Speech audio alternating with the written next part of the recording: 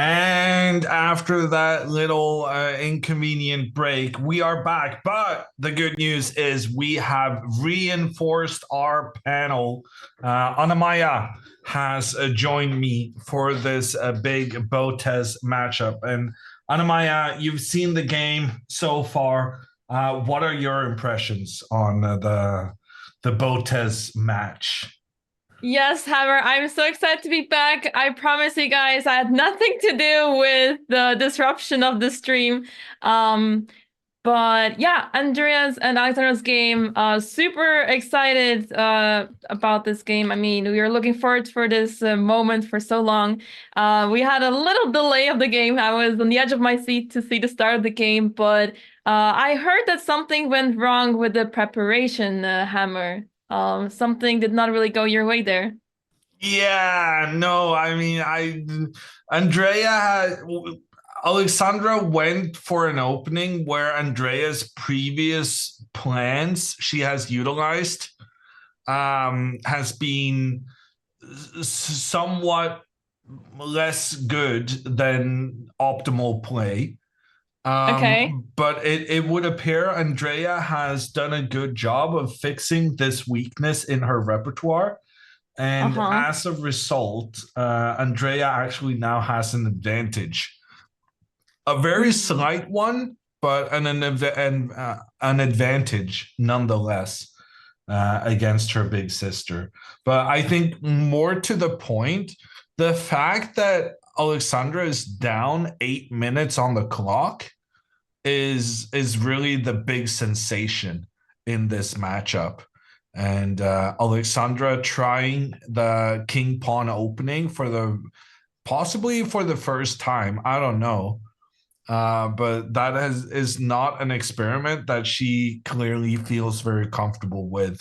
And it has cost her a lot of time. Yeah, I guess switching from D4 to E4 is not easy. I'm experiencing the same thing when trying to play D4 as an E4 player, so I know how it's like to make this big change, and then it's completely different. D4 is such a solid opening. All these positions get very solid. There are some sharp lines, of course, but if you have played D4 all your life, you know all those openings pretty well. And E4 is just completely different. And I guess the Alapin is also quite a solid approach, so it doesn't get too sharp. It's one of the ways to deal with the Sicilian to not get into main lines. But yeah, I guess maybe you got a bit sidetracked by the online gains of Andrea. Maybe it was done on purpose in some way. Yeah, no, I mean, I am fully deserving of a scolding after the game, but we'll see how it goes for Alexandra. I think if Alexandra loses this game, with the girls putting such emphasis on when they're playing against each other, I think the coach will be an easy victim, someone to blame for an unsuccessful result. So I'm not feeling super confident in my job security. I will not be too harsh on you, Hammer. It's a big responsibility for you to take this on. And yeah, for now it's looking all right for Alexandra. I mean, the position looks pretty balanced. If anything, she does have the pawn majority on the queen side. So in the long run, she's the one that is able to create a passed pawn there. But of course, yeah, this is it's anyone's game still. In the meantime, between Jennifer and Anna Kemling, the two players, or rather two of the players, with 2.5 points out of three, Jennifer has captured the pawn in the center of the board. And as we looked at before the break, it would appear that Anna has miscalculated the future here. And she definitely relied on being able to go knight to f4 next, with the knight then attacking both the queen and the pawn on d5. But the discovery we made is that after the trade of knights, White should not try to defend the pawn in the center of the board because then black can go for a counterattack, Ooh. threatening both checkmate and the pawn in the center. However, if the queen instead steps back, we discovered that the pawn on h6 is undefended. And if black wants to recapture the pawn in the center, the knight necessarily needs to move away, allowing Jennifer to win a very, very important pawn on the edge of the board. Hammer, I am not sure if you've noticed, but I see a major outfit change on Alexandra's side. Do you recognize this person by any chance? Is that the best Hikaru wig they found? I guess it is supposed to be Hikaru. I mean, the short hair, the pineapple shirt, it's looking like it. Looks like Hammer's. Maybe I should be changing into my Hawaiian shirt. Honestly, she would look quite similar. I think maybe I need to join the action. Do I have my parrot shirt available? Oh, I was told to also get one of my wigs, but I thought it was maybe a bit too crazy. You I have already, a wig? I mean, of Is that course. something you just casually have? Well, the excuse was that it was one of my sub goals, so I never tried it until then, and then it's pretty difficult, Hammer. I have a lot of hair on my head, you see, so where do I hide this? It's quite a challenge, but yeah, it was fun to try. Okay, let me see if I can find my Hawaiian shirt. All right. Yeah, I was really surprised to see Andrea wearing this wig. I wonder who she's trying to impersonate. Do you guys have any thoughts who you guys think Andrea is trying to look like? The second I saw her look, it reminded me of Jeanette McCurdy for some reason. I don't know why. You think Anna Kramling, Beth Harmon, Sabrina Carpenter? Yeah. Am I the only one that sees Jeanette McCurdy in her? The thing is, it doesn't really matter me going into my Hawaiian shirt because not a lot of it fits either way. Oh, I love it, Hammer.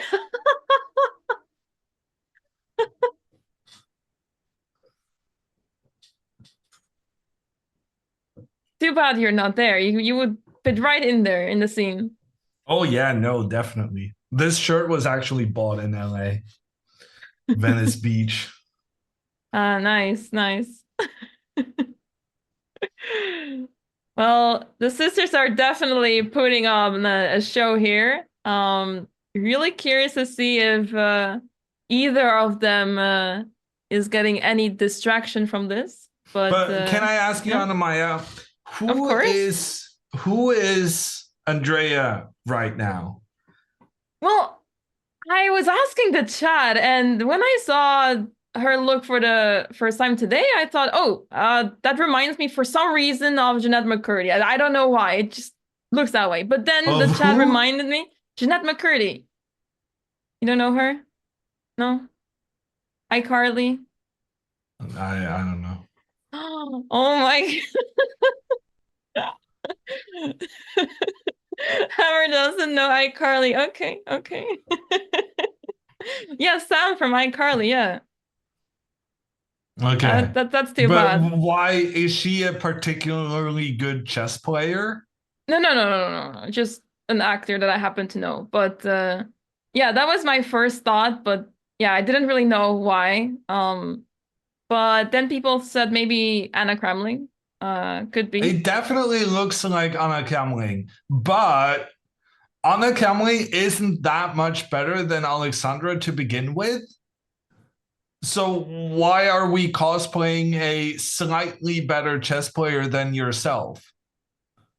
I am not sure. This, yeah, I don't know. It's I guess it's one way to confuse the opponent because I'm sure Alexandra is thinking the same. What is she trying to do here? Because can we agree that it does not look like Beth Harmon? No, it doesn't look like Beth Harmon at all. No.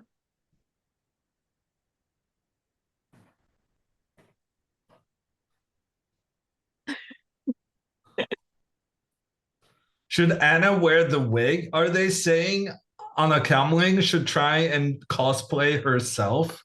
Because frankly, she can do that without the wig. Yeah, this is getting into interesting territory of psychological warfare, Hammer. Now the Have you ever mods are experienced trying to anything? say Anamaya. Because I get pissed off whenever someone doesn't manage to say my name properly. On a scale from 1 to 10, how upset are you when someone calls you Anna instead of Anamaya? Um, so this change was actually it started like a long time ago. So where I was born in Heerenveen, which is like up north in the Netherlands, everyone called me Anamaya, and I was like, used to it. Then I moved to The Hague, which is basically the other side of the country, and everyone started calling me Anna. Well, Anna. And I was like, oh my God, this is so weird. Like it's like a whole change. And then I thought, And you just you know went what? along with it? Yeah, I didn't really have a choice, Hammer. How did you not have a choice? You can tell people, actually, you're getting my name wrong. My name is Anamaya, not Anna. You see, Hammer, I'm a chess player. I don't really care that much about people saying my name that way. I don't know. Is As that long a as chess they, player thing? Because from where I'm sitting, a chess player's attributes as kind of a stereotype would be more like chess players are kind of fixated on details. Let's say yeah, true. some attributes they share with a, a very rule following, it's supposed to be this way kind of genre. I mean, So I I just, would say a chess player would not accept anyone saying their name wrong. A chess player, as a stereotype, would maybe say, that's not my name, say it properly, you idiot. Just based on how I remember myself being when I was a kid. well, how about you then, Hammer? Because I think almost everyone says your name the wrong way, right? Yeah, well, I mean, my name is not John. My name is Yul. Yoon. And secondly, uh, if you're gonna call me something, I accept Yul Ludwig because I use both names. Uh-huh. And I also accept Ludwig because that's what I was called when I was younger before I knew that I had my second name. Uh-huh. But I have never, ever in my entire life gone by Yoon Okay. or just John. That So sounds quite someone calling complicated. me John and nothing but John, and this is quite common. Mm-hmm. They are firstly not using the part of the name. If you're going to use a one name on me, you're going to call me Ludwig. And Mm-hmm. number two, it's not John, it's Yoon. So Mm-hmm. calling me John is like the most wrong you can be, and I let people know about that. I guess I Oh, have the I will give same them a piece of with my mind. I have the same with my second name. So if someone calls me Maya, then I'm like, that's not me. Because my mom happens to be called Maya. So when people say Maya, I'm like, yeah, that's not me. That's my mom. So that's crossing the line for me, yeah. But if someone calls me Anna, it's fine. It feels more me Okay, so to than you, Maya. Anna is like for me, Ludwig. Exactly. Yeah. Yeah. Yeah. We can And relate to that's this. fine. But if you call me Ludwig, it's probably because you knew me when I was 5 years old. So at Mm. the same time, it kind of denotes a familiarity that You don't have that. Like that's kind of family only. Right. Right. Okay, good to know. But that's also why I get everyone to call me Hammer because it just avoids the whole thing altogether. But it's also pronounced differently, right? Than just hammer.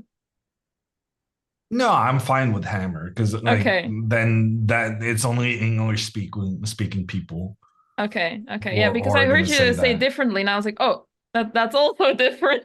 Yeah, no, I mean in Norwegian, but like people like to note that I speak English better than I speak Norwegian. I have Um, the so same.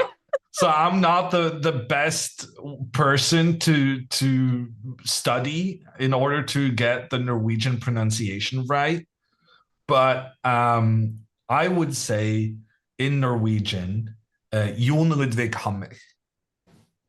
Um, okay. Hammer. Yeah, That sounds like you said a lot of different letters. that may be so. Okay. Okay, well, that's good to know. Good to know. In the meantime, Andrea has played pawn to h5. That's quite an aggressive move, but actually, I think it's more of a defensive one. I think Andrea was concerned about Alexandra planning to go bishop to h6, trying to establish herself very close to the black king. And in order to prevent this bishop from coming in, Andrea just played h5. And now the queen is no longer controlling the h6 square. It feels so weakening, Hammer. I mean, your kingside castled and then pushing h5 without being able to follow it up properly. It feels like it's just a permanent weakness. The square g5 is just for white to take. Yeah, but I don't think there's a lot white can do with controlling that square. And very often you like pushing pawns on the side of the board towards the end game because you want to grab more space. So I don't see what could be wrong about this. I do like that Alexandra played her move quite quickly in response because the most concerning thing for Alexandra so far in this game has been that her time management has been so different to what she's accustomed to.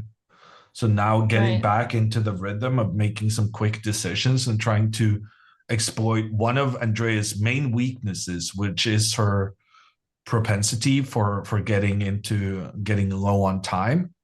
I think that's going to be important here. Yeah, the players are only on move 13 right now, so they have a lot of moves still ahead of them until move 40. But yeah, this position, it feels so strange to not see any pawns in the center. I mean, the pawn e7 is not going anywhere for now. But it feels like black has just many more options than white, for some reason. Even though all these pieces, they're so symmetrically placed. But it feels like black does more damage with bishop d5 than white does with bishop d4. Yeah, and it's all about black having the extra central pawn, right? Mm-hmm. Because placing the bishop on d5, that bishop is going to point down towards the white king. Whereas if white does the same thing, then boom, you get kicked back immediately by the central pawn. Yeah, that seems quite unpleasant, and perhaps the move h5 could become very useful then, because then ideas appear as knight g4, e4, and then things get really tricky. So perhaps this move h5, even though it looks very strange, could become very useful for Andrea. Okay. In the meantime, Jennifer has executed her response to all the trades in the center, and she's played perfectly. She avoided that trap to move the queen up in the center of the board. Instead, she just calmly goes one step back, targets the knight, and if the knight moves, the pawn behind it is going to be lost.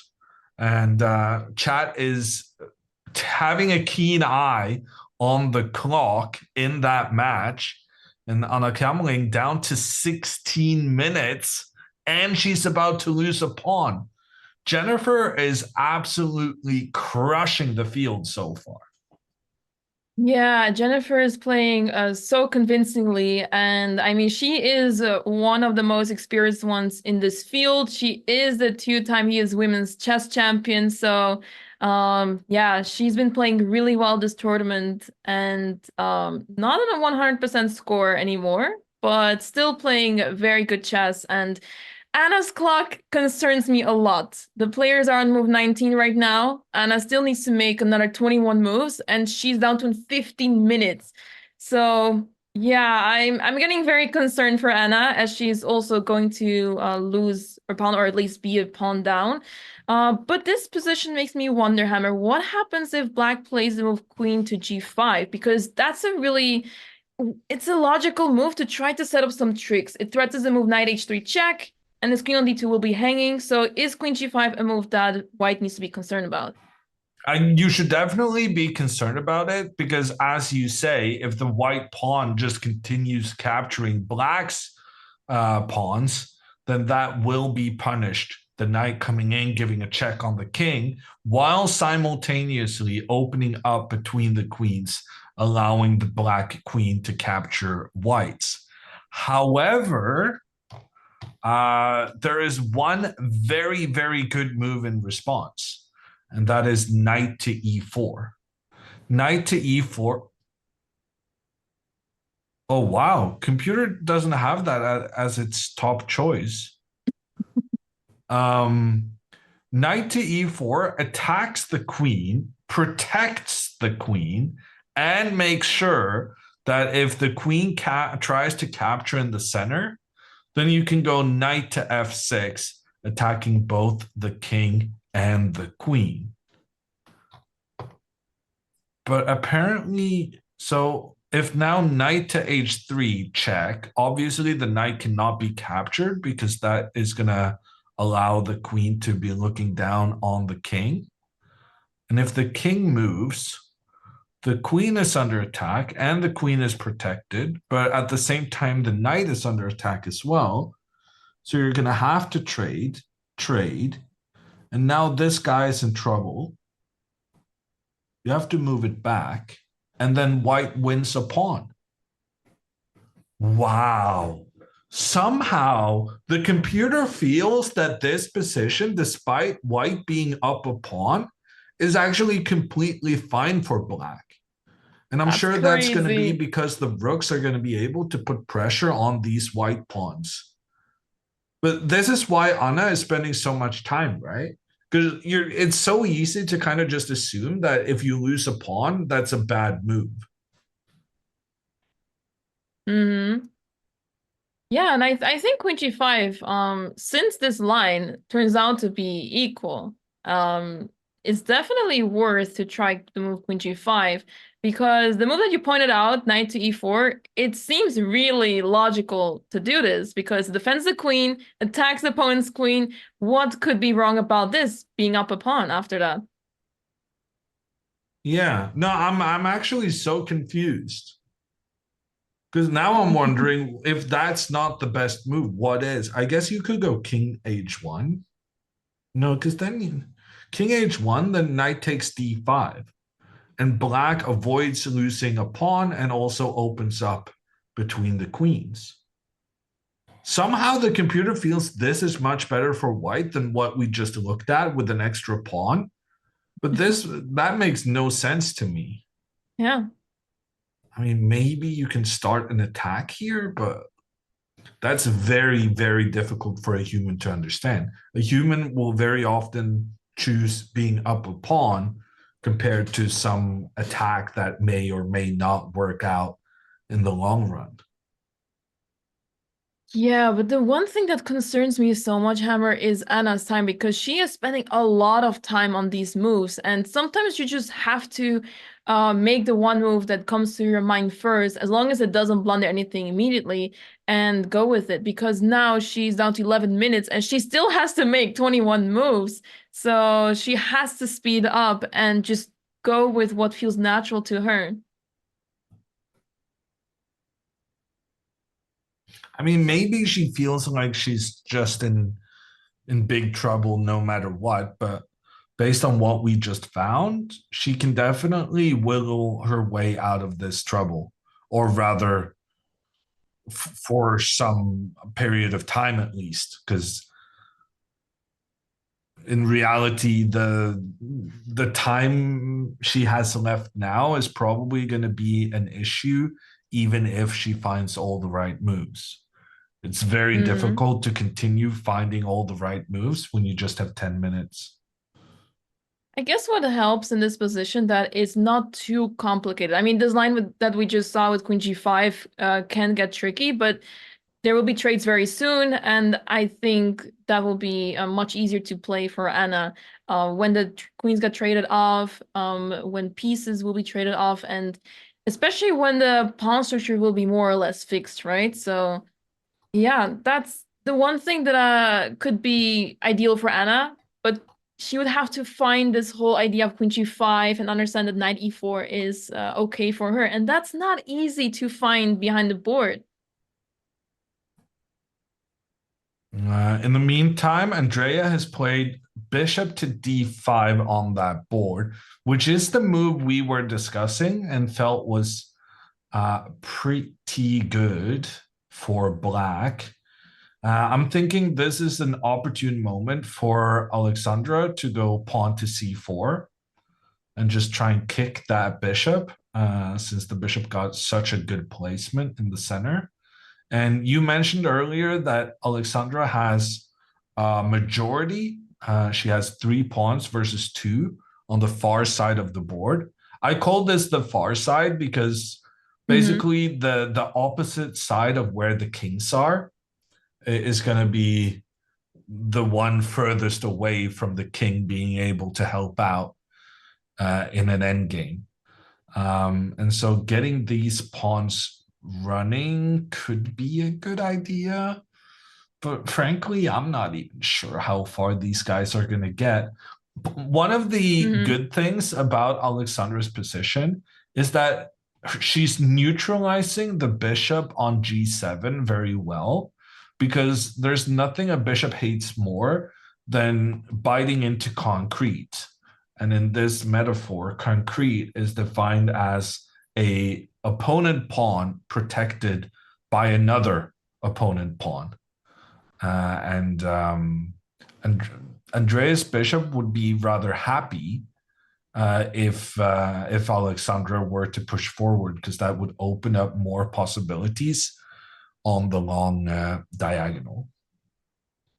Right. So instead, Alexandra went for the move h3. She's trying to stop this knight from entering on g4, which is rather disturbing. The queen will be trapped over here. There will be pressure on that pawn on h2, but now it's on h3. So I like this move a lot by Alexandra. It helps her a lot to keep stay alive in this game because it's really hard to come up with a proper plan here for white. As you mentioned, moving the pawn to c4 is one of the very few ideas here, but then you are helping your opponent as the bishop will open up. And yeah, I also don't really see how those pawns on the queen's side will move forward because black's position is just really solid. I really like the setup of black. Whereas White's development, it looks a little bit clumsy over here. And this bishop on d5 is placed super strong. So yeah, what could be the next move of Andrea here? What would she be thinking about now? I'm guessing pawn to a6, just kicking the bishop back. Maybe she wants to centralize one of her rooks. I'm actually still interested in this h3 move, because you said the idea behind this move is taking control of the square g4 to prevent the black knight from moving there. But let me ask you, do you think there's any scenario in which Alexandra's plan is going to be to go pawn g4 afterwards? You know, Hammer, I'm actually guilty of thinking about it myself. As soon as h5 was played, I was thinking to myself, what if there's h3, g4? But I immediately discarded because I thought it probably doesn't make much sense to just go astray on the king side here. So it's funny that you mention it, but there is a chance. I don't want to count it out completely. It would be very, very aggressive. And normally that is Andrea's style. But it could happen. The problem here is that Black's knight is very well placed to defend the pawn on h5. So this pawn move would be so much more effective if the knight were to move away first. So that could be another thing. Like Alexandra might look for, if Andrea starts, okay, say pawn to a6, pushing the bishop back, and then rook to e8, and then centralize this guy. And then if for some reason Andrea ends up moving this knight, I don't have a good suggestion now. I'm just going to move it back here. Mm-hmm. Then it becomes maybe more tempting to go pawn to g4, because the key here is that if you manage to get this trade on the edge of the board, then that's going to be super dangerous for Black, because then you're going to be able to move your king up and move your rook over and attack down that h file. But as long as Black can always try and keep this side of the board shut down, then it's not going to be a major concern. How tempted would Andrea be to sacrifice the knight here? Because she has this tendency of sacrificing the knight, right? I'm not sure which position. At this position, knight takes g4. Yeah, no, I think Andrea, after sacrificing her knight in the previous game she played against Alexandra, I think the odds of her sacrificing anything is pretty slim.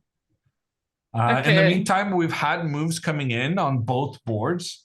Andrea has played pawn to e5, which I generally support, trying to advance the pawn through the center of the board. And Anna has made a move after a very, very, very long think. And she decided to capture the pawn in the center. So she misses the opportunity to go queen to g5. She misses the opportunity to find that situation where losing a pawn maybe wasn't the end of the world after all. And instead now, after the knight trade, Jennifer is just going to pick up this pawn on the edge of the board. And white is going to be up a pawn as well as having a tremendous time advantage. In fact, Anna with the black pieces is down to 5 minutes on the clock. Yeah, I guess, I mean, this position looks more playable than the position we were analyzing without the queens. And yeah, I guess it still feels like this pawn d4 is extremely weak. So this is maybe something that Anna is trying to go for. But on the other hand, you have to try to challenge your opponent, especially when you spend so much time on your move. So she spent 26 minutes on this move, and you really cannot afford it if you are simply going for a move such as knight takes d5, simply recapturing when she could have tried to move queen to g5, which would have given her opponent a little bit of a challenge. It's not that easy to deal with that move, and it could have given her better chances, but not easy to evaluate the position properly. So I guess that's why she eventually stuck to taking on d5 with the knight, but yeah, not an ideal situation because this makes things much easier to play with white for Jennifer. And Jennifer has indeed made the trade between the knights. After that, the queen comes up to gobble up this h6 pawn. Anna goes rook to a6, trying to utilize her ability to move the rook over to the other side of the board via the sixth rank. But with an extra pawn, I think Jennifer can be super happy. And I would just centralize my rooks with the added bonus of putting some pressure on Black's queen. This concern you have for the d4 pawn, I do not share, because I think queen to d2, the queen is very easily going to keep the white pawn weaknesses well defended. Maybe even rook e5 and just improve the position even more. And you threaten rook h5 there. And rook takes d5, but who's counting pawns? He was counting pawns. Pawns are overrated. I mean, Jennifer's already up a pawn, so if you could go for a nice attack with a potential checkmate, then why not?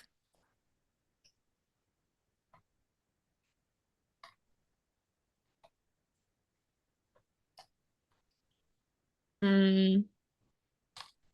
By the way, I also wanted to point out that in this game, what concerns me for Anna as well is that her bishop is worse than this bishop on c2. So this bishop, the white bishop, is attacking the black pawns, whereas this bishop is supposed to be the one defending. So this bishop is on c8. If it gets to e6 to defend the pawn, it's great, but it will be so much more passive, whereas this bishop is doing a great job at attacking. So yeah, that's not easy to play with black, and that's why this position is also pretty bad, besides the fact that Anna is down a pawn already.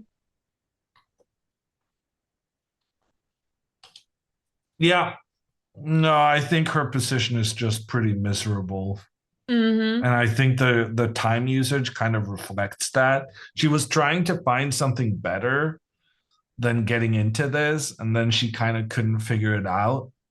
And now she just lost a pawn for no good reason.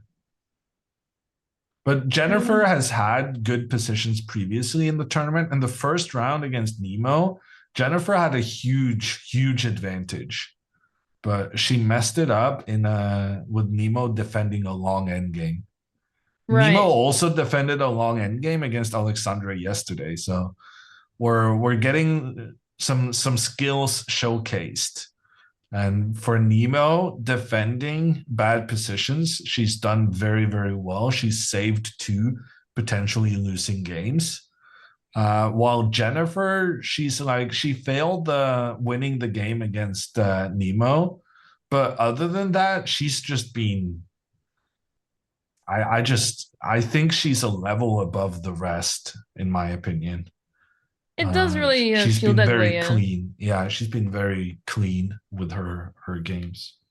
Yeah, I remember seeing her also. I was talking about Jennifer. I remember seeing her in the World Rapid and Blitz, and I'm not sure in which one, either the Rapid or the Blitz, but she was playing really well.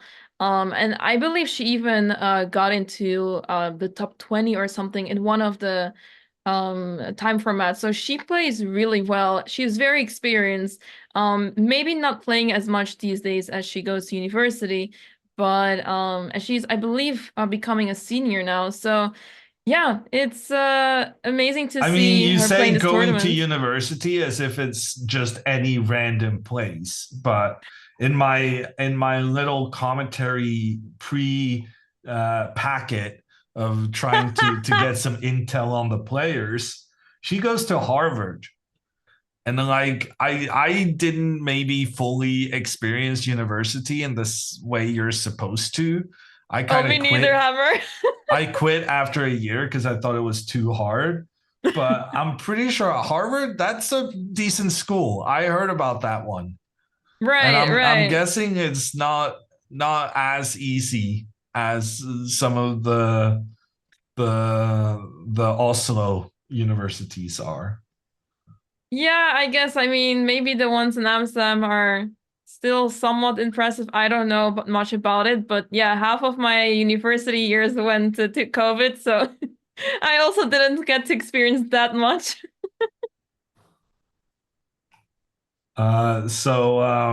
Yeah, Jennifer is a talented one, and so far we've been very impressed with her performances here at the chess camp.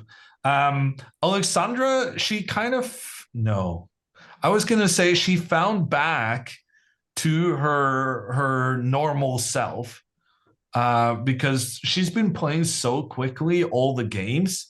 And I thought she played rook to d1 pretty fast as well, but the truth of the matter is, no, she actually spent some time on this. And after now 15 moves from both players, the time situation is almost equal, which in the matchup between Andrea and Alexandra, that would have gotten insane odds before the game started. Right.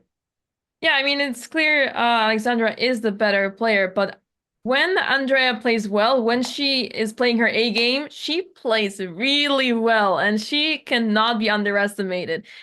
She just has these tendencies to make random blunders, but if she doesn't make any of these blunders, if she doesn't make these mistakes and doesn't get too low on the clock, I think she can play really well. So I'm curious to see if today she feels the motivation enough to take down Alexandra. Well, she's done very well so far. Yeah, yeah, great position. This pawn on e5 is quite annoying to deal with for white. And now a6 has been played. This bishop, where is it gonna go? You cannot, well, I guess you can retreat to d3, but that doesn't feel right. It feels very loose there, and it's not really doing much because this pawn chain over here is doing a great job at covering the king side. And it just feels like white is so limited. There's not a lot of ideas that you can think of here with white. And it feels like white is just going to be passive very soon. And she does choose e2 for the bishop. And I may have cheated a little bit because I clicked my way into the game to see how many moves they had made. And in doing so, Anamaya, I saw that the computer's top choice here is that after bishop to c6, computer kind of like pawn to g4. Oh, really? And it kind of makes sense, right? Because you just placed your bishop to point towards this h5 point. And also now, since Andrea went pawn to e5, there are some ideas where you can push that pawn further forward, attack the knight. And when the knight moves, because this pawn moved forward, it's more tempting to kind of try and establish yourself in front of that pawn. And the, Wow. the key idea here would be that the black pawn could never really chase the white knight in the center away, because then you have the en passant move. Yeah, and suddenly the black king is pretty exposed. And because all the pieces of white are focused on the king side, it looks pretty bad for black here. Maybe a bit of a dreamy scenario, but this could become very, very spicy. Yeah, And I I think guess. also I want to point Mhm. out that Andrea should be a bit careful. I like that she pushed the pawn forward in the center, but she should be careful not to overdo it. Because if she pushes even further forward, it's going to be very easy for Alexandra to start targeting that pawn, but also utilizing the fact that the pawn advanced to put, for instance, this bishop in a very nice placement in the middle of the board, pointing down towards the black king. So pushing the pawn forward in the center right now is, I think, the worst move Andrea could make. Yeah, it will only help her opponent, but I guess in this situation you want to start attacking somewhere with white. And especially when you're playing low-rated player, then you usually attacks are the reason why the low-rated players collapse at some point. It's difficult to defend, and you start to see ghosts that things are not there. So I feel like even if G4 main, I mean, it's the best move, but even if it wasn't, I feel like it's a really good practical choice just to try it out and see what the opponent does because, yeah, it doesn't really seem that White would be taking too much risk here. Really, I have a different perspective on Oh, that. I really? feel like, yeah, no, I feel like if you're the higher rated player, then in general, you should be able to outmaneuver your opponent without having to having to kind of resort to attacks and that kind of thing. Like you should be good enough to just place your pieces on better squares and somehow get a good transition to an end game or something. But that also kind of speaks to people's individual preferences, right?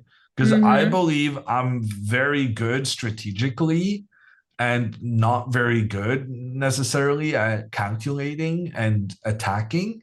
Mm-hmm. And that may influence why I'm thinking the way I'm thinking. And then Could I'm be. curious, I want to ask you, what kind of a player do you consider yourself? And do you think that affects your opinion on many things? Yeah, I guess I'm the opposite of you then because I'm a very attacking player. There was a time that I was not very sharp and complex positions, very dynamic positions were just painful for me, even though I was a quite tactical player. But once it got too complicated, it would just not end well for me. But these days, it feels like I'm actually becoming a really attacking player, focusing on attacking quite a lot. So yeah, I guess that changes things. I guess also why I was thinking of this pawn push on the king side to play g4. But I wasn't entirely sure if it made sense over here. But I guess that's why I'm more inclined to think about these kind of ideas. Actually, Hammer, yesterday we did have this game between Dina and Jules, where Dina was at some point completely winning. But instead of going for the attack, she could sacrifice the exchange on f3 with the rook. It was like one of those typical sacrifices. And white basically didn't really have much to defend the king with, and it would end up in a winning position. But instead of going for such an attack, Dina played it super safe, and she was playing too passive because of that. And she thought that, okay, she was up a pawn. What could go wrong here at all? But then a few months later, she ended up in trouble because she was not playing attacking enough. So I guess there is things to say for both sides, but yeah, you have to know, I guess, when to attack, when not to, when to slow down. And yeah, yesterday's game was one of those examples where Dina really had to play much more actively and try to play a bit more risky because otherwise she was in trouble. In the meantime, someone who does not need to play quickly is Jennifer, who has an extra pawn in her game against Anna Kemling. But I gotta say, I'm really surprised by the pace she's had for the past couple of moves. Because frankly, um, Anna, when she went rook to e8 instead of playing b6, there's no defense now towards the pawn on a5. And so I would maybe spend some time trying to figure out, can I exploit this in any way? But Jennifer instead just immediately went for the trade of the rooks. She probably did consider queen takes pawn on the edge, but realizing that there could be some bad things happening as black's queen comes in with a check on the king, she chose instead to go a different route. And like here, I mean, I feel like I would definitely go something like king to f2 because I would want to go rook to e1 next and try and regain control with black having both their queen and their rook on the open file. But instead, Jennifer very quickly and confidently goes bishop to a4. And I gotta admit, I don't really understand what this move is doing. Obviously, Anna is going to have to go rook to e7 to keep her control of the open file. And then I guess then Jennifer is going rook to c1 and she's going to target the bishop. And the bishop is kind of awkward because it's very reliant on the queen protecting. Actually, the more we're looking at this, the more I'm thinking this actually could be a good idea for Jennifer. Maybe she's playing confidently for a reason. She's feeling good about her current situation. I guess when you have such a move where you can move a piece forward and attack an opponent's piece without facing consequences, it just feels very tempting to make such a move. But also, if we go a few moves back in the variation that you were mentioning, why not just take right away on a5? I guess after this check and king h1, all of a sudden queen e2 becomes possible, and these two pieces are hanging. So you would rather have your bishop on a4 in this case than on c2. So why not play it with tempo and yeah, get the bishop on a4 while you can. Has anyone worked out who Andrea is yet? I saw someone in chat suggesting Sabrina Carpenter. I think that's the Um, closest we will get to today. but there were also someone suggesting it could be a young Hammer, a young blonde Hammer. But Did I'm you not did you really sure have I that long had a hair? tendency with the headband. Did you have long hair when you were young? Yeah, this is also true. Her hair is somewhat longer than mine has ever been. I definitely did have very long hair, but you couldn't really tell because it was so curly. Ah, So okay. I was sporting an afro in all full reality when I was a kid. It Oh. went everywhere. It just an afro by default. Well, that's cool. Do you think it will come back, the afro look? I hope not. Was it that bad? It was pretty bad. And the thing about when you're a chess player, you just there are so many photos of me from when I was very young and didn't know any better. And I'll never get rid of those photos. They're on the line forever.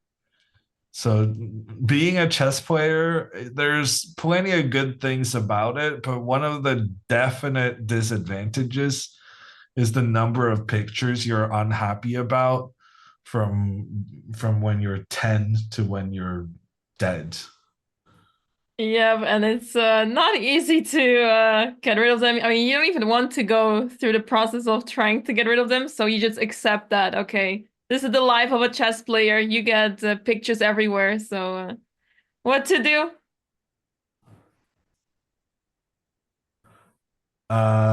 Milk says that Linda posted a young photo of me earlier today. Damn, now I gotta go searching for that. Linda Oh no. actually, she hasn't played a lot of chess in the last 10 years, but she did play. Uh, she did play two tournaments in Oslo when she was younger. Because we had a sort of Oslo New York chess exchange program ish, and Wow. so I know Linda from way back when. Maybe we took a picture together. Now I'm going to be spending the next couple of minutes searching Ooh, for what are that. the odds? Wow. Yeah, I saw in her games that she played, I believe in 2012, she played this tournament in also, was it 2012? And Yeah, she played it twice, I think, but one of them I'm ah, sure was 2012. right, right. So that was pretty cool to see. And yeah, what are the odds that someone in the tournament, they're from the States and yeah, being from Norway, you happen to know them?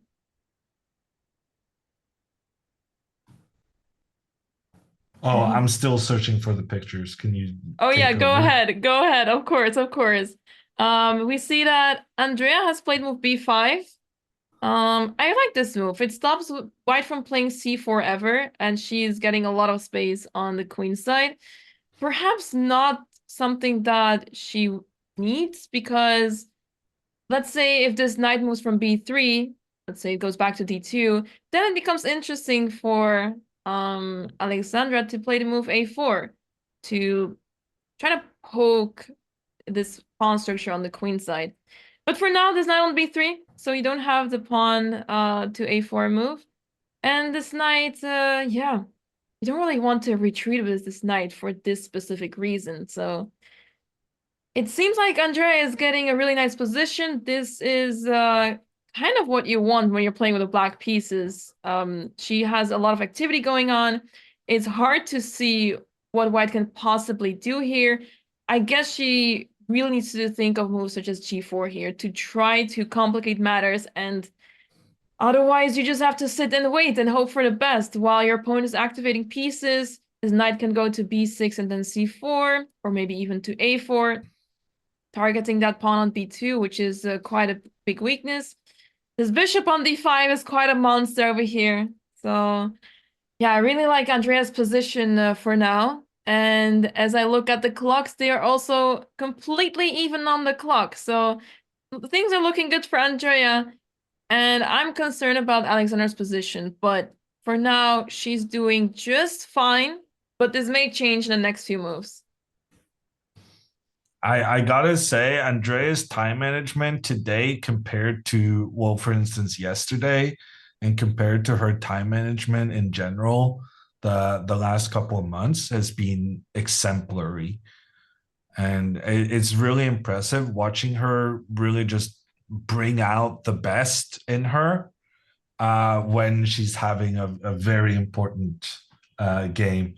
And I know that this matchup, it means everything. They are so psyched about trying to beat each other. I mean, what are the odds that they play each other, right? The fact that they played each other in an open tournament was already pretty wild. But to see them back again is just amazing. And yeah, the tension between the two players is quite high. Yeah, it shouldn't be when you look at the ratings, but Andrea is so underrated. She deserves a much higher rating. If she was not prone to making big mistakes on quite, quite a lot of occasions, then I think she would easily be 2000 rated. In the meantime, Alexandra has gone rook to d2. She's planning to make use of both her rooks through the center. Seems like a good plan to me. Andrea might be forced to retreating her bishop now at some point, and that's not optimal. You were suggesting the move knight to b6. Is that still your top choice? In this very case, yeah, I guess I don't see a tactical problem with it. So let's say that the knight tries to maneuver itself forward. I do Mm-hmm. like the simplicity of what Alexandra is doing. Just Mm-hmm. getting both of them rooks pointing down through the center of the board. And if Andrea tries to use her rook to defend, then we could easily see a bishop with the queen trying to put some pressure in towards one of these important defenders in the center. Yeah, that could get tricky. I guess what I would like to try with black is if we go a few moves back, I would like to try something like bishop c4 because this bishop doesn't feel safe there anymore. And I would love to have my knight on c4 to attack that rook and the pawn on b2 and maybe even proceed here on the queen side, even though black does not have the pawn majority there, but something about this pawn structure here just makes me feel more inclined to push the a pawn down to a4. Yeah, I agree. If you could get your knight to the c4 square safely, that would be a big accomplishment. However, bishop to c4 is not the way to do that because then you lose a pawn to bishop takes b6. Yeah, that's too bad, huh? Yeah, I don't see how you can allow that because now you lost the knight that you wanted to get to the c4 square. But as an added bonus, white manages to just grab a pawn in that trade. Yeah, that's a bit too much. Seems like it's still playable for black, but why would you allow this voluntarily if you have other options? But yeah, this is something that you would love to have if you are able to play the knight to c4. But I guess for now the tension is too much on that bishop, so I guess we would have to retreat it. And this is also what Andrea actually did. She moved the bishop to c6 already. And now the thing I'm thinking about is if Alexandra could get her knight to a5 now, that would be pretty devastating for that bishop. But the problem is the queen has that square under control for the moment. But that doesn't necessarily need to be the case for all of eternity. So right now, I'm thinking, can I go queen b4? The thing is, if I go queen b4 now, I'm allowing black to go pawn to a5. And then black's rook will take over control of that a5 square. So let me try and be a bit more clever about it. What if I first go rook to d1, have my rooks pointing down through the center? Obviously, you're going to want to do the same thing with your rook, getting that one into the middle. And then I go queen b4. Because now your rook is no longer having that a5 square under control. And I'll be able to go either queen to a5 or knight to a5 on the next move. Right, but what if black gets to play knight e4 instead of rook d8? Because that feels really annoying. Well, I But think it loses material. yeah, I guess the bishop is overloaded, huh? Yeah, so if knight to e4, the idea of attacking the rook is a good one. But the problem is my rook will just capture the knight. And like Anamaya said, that bishop is having too many tasks at the same time. It was supposed to both defend the knight in the center and the knight further back. But if it does one of those job, it abandons the other. And this would enable Alexandra to get a two knights versus rook scenario, which is definitely favorable for the knights. Yeah, it's crazy how it works all out for white tactically. It feels like black has everything under control, but one wrong move, it suddenly collapses. And yeah, it's not easy anymore for black. So it's not easy to make the right move here with black, because if you just play normal moves such as rook d8, developing the rook, then white also gets to play some moves. And I guess that's why the move rook d2 is so nice. Preparing the rook d1 and trying to poke black a little bit to restrict black from playing moves such as knight e4. And it's so straightforward. So I feel like rook to d2 should have put Alexandra ahead on time. But the fact of the matter is, she's hesitating about getting the second rook to the center. And Alexandra has hesitated more in this game than she has hesitated in basically every game she's played for the last half year. And as a result, she's actually down on time against Andrea, which would have given ridiculous odds at the start of the game. Do you think she's feeling the pressure in today's game? Or do you think yesterday's game could be affecting her, that long No, game I against think she Nemo? was just uncomfortable about the opening, and that she didn't feel like she understood what kind of plans she needed to execute. And then that insecurity has kind of dragged on even as her position got better and better.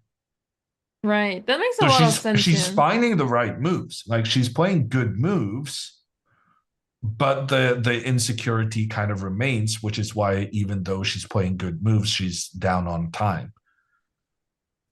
But She she did play the does go move. for the double rooks. Mm-hmm.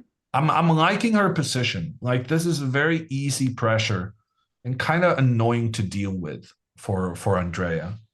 In the meantime, Anna Kemling is down to she was down to 33 seconds on the clock. And that means because you get an extra 30 seconds per move you make, having your clock at 33 seconds means you only had 3 seconds when executing the move.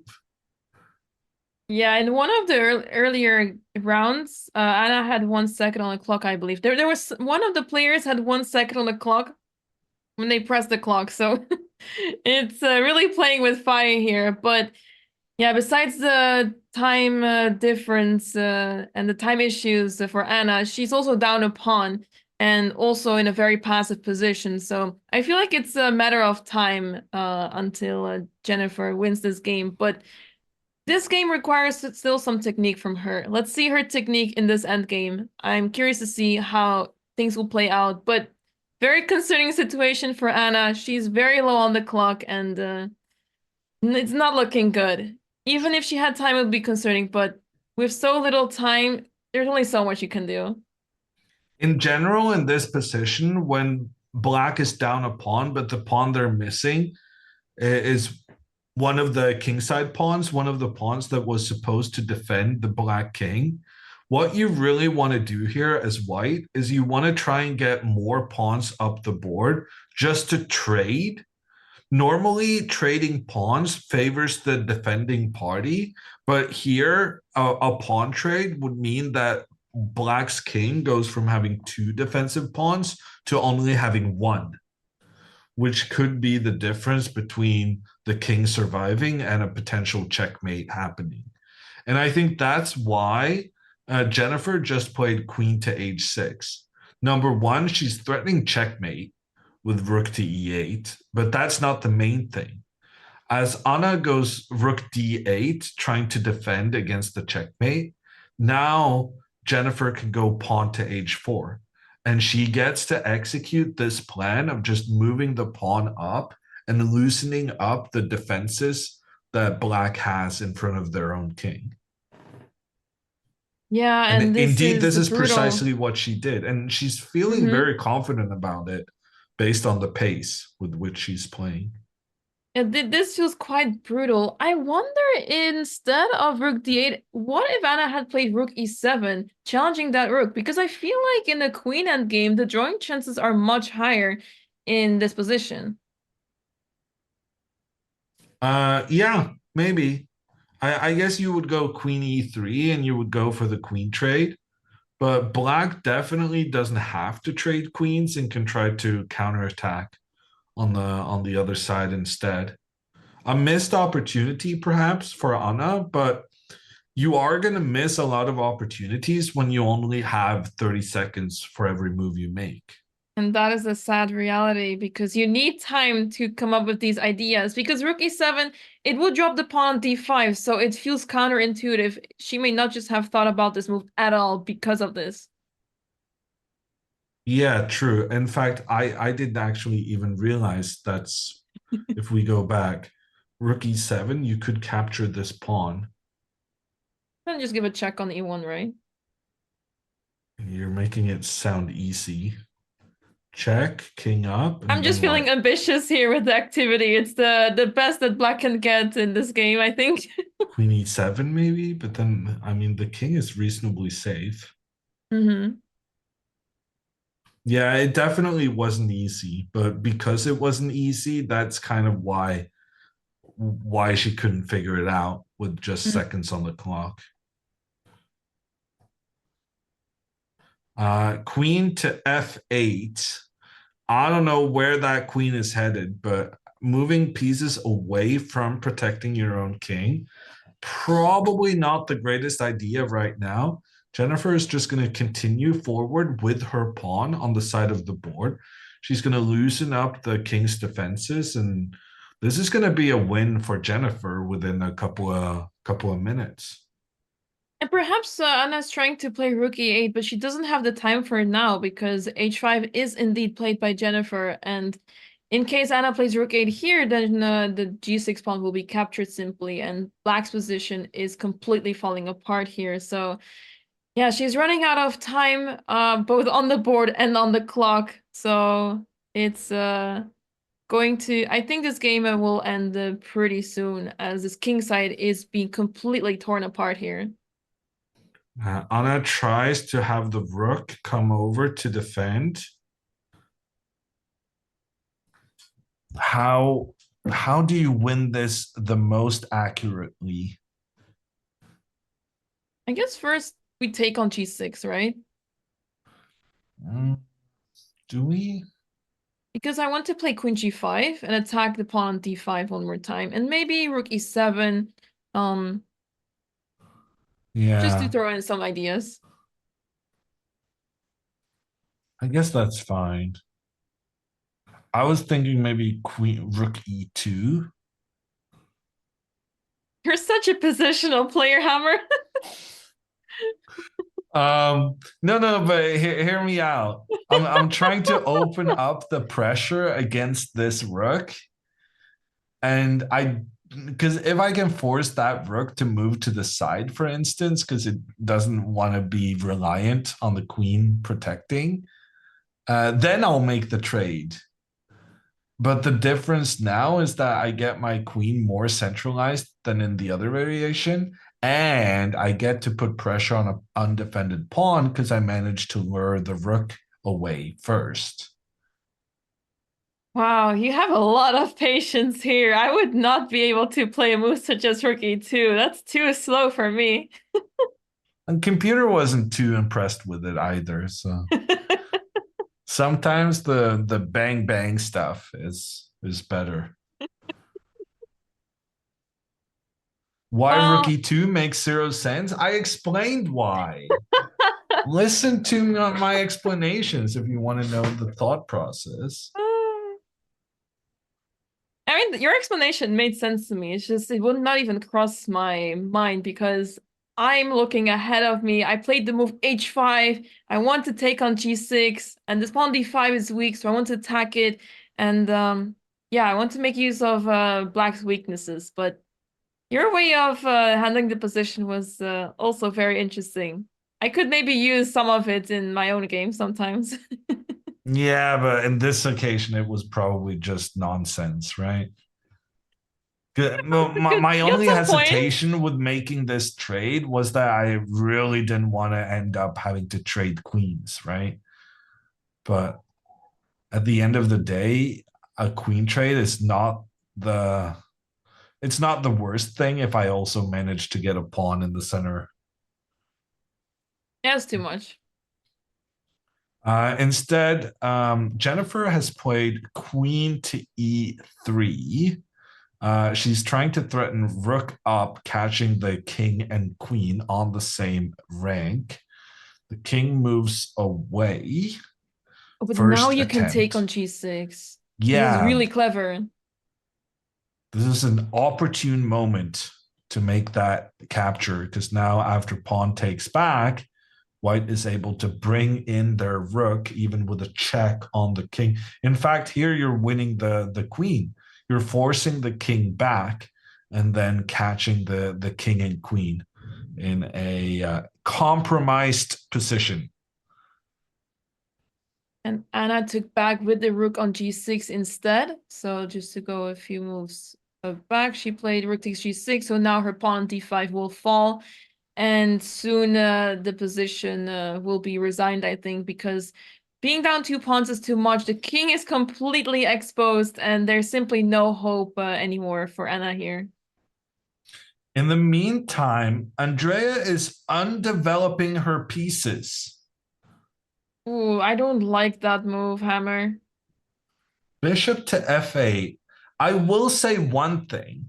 This bishop move completely prevented my plan of moving the queen back over to the queen side. You think that was done by on purpose, or is it a coincidence? I'm not sure. Maybe she was focused on rook d6, that the rook would infiltrate there. I don't know. I agree that is a more likely explanation. Yeah, because his bishop is not really doing much here. I mean, I guess you can make a case for moving the bishop to e7, but because the pawns are pushed this way on the king side, you would rather have this bishop on g7 to try to hold down the fort in case something goes wrong there, in case Alexander decides to play g4. You need the bishop on g7. So I'm not a fan of this move. That's a good point. Now, if bishop to g5, bishop to e7, g4 could be very powerful. Ooh, actually, there's even a tactic here. Ooh, this could hurt for Andrea. Did something to do with this? Yeah, I think so. It's Rook crazy, takes right? Rook takes d7. That eliminates the defender of the f6 knight. So in order for that knight to save itself, you're going to have to recapture with a knight. But then you've at the same time opened up for both the white queen and the white bishop towards the black bishop. And that's going to be GG's. Yeah, and it's crazy because all those pieces of black are developed well, they're defending each other, and it seems like nothing is wrong, but for some reason, tactics appear in a position, and this is really dangerous. And indeed, this may just happen in the game because it's very tempting to now put the bishop on e7. Go in this game over here. It's very tempting to put the bishop on e7 after having played bishop to f8. So yeah, this is it's one of those moves that it feels like it's heading to the wrong direction. You have this idea that you really want to execute, and because of that, the position is slowly, heading to the wrong way. On the other hand, bishop to g5 might not be the best move for Alexandra because it actually does allow knight to h7. Right. Where the knight escapes and threatens to capture a bishop. You know, I love me some bishops. Yeah, so you would never want to allow this, but if you retreat your bishop, then your queen might be in trouble instead. Yeah. Bishop retreat, and then maybe now bishop forward attacks the queen. The queen retreats. Can we go like knight f6? Can we try and get like a fork here on the queen and on the rook? It's a tricky position for both players, but for the moment, that interesting idea Andrea had with pushing her pawn on the kingside flank forward to h5, that has been somewhat problematic. Ooh, what a move from Jennifer. Wow. Jennifer ignores the pawn in the center of the board. Instead, queen to h2. Brilliant. The queen goes back to the edge of the board, but now, and the way she did this, first she went forward, trying to get the checkmate in the corner. If the queen blocks, then the queen comes forward with a check, and then the rook comes in check, forcing the king away from the queen, winning that way. So therefore, Anna thought she didn't have anything better than moving the rook in between to stop this one. But now that the rook is here, queen h2 is so effective because there's no queen g7 to protect next to the king. And Anna resigns. Jennifer takes a big win. That was beautifully executed by her. Amazingly played by Jennifer. What a technique she has shown. All of these moves in the queen and rook endgame that she has played were so precisely played. The maneuver of the rook towards h5, then this queen to h2 move, and black is simply out of moves. Either the game would end in checkmate or black would lose too much material. So that is the reason why Anna resigned. Very well played by Jennifer.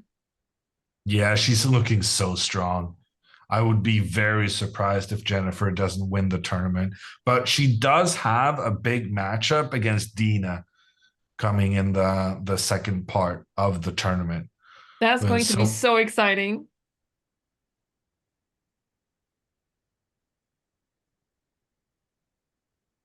Also, since did Alexandra play Bishop G5? Sorry. No worries. Yeah, I no, don't see it. I'm taking that back. It's okay.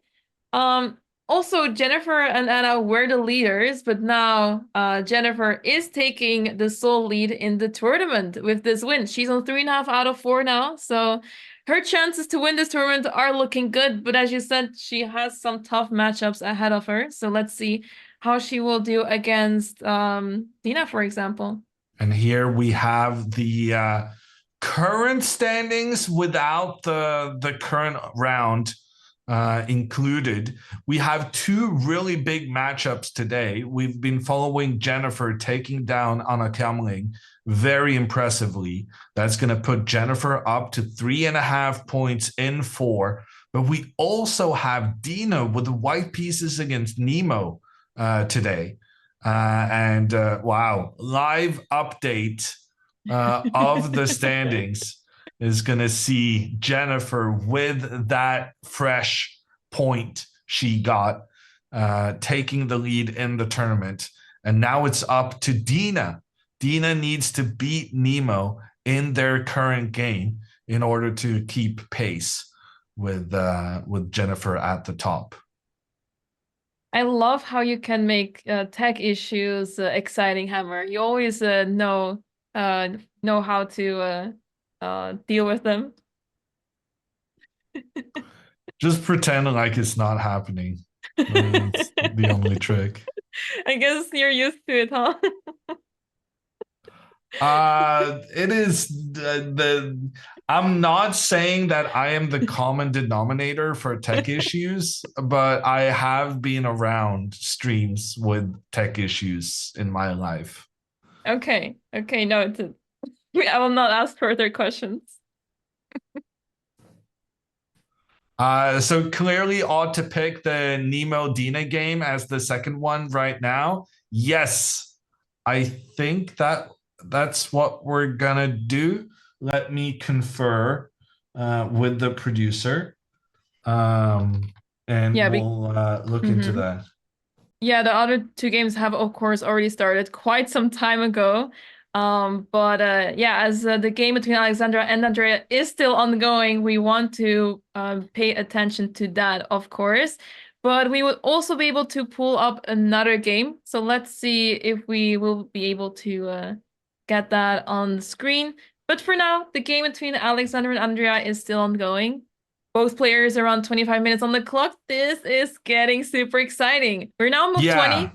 So 20 more moves to go for both players to reach the 14th move.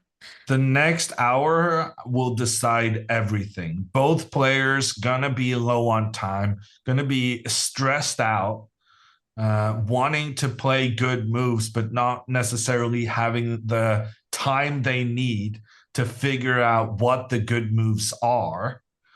And one way or another, this is going to be decided and what I'm so slow. Alexandra is out of her Hikaru outfit. Is Wait, she when did that saying happen? I, I'm so bad at paying attention. Is she saying Hikaru outfit does not make you a stronger chess player? That means I have to change out of my shirt as well. Give me a minute. Yeah, when did that happen, Chad? Like 20 minutes ago? What? How? How did we miss that? I have the screen right here. How did I not see this, Chad? How did you guys not say anything? This is your fault. You guys didn't say anything.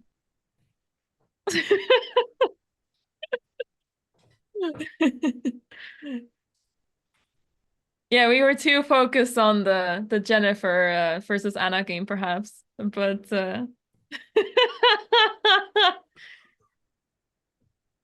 Chad's fault.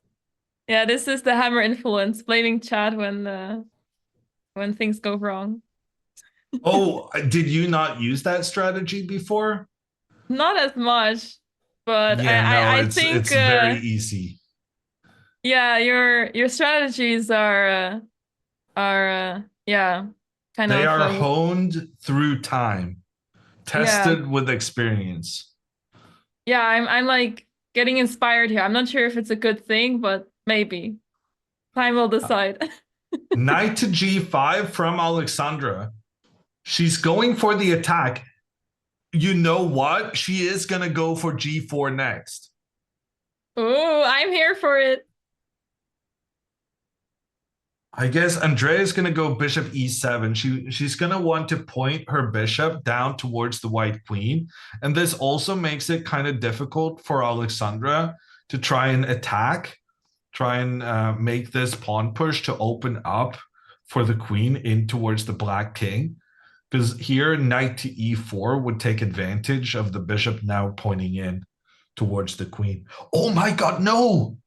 But actually, this is not a good idea, because then Alexandra is just going to sacrifice her rook because she feels like, well, I'll give away my rook, no problem, as long as it enables me to open up and remove some of the pawns defending the black king. And Oh, bishop this e7 is is on the board. crazy. This may just happen, Hammer. This would be the ultimate profit move if this were to happen in the game. That would be crazy. But I don't see what else her plan, what could her plan be otherwise? Yeah, not so easy. I mean, she obviously wants to attack on the king side. There's no other way to really do that. One other idea that I could think of is bishop f3, but now that the bishop is on e7, I don't really think you want to retreat with the knight. Because after bishop f3 takes. I don't really think that's what you're looking for here. So It's probably not the end of the world that the black bishop is pointing towards the queen. And I do like getting rid of this black bishop because it enables maybe your rooks to be more powerful through the center. Wow, Alexandra just moves her queen. I'm kind of disappointed by that. I kind of wanted to see the all-out attack.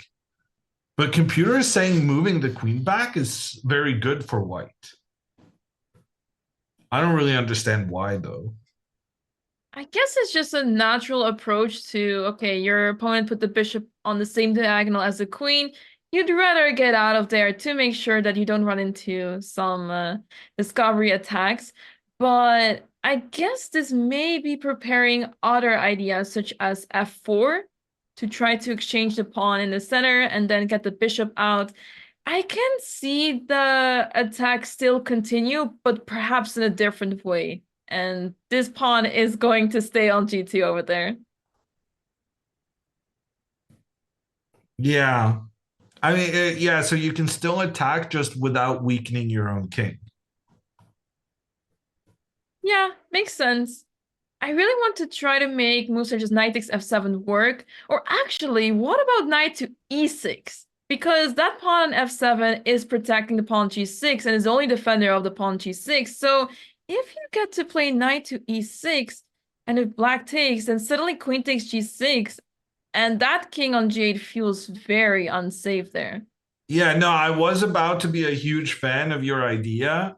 The thing is, even if queen, like say black just pushes the pawn, right? Even if knight to e6, like the queen can just move away. The knight just isn't threatening anything. So I was excited about it until I realized that you don't really need to do anything. Yeah, that makes sense. It just feels like such a fancy move. And since black doesn't really want to capture that knight, it kind of feels nice there. And maybe it can still work out because you get to play moves such as knight c5, but perhaps it leads to unnecessary trades, and maybe you want to keep the pieces with white for a potential attack. Well, I'm definitely concerned about black also going knight to e4 now. True. Because now you don't have anything preventing a possible fork on your queen and on your rook. Yeah, so that knight on g5 was at least defending the square e4. So maybe white needs to find Let's something more move back direct. to the current situation. Mm-hmm. I really like one thing I like about this queen retreat is that now the queens are looking at each other. And I think after a move like pawn to a5, I really like knight d4. Wow. Because this knight cannot be captured due to the white queen pointing down on blacks. And if the knight cannot be captured, I'm threatening here, I'm threatening here, and frankly, I might even go further forward. Like, imagine rook here to protect this pawn. What's stopping me from going knight to f5 and just moving all my pieces over to that side of the board? And the knight cannot be captured. Now, due to knight to e6, this time we are threatening something. We're threatening the queen while simultaneously giving a check on the king. That looks amazing and not easy to deal with for black because of the unfortunate placement of the pieces. It's queen on c7, not defended. If white gets to play knight d4, not easy to defend the black king over here. And that's why Andrea's move right now was really, really good. She understood the problems of having that undefended queen on the same diagonal as white's, and she played rook c8. I think that was a super, super important move for her. Yeah, she understood it very well. The only piece that has not been developed just yet, protecting the queen. And yeah, I guess she's not looking to play e4 because then she will be facing bishop f4. But it's always useful to protect the queen and make sure that all the pieces are defended. And yeah, she's not really interested in playing a5 anymore because she knows that there are something is happening on the king side. I think she could be interested in playing a5. It's just it needed some preparation. If you played a5 when white could go knight to d4, that was a big issue. But now that knight to d4 has been prevented, this is kind of like this is the kind of move that's a hallmark of a good player when you pay a lot of attention to what your opponent's plan is and make moves to prevent those. Andrea identified knight to d4 as a very serious plan for white, and she took the appropriate measures to prevent it. Yeah, I wonder if she spotted this knight d4 move and She that's why must she have. played Why this. else would she do this? Could still be an accident for whatever reason. But I want to have more faith in Andrea and say that she actually considered the move knight to d4. Yeah, you're gonna be in trouble. Oh, really? Yeah, You think so? yeah. You got to be cautious about that kind of thing. Oh, you have some experience, it sounds like. Yeah, I've gotten chewed out by Andrea a time or two in my life. But I genuinely do think here that was no accident. But she's still under some pressure though. I Yeah. just don't have no idea what Alexandra's next move is gonna be. I'm trying to make a knight takes f7 sacrifice work, so bishop d3 comes to my mind to target that pawn on g6. Ah, that's pretty good.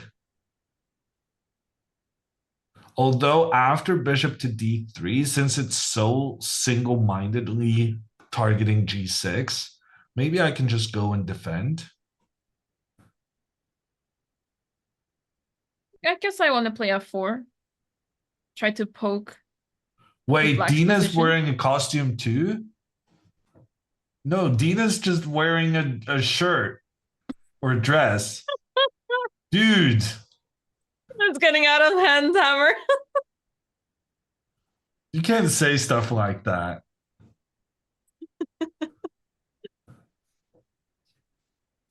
Also, the hair. You're saying she's in a costume right now? I don't know what that would be in that case. I would be cautious about Dena is Pia Kamling. I'm not sure. No. No, that's too much.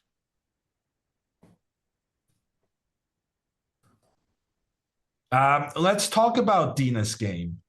Because right now she is in serious trouble against Nemo.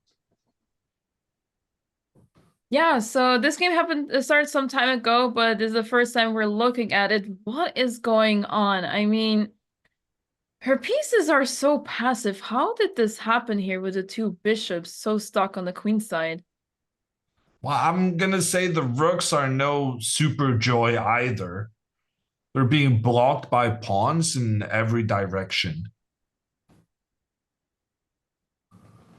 Yeah, not so easy to see what white can possibly try here. I mean, you would want to play the move f3 just to open up some files and diagonals, but if you play f3, it's exactly what the black wants to capture on f3 and yeah, start to be You really want to annoying. capture on f3? Yes. You don't think this king is No, you're unsafe there? crazy. No, pawn to f3. If you capture that, then white is winning. Really? Yeah. You want to see Wow. the computer eval move? Oh no. Hey, it's not that bad. It's pretty bad. Like after the recapture, suddenly this rook makes sense because it can point down towards the king. White has managed to gain control in the center, and they're going to push this pawn up next, which is going to block the bishop's diagonal with a pawn defended by another pawn. No, taking that pawn, you cannot. No. I guess But I'm a bit too ambitious, huh? You're very positionally wired, so this hurts your feelings yeah, personally. it really did. It really did. No, that is just positional craziness. One of the key things about black's position is having the control of this e4 square is making it impossible for white to push forward. So Mm-hmm. black is just going to continue doing their plans. And while white is kind of trying to increase the pressure here somehow, then black is just trying to keep this pawn at whatever cost. And black is just hoping white is going to make the trade in the center. Because then after all of these trades, we get a new position where the basically all the good pieces white potentially could have been traded off. And white is just left with this bishop pointing into its own pawns in every diagonal. Like this bishop is, if I could get my arrows right, this bishop is miserable. Yeah, I do agree with that, but I do want to challenge this move f3 a bit more. I want to suggest an improvement to my idea. I really want to get Okay. rid of that pawn. So let's take a Well, look f3 back. has been played. All right, all right. So we'll Uh, test what Nemo's thinking as well. So instead of this move knight b6, I want to play rook d8 with the idea to play knight e5, and then I want to get rid of that pawn. Okay. You realize that knight e5 would block your rook's protection of the e4 square? Yes, but I Okay, just checking. Just checking. Make your move. okay, rook d8. And then I will go rook f2. Okay. Let's see. I think I'm just okay to go for knight e5 here. Okay, knight e5. I'm going to take. I wanted to play knight d3. I'm sure you did, but I'm going to be pushing my pawns forward in the center. Hmm. Suddenly I'm the one in control. This is rough. It feels like there are so many ideas here possible, but I'm seeing a lot of ideas for white, if I'm honest. I'm going to sacrifice here soon. I'm going to be pushing my pawns forward. I could potentially get my knight up to f5. I think one of the things I want to point out to you is that imagine something like this, and that you decide, oh, now I can capture on f3, because now if you recapture with your pawn, then I'm just going to win the pawn on e3, right? mm-hmm. This would be a classic way of thinking. But even here, you should be a bit cautious about making this trade, because once you take here, I'm going to take with my rook. And I'm going to say, you welcome, you may capture my rook, but after queen takes, my two pawns in the center of the board, they're going to be rushing up. I'm going to reroute this bishop over here to point down towards the black king side. I'm going to have knight to f5, contributing in the attack against the king. And this bishop is suddenly coming to life, pointing already down towards the black king. Well, that seems very convincing. Pretty bold to sacrifice the exchange, but it seems to be with good reason. His bishop on b2 is not the greatest, but the other bishop compensates for it quite a bit. So there's a very classic theme in the Samish Nimso Indian, which is kind of reminiscent of this. I'm not sure I'm going to be able to recreate it perfectly. oh wow, we're going back all the way. I'm going all the way back. So let's go to something like this. And how am I going to do this? I think something like this. There's some classic situation. Okay, I'm not, bear with me as I messed this up a little bit. But there is some classic, oh no, I forgot. Damn it. Sorry. Take your time, Hammer. The whole point is that black is making this advance in the center, right? Mm-hmm. So goes something like this.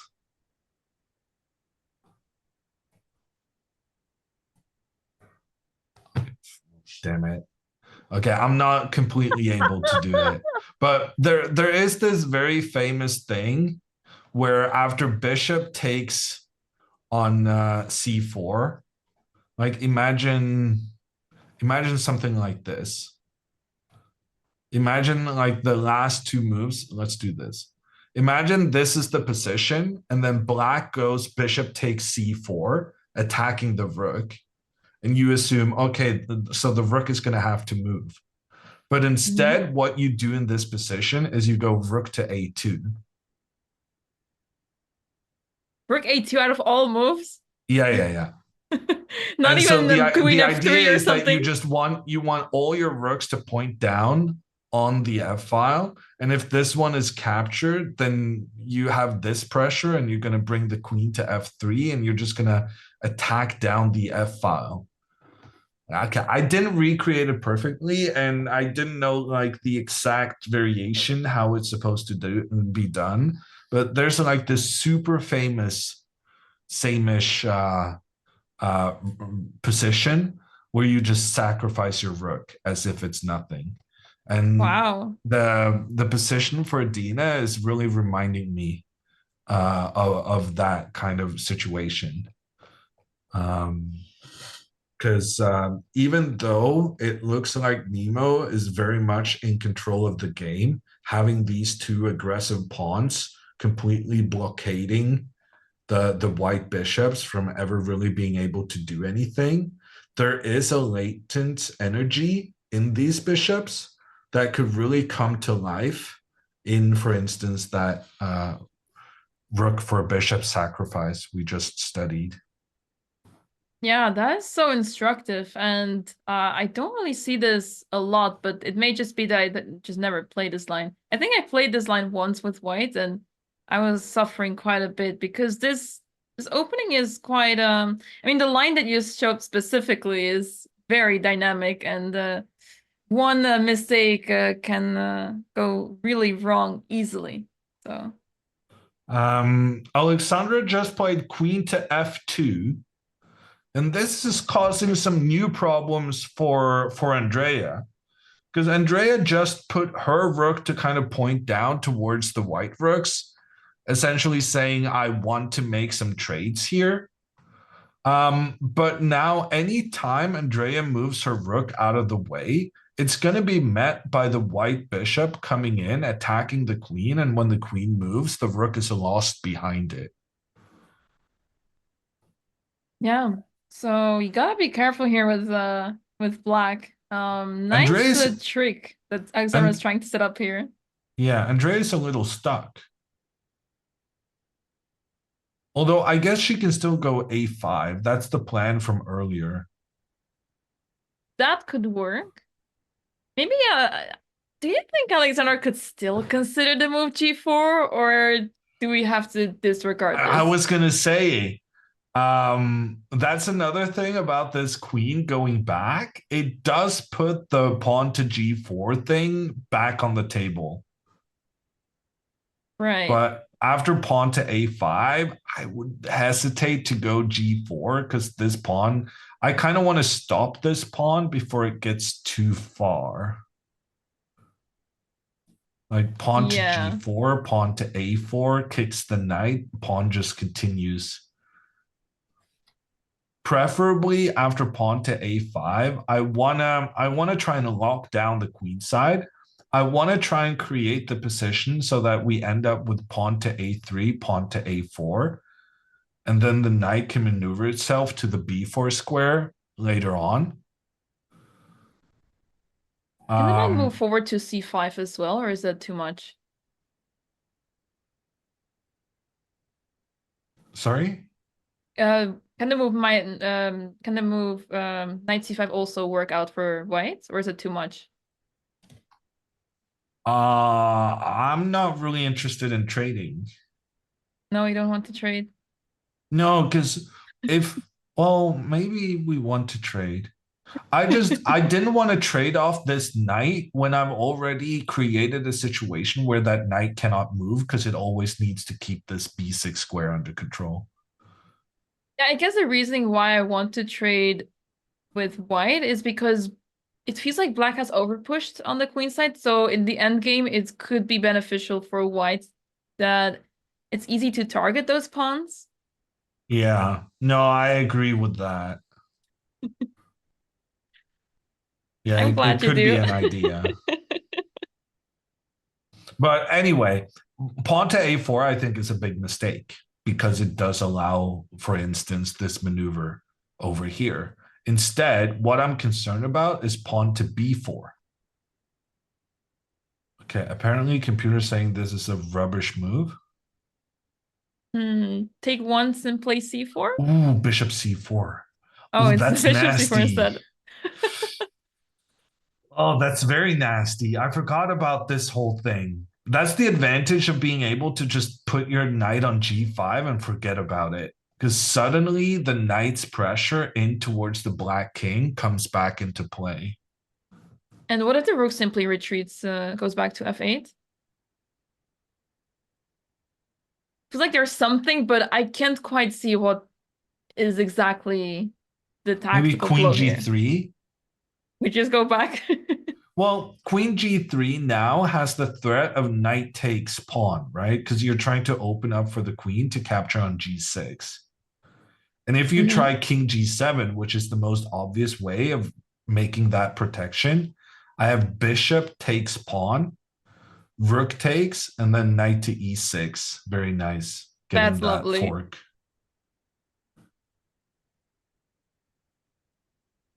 Yeah, I guess queen g3 is a really strong move It and wasn't not the easy to computer's defend. favorite, but I felt like it's definitely causing some problems. Sometimes human ideas are better than the computer's suggestions, you know?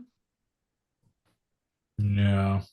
No, but this is making me realize that Andrea's position is still quite uncomfortable. And I don't really even understood when it became that uncomfortable. I think it had something to do with these rooks. Somehow I always felt like Andrea was going to be very fine because she had that extra pawn controlling the center of the board. But she did end up getting an issue with White's rooks just being very effective down the middle. And now she's trying to trade off those rooks, trying to neutralize them with her own.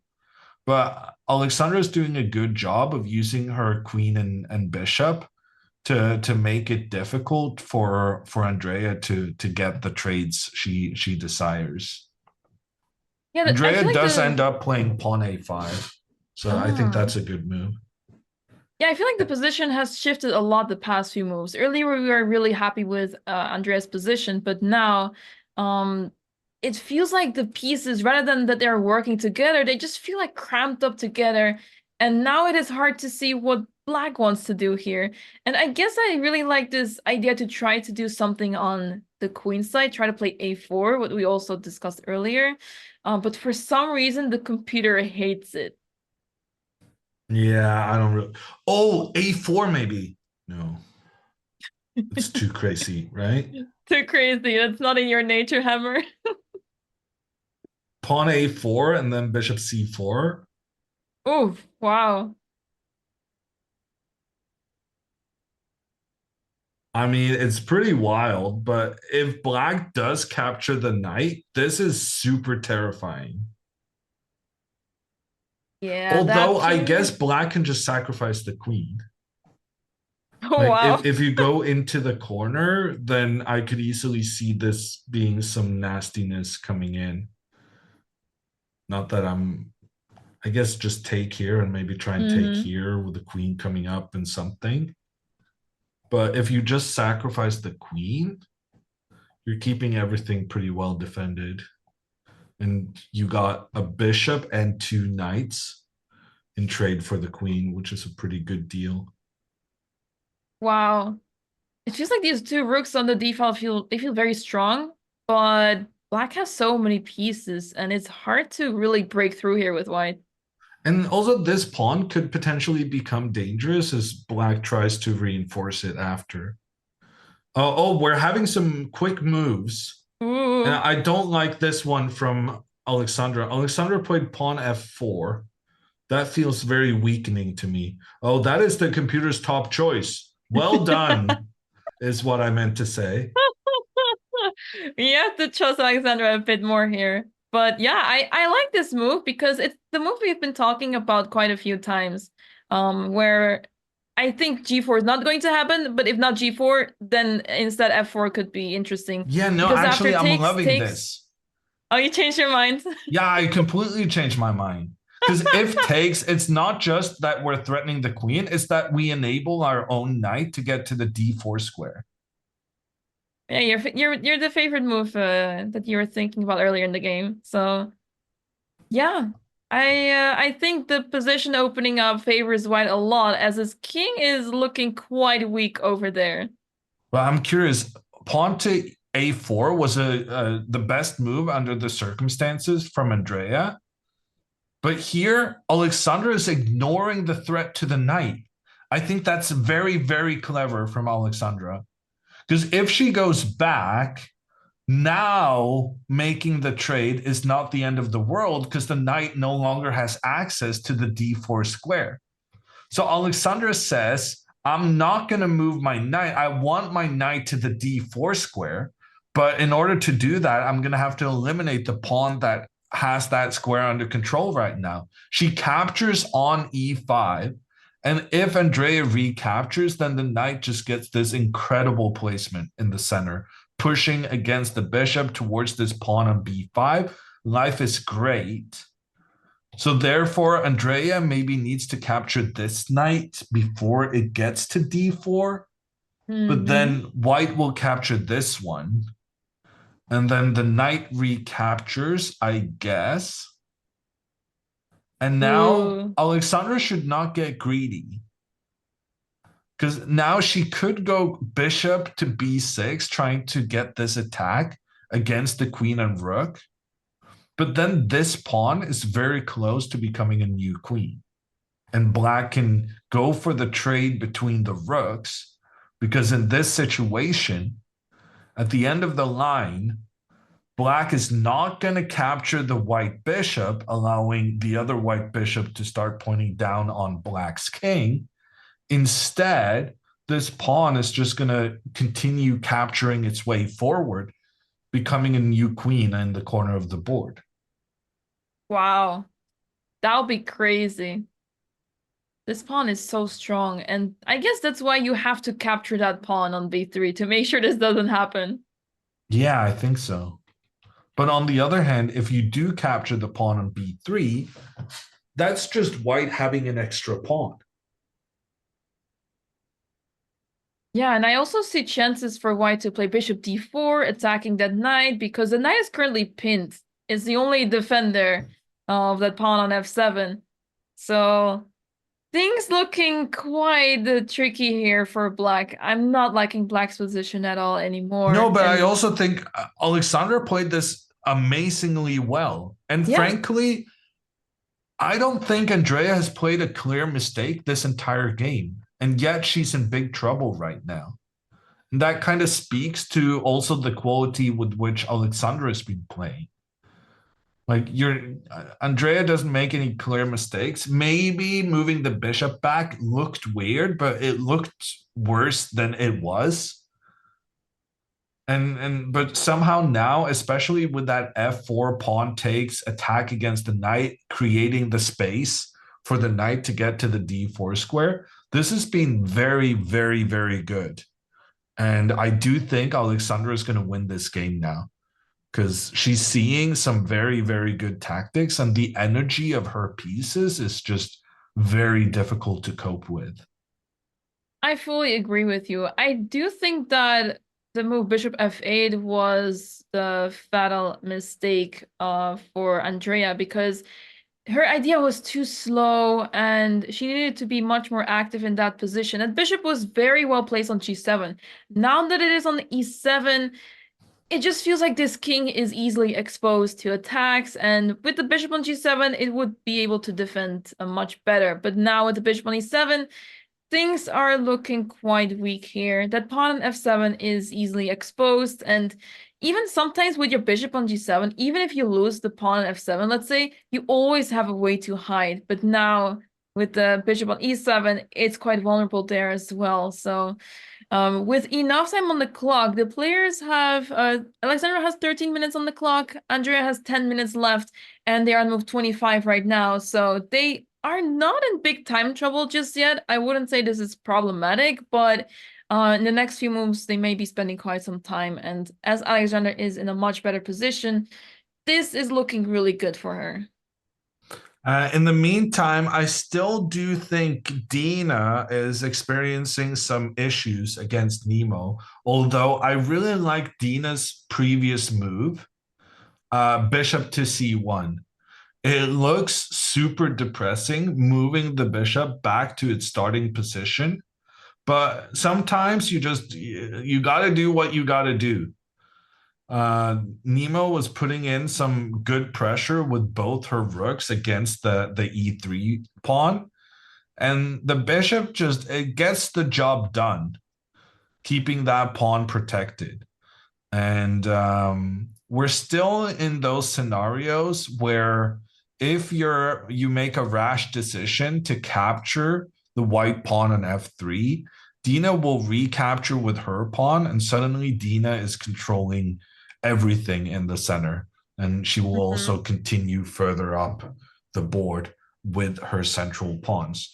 So Nemo kind of the fight now very much revolves around the e4 pawn, and frankly, I'm not sure Nemo's going to be able to keep the tension here. Like, imagine she goes knight to b6, seems very logical, going for the d5 square. I think Dena maybe can go with this rook to f1 that I talked about earlier. And once again, if pawn takes now after the rook went off the e file, I still like the idea of sacrificing the rook here. And then if the rook is captured, the queen recaptures. And there's nothing black can do to prevent us from going pawn to e4 next. And once this pawn gets moving, like, this is so powerful. You can see the eval bar, just me making a random move on the side of the board. The pawn gets going, both bishops pointing in the direction of the king, the queen and rook also pointing up towards the black king. This looks incredible to me. And I also want to mention that the reason I don't want to capture with a pawn in this occasion is that if the pawn recaptures, I'm not too fond of rook takes e3. That black does a counter sacrifice with that rook for bishop. We've seen many variations where Dena wants to do the rook for bishop sacrifice, But here, Nemo might be able to do the same thing because then she gets her rook into the white position. She's going to get the knight as well, and everything's kind of pointing towards the white pawns. And the key here is always making sure that white is unable to have this big pawn center and advance those pawns through the middle. Yeah, it's quite an unusual pawn structure. Black has this pawn majority on the queen side, but you can't really make much progress here just yet because I really want to play a5 and b4 to try to create a passed pawn, but the c pawn doesn't really feel like it's going to achieve much here. With the rook on the second rank covering everything, the bishop is also covering the entire diagonal, so getting to c2 is already quite a pain. But if we cannot make use of the advantage on the queen side, then where do we exactly play here? So I guess this idea with rook takes e3 is really interesting, but the question is, will Dena allow this? Yeah, I think Dina will take with the rook in such a circumstance. And that's a super cool play. Um, but ooh, maybe she's not gonna get the chance immediately because queen to a5, that's targeting the pawn on c3 and the pawn on a3, and then we have the rooks targeting on e3. Dina is having some issues about keeping all of this defended. Yeah, all of these pawns look so weak, but I guess for now the bishop is trying its best to cover at least two pawns. But now the pawn on c3 is an issue, and we'll have to see how to defend this. One move that comes to mind is simply playing queen c2 to step on in this diagonal and try to see if we can get rid of that knight to land on h7 in case the diagonal opens. We got to go over to the Boteses because I just realized Alexandra is about to trap the queen. Right. Yeah, where does this queen actually go to? I mean, queen f5, bishop d3, Queen f5. I was going to say knight to knight d4 even, d4. Like, where does the queen go? The queen can go into the e5? middle, but then bishop f3, and things are looking rough. In fact, in order to save her queen, I'm starting to think Andrea needs to go knight to e4. That's quite a move that you don't see every day. In order to save her queen, she needs to get this attacking knight of Alexandra removed. And she does find knight to e4. Both girls are Wow. playing really well in this phase. But now with time trouble looming, how long can they keep this up? Andrea goes for the counterattack against the white queen instead of defending her own. This is super impressive by Andrea. I mean, it's really difficult to put your queen in such a situation. I wonder if she noticed before taking on e5 with the queen that her queen would be facing some issues here. But she plays knight e4 and she seems confident. I mean, she may not have a good position here, but she is trying her best to survive here. Alexandra pretty quickly captures the knight in the center. Andrea recaptures. Knight to d4, though, is coming. That's the big problem for Andrea right now. The way Alexandra managed to clear out the black central pawn in order to get the knight to the d4 square. It's a very, very powerful placement. Yeah, and this queen is still in trouble, right? Because bishop f3 could be played. Well, you have to defend the bishop on f4 first, but there's also bishop d3, and this queen doesn't really have many squares left, so you also need to take care of your queen on Well, e4. well, first of all, I'm threatening to capture your bishop, though. Like, Yeah, are you really going to let me just take that bishop? I know you have a big passion for the pair of bishops, Hammer, but I guess I would say there's even bigger issues than the pair of bishops being lost. Well, if I can move it into some kind of an end game. Because keep in mind, we're going towards the end game, and having these two rooks on the D file pointing down towards Black's rook, like Black's pieces are about to get into a bit of a jam. Well, I would be concerned if it's black going into an endgame without the queen after bishop d3, so I'm not sure if that queen will survive. Well, let me put it like this. If I manage to take the bishop, there's a real lack of pieces defending the knight on d7. Yeah, that's true. I think both ideas go hand in hand. This queen on e4 is very, yeah, struggling to survive there. The bishop on c6 is trying to hold down the fort, but if you lose that bishop, then the position is just falling apart. And knight e4 has actually been played. Actually, something else I just realized, Anamaya. I'm not sure Alexandra should be allowed to play the move a3. Ooh. If Alexandra gets to play a3, these two pawns will never be able to move forward again. And considering the amount of pressure White has against the back one of those two pawns, I think that's an issue. I think maybe Andrea should go a3. I guess then this pawn on a3 also becomes a permanent weakness. I mean, if I just play b3 and Actually, say, b4 might be good because oh b4 yeah. you take control of the c5 square, and then you Mm-hmm. can try getting your bishop pointing up here.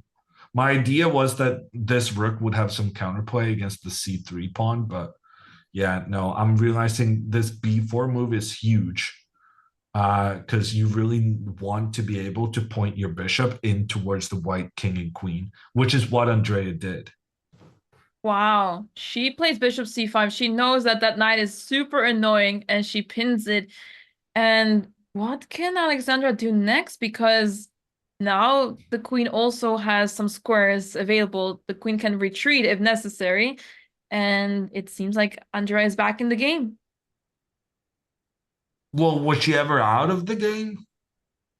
Well, it seems like it seemed like it was quite problematic with the queen in the But she found center. all the right moves. She did. She did.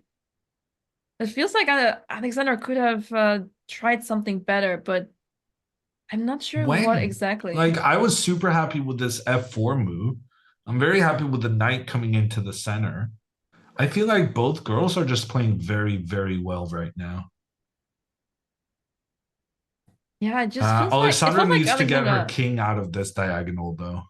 Mm, it just felt like Alexandra had a much better position than this But a few years in my back. opinion, she still does.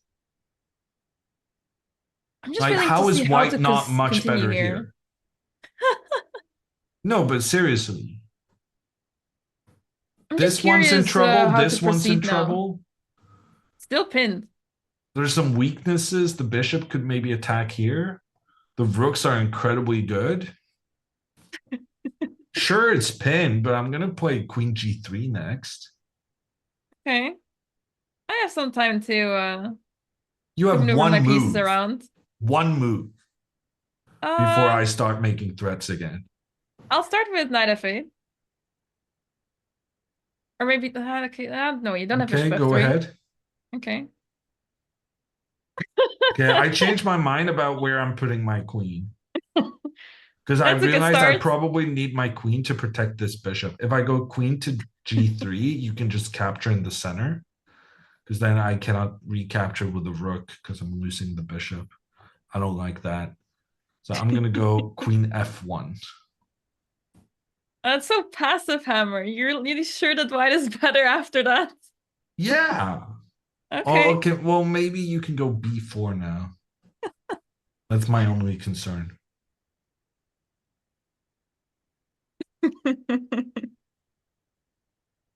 Yeah, I just see potential in black's position. I don't feel like it's I don't feel like white's position is that good anymore.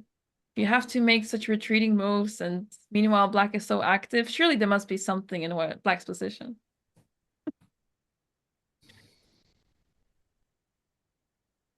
Yeah, maybe you have knight e3, e6.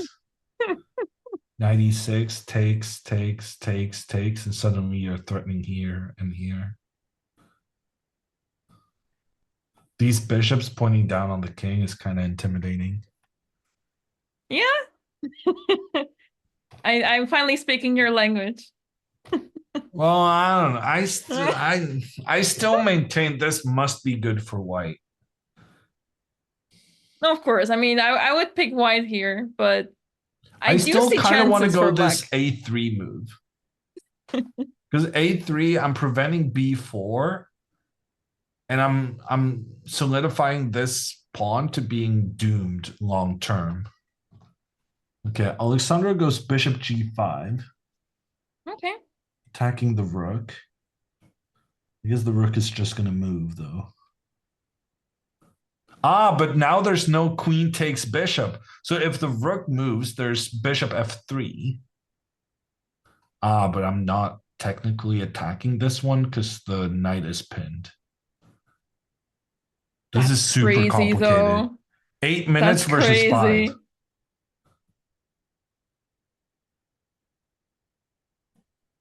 Yeah, the players are move 29, so they still have to make quite a few moves until move 40. So let's see how they are going to play in time trouble. This is getting crazy. So many tactics in the position, and the fact that this position is not completely winning for white right now is crazy because it feels like bishop f3 is just game over. But since the knight is pinned, not easy to play here with white. Yeah, I would have preferred trying to get these pieces away from that diagonal so that I can Yeah, move the knight again. no, for sure. But I like what Alexander is trying to do here, bishop g5. Just trying to get rid of that rook from the d file because as soon as the rook But leaves the d it's file, making Andreas move easy, though. Like rook to that's true. e8 is the easiest move ever. Andrea should just Just make it. move. Yeah. Because here the time is going to be so valuable. And when you feel like you can just get away from a bishop attacking your rook and put the rook on an open file. Maybe she's afraid of bishop f3 because it's not easy to understand that the bishop on c6 is not hanging.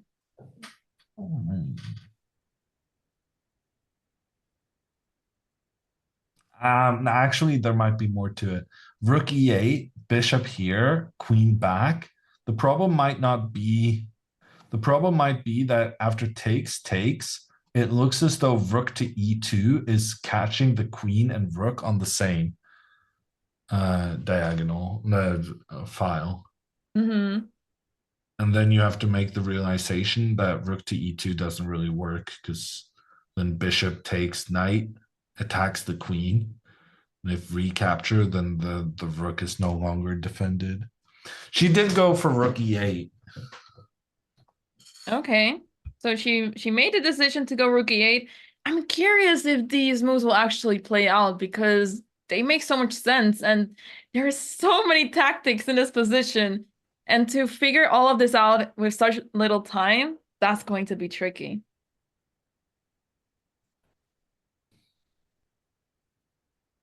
I feel like Andrea has played this so well that she's still alive, given the tests she was given from Mm-hmm. Alexandra, in particular, with how Alexandra very neatly managed to get her knight into the center. She's done well to be alive right now.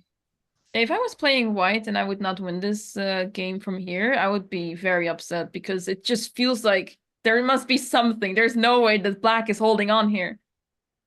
Bishop to d3 played. Computer says advantage black now. Wow. You can't make this up. Queen to d5 is attacking both the bishop and the pawn on a2. Wow. Although I'm not sure you should capture the pawn. Because if queen takes pawn, then you have pawn to b4, attacking the bishop and attacking the queen. Maybe you prepare it with b4 yourself instead of taking the pawn. Actually, maybe this might be not be so bad because you can capture here. Hmm. But would you really give up the pair of bishops? No, I'm not a big fan. Ooh, but Andrea has given up the bishops without reason to do so. At least after this b4, the bishop was under attack. But instead, Andrea has captured on d4 without the bishop even being under attack. Oh Uh, no.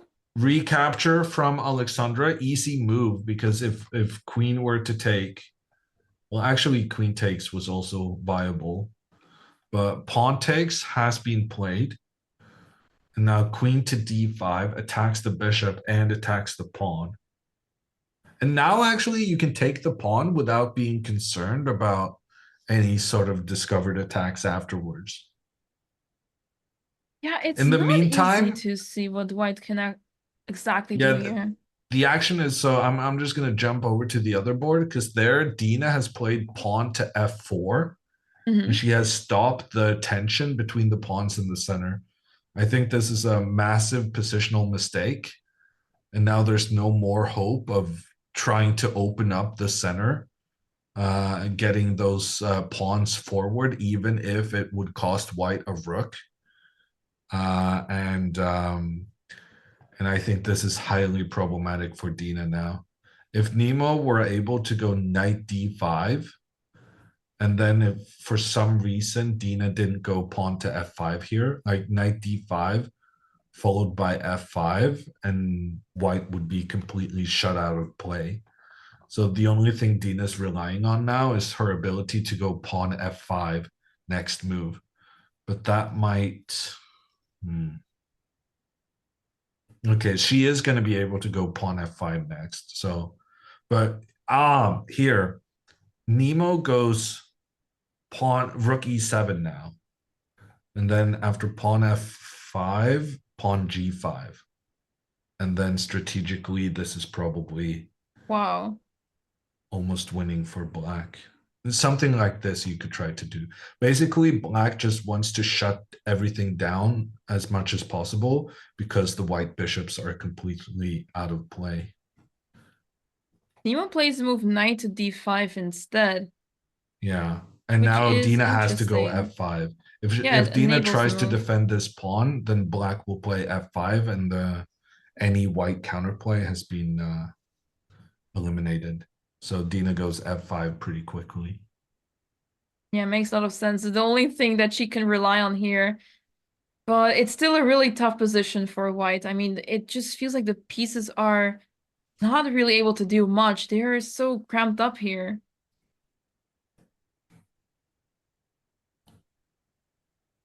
Yeah, but it makes a big difference that you've been able to play this f5 move because now Nemo has to back up, and then you can do something like, yeah, you want to go h4 ASAP to try and trade and go h5, but you have to defend here first. So maybe bishop to b2 and then h4 afterwards. Yeah, I don't know if I black can was go g5 here. It feels worse now that you don't have the blockading knight on f6. hmm. I was wondering if Nemo had the opportunity to play knight g4 instead of knight d5, because since we want to stop f5 from happening, why not start with knight to g4 and then we get to play f5 on the next turn? Yeah, the problem is f5. It It's still kind of, happens. yeah, because it's an attack on the rook. Hmm. Oh yeah, This and is then actually looks kind of good for white because then you can go rook right, f4 afterwards. right, and the knight is hanging at the end if we capture the rook as well. That's tough. Alexandra plays h4, keeping the bishop protected. I guess Andrea's going to take the pawn. I don't see why else she would make the trade with the bishop for the knight. She wanted to make this double attack, and she's going to have to take the pawn to justify it. Ooh. Queen takes pawn, pawn d5. Ooh. Ah. Okay, now we're cooking here. Now we're cooking something up. Yeah, no, taking the pawn is actually a big mistake for Andrea. Pawn to d5 is brilliant. The idea is that right now this white pawn is being blocked, or rather, it's blocking the white rooks. So the white rooks are pretty useless as long as that pawn is on the board. But the pawn can advance through the center. Andrea has captured the pawn on a2. Alexandra has 4 minutes and 30 seconds to figure out this second pawn sacrifice, pawn to d5. It prevents the queen from getting back into defense because then the queen would expose itself to the attack from the white rook and allow bishop takes on g6. Although, as I'm saying that, oh, and Alexandra finds it. She finds plays it. Oh my goodness. Great play from Alexandra. That is a killer move. That is so good. And she played it so quickly. What a confidence she is showing here. Yeah, she saw that, you know, when she played the move h4, she had already seen. And she's like, take my pawn, Andrea. Take my pawn. The pawn a2 does not matter here anymore. Andrea literally just made her first mistake of the game, and it's going to lose her. It's going to cost her the game. But honestly, I'm super impressed by both of them. I think this has been a great game. The opening was a disaster for Alexandra, but after that, she's played it very, very nicely. Both of them just played amazing chess today. The amount of tricks that they saw, the ideas that they tried to make happen, and all of it worked out in the end for Alexandra, who indeed did not have a great start, but she managed to work her way out of it and activate her pieces, and all of a sudden she's now in a completely winning position. What I feel bad about is that Andrea has lost 3 games in a row. This is going to be her 4th straight loss, and she's not going to believe us when we say she played a good game, because she's going to think I lost yet again. But I swear, I mean, I am a speaker of truth. I think you know that about me. Yeah, I learned that much today, Hammer. I really think this was a pretty good game. Oh no, it was. I mean, she got into some trouble, but that's also because I think Alexandra just played amazingly. Yeah, this is impressive chess. She was not in a great position early on. She had to find her way out of that situation, and she just found such nice ideas. And yeah, both of them were tactically very sharp. The fact that Andrea survived that whole kind of first onslaught between the pawns in the center, that was really well done by her.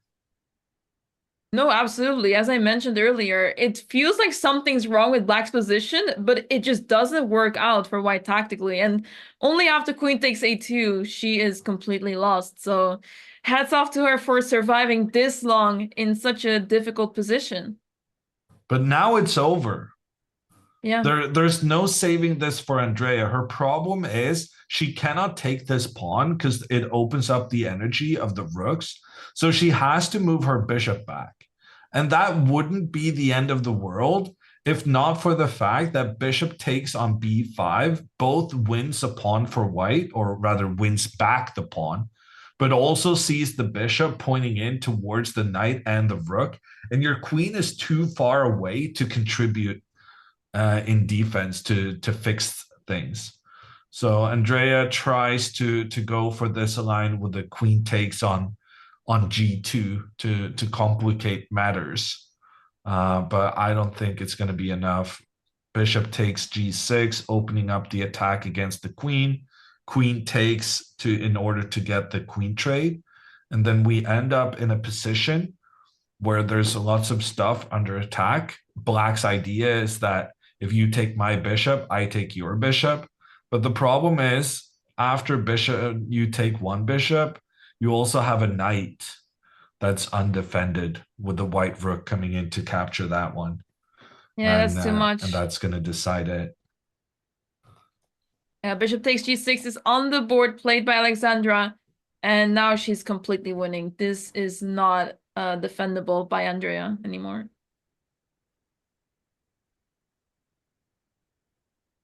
And this is really good for Alexandra.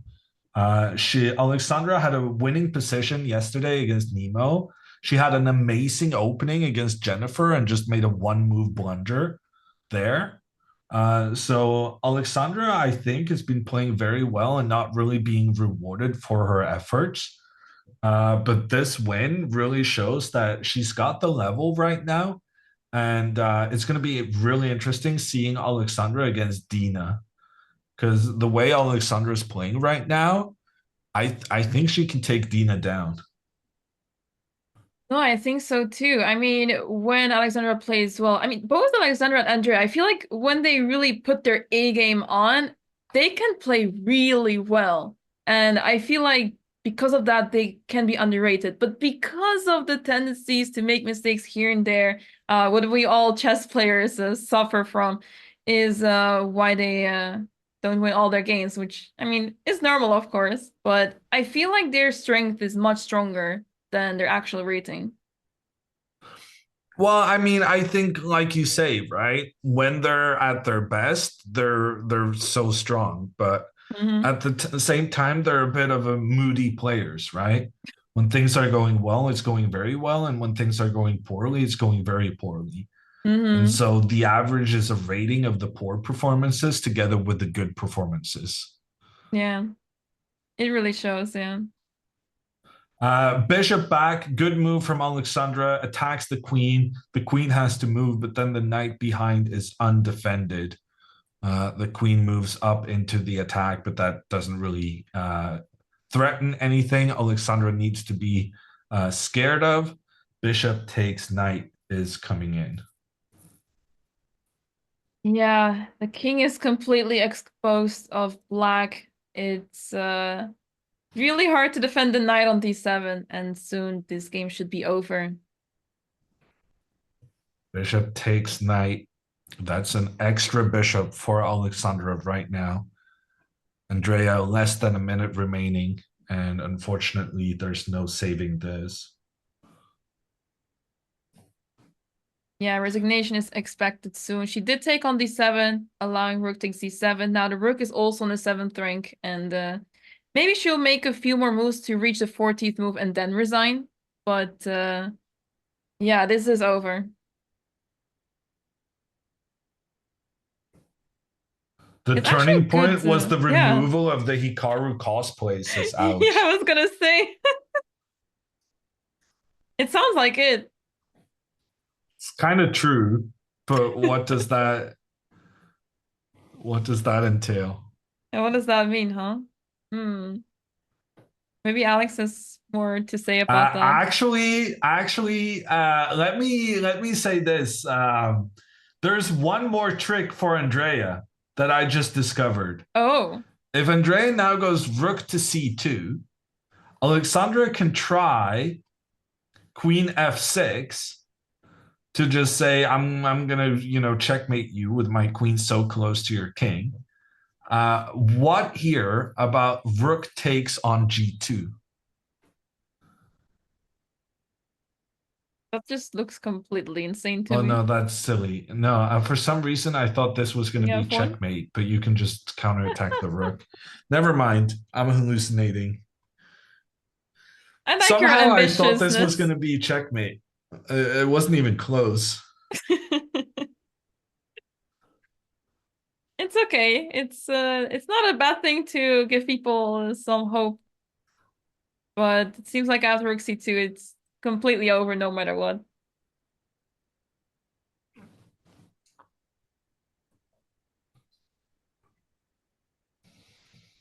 Yeah, that was not my greatest moment.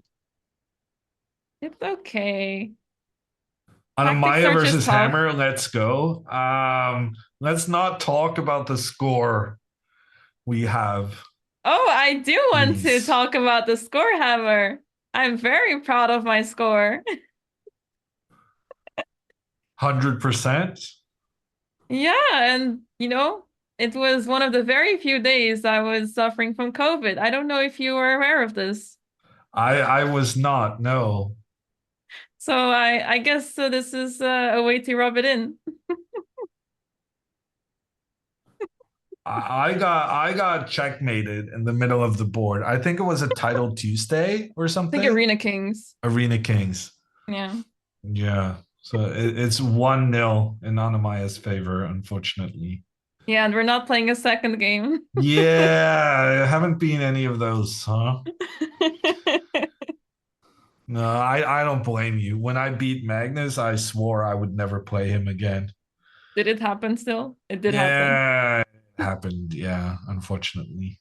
Didn't you have this really nice win against Magnus? Wasn't that this en passant checkmate? I've had many nice Oh, wins many, versus many niceness. Magnus, Oh, but okay. I thought this one was the like en standing out passant there. checkmate probably tops the list, I would say. Yeah. Okay. Okay, just to make you feel a little better. Did Alexandra just blunder everything? No. Okay, Okay, that's honestly, too this much. is no, because there's some scary stuff here to avoid. But the thing is, the rook comes in, and then the queen comes in, and that's gonna do it. I guess if black had one extra piece, then maybe there would be chances for a checkmate, but That's not often enough. how it works. Yeah, play bug house here and just put the knight on g4. Oh, it's great. Yes. With an extra piece, you can often give checkmate. Yeah. Almost reaching the 14th move now, so I think this game will end very soon.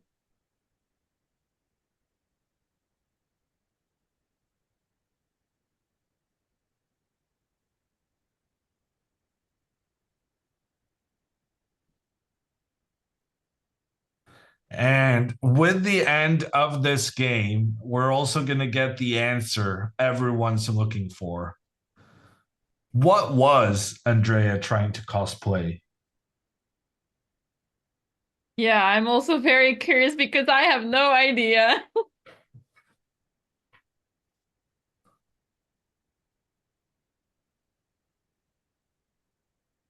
Anna Kemling? I mean, that would be my pick, but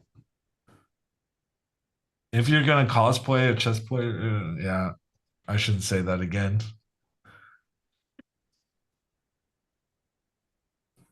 Yeah, Sabrina Carpenter comes close, but maybe this was the only wig she had with her, the only cosplay she had with her, and the idea of doing this came a bit later, after packing.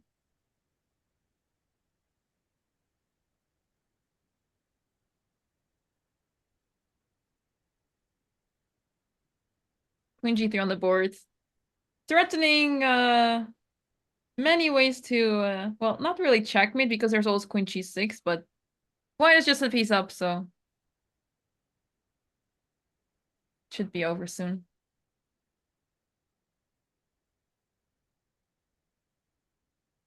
The girl from Queen's Gambit is always wearing the headband. Was she? Is this the right moment to reveal? I never actually finished that show. Really? Yeah, it's not my greatest. I watched so many TV How? shows and somehow I didn't finish watching that one. My How is this problem, possible? well, here's the thing.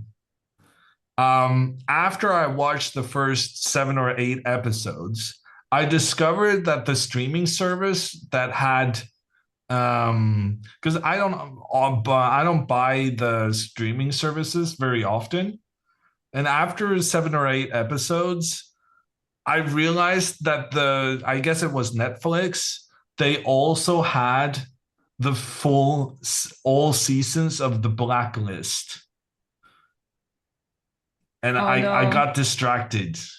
You got distracted? You dropped the Queen's Gambit for this? Yeah, and then I didn't return to it. I'm not sure why. Doesn't sound like a chess player to me. Yeah, but I that also means I mostly watched like the early stuff, and I don't remember the headband being the thing. I guess it was in some scenes, but maybe you It haven't was seen only those seven scenes. episodes. Oh, really? Maybe I stopped on the sixth then.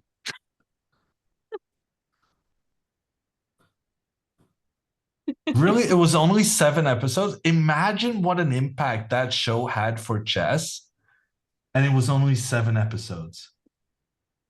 It's incredible. And you didn't even finish it. Wow. Imagine thinking I watched The Blacklist for Megan Boone. The Blacklist has the what's his name? What a performance. Reddington, what a performance. I'm telling you. Such a cool character.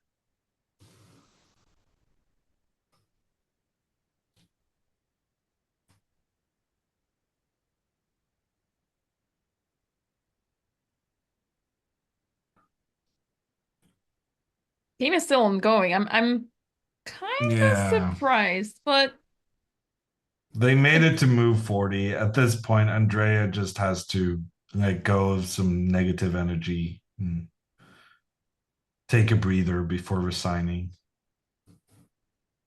yeah, I guess sometimes it's just hard to accept that you have to resign. I've been in those situations where I don't want to resign, but I don't really have a choice. Sometimes the best move.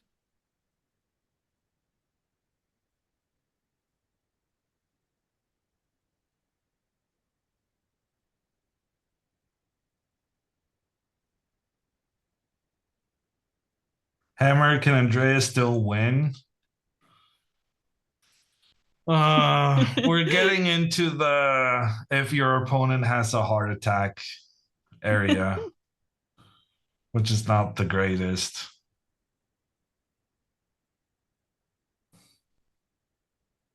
Yeah.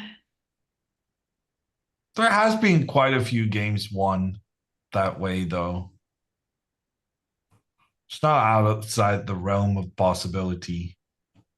But I'm guessing a healthy 28-year-old is not the prime candidate for, I mean, 24-year-old. My bad.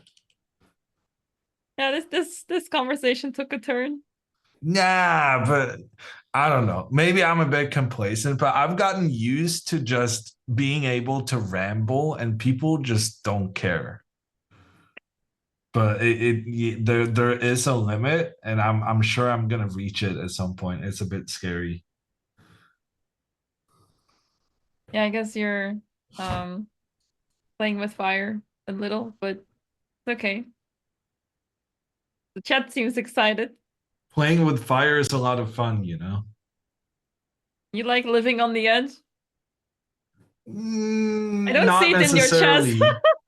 Not necessarily, but this is the only place where I get to explore that side of me. Ah, okay. Okay, I see.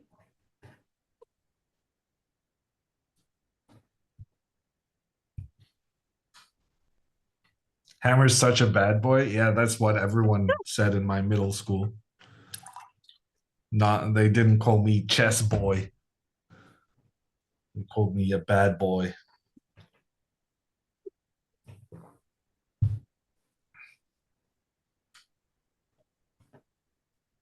Did you bleach your hair one? I did. What hair color? I shared the photo with chat earlier today. Oh, and I missed Yeah, it? you What? missed it Oh my goodness, I was watching the stream and because I we were missed it. talking. We were talking about the wig and stuff, and we were talking about Scandinavians being blonde up until a certain age and whatnot. Oh. But for you, I will repost the picture Yes. if I can find it a second time.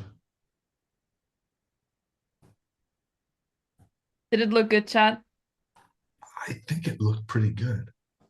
Oh. Does that mean you want to try it I again? Or I never really considered trying it again until I was reminded of the blistering success last time round. hammer always looks good. Aw, that's a nice comment. Oh, let's see. Oh God. I thought that was your reaction to the photo for a second there. No. No, I didn't expect it to be posted in the chat. Wow. Wait, you look completely different. Wow. I'm shipping this. It looks good. Yeah, Like maybe.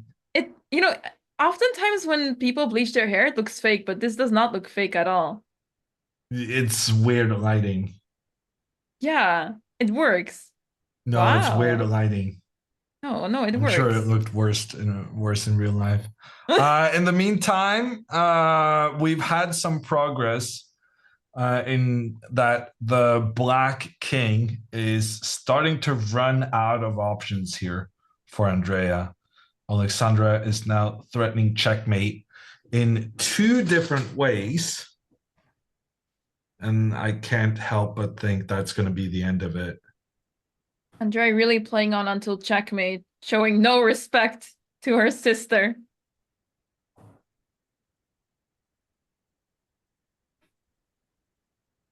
She did fight so well today. She really put up a fight, but big sister doing it again.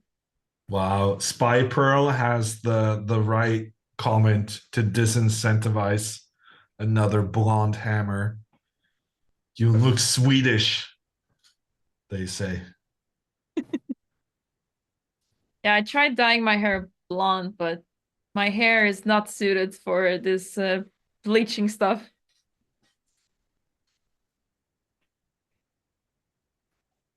In the meantime, we have had a lot of development in Nemo versus Dena. Um, Dena is not hopelessly lost anymore. I don't know if that's right to say, but she has managed to open up for her rooks, which makes me feel like maybe maybe Nemo somehow could have prevented the pawn trades because now these rooks are a bit annoying, pointing down close to the Black King. Yeah, it's interesting that Nemo went for f takes g6 earlier, because now it feels like white has much more access on the f file, and that's the only file that is opened, and it's controlled by white, so I can see white slowly coming back in the game somehow, but yeah, it's And still we rough. have the resignation. Andrea about to be checkmated in one move. She resigns the game. A fourth loss in a row for Andrea. Very, very, very tough start for her. But this one, I feel like she fought really well. Yeah, I mean, That's this not is, really. It's not. It's no comfort, right? yeah. Do you have anything people can say to you after you lost a game that will actually make you feel better? It's actually interesting, right? Because people try to cheer you up, support you, say it's fine. Next round is another chance, but it doesn't help. It doesn't help No, at but all. doesn't make it worse.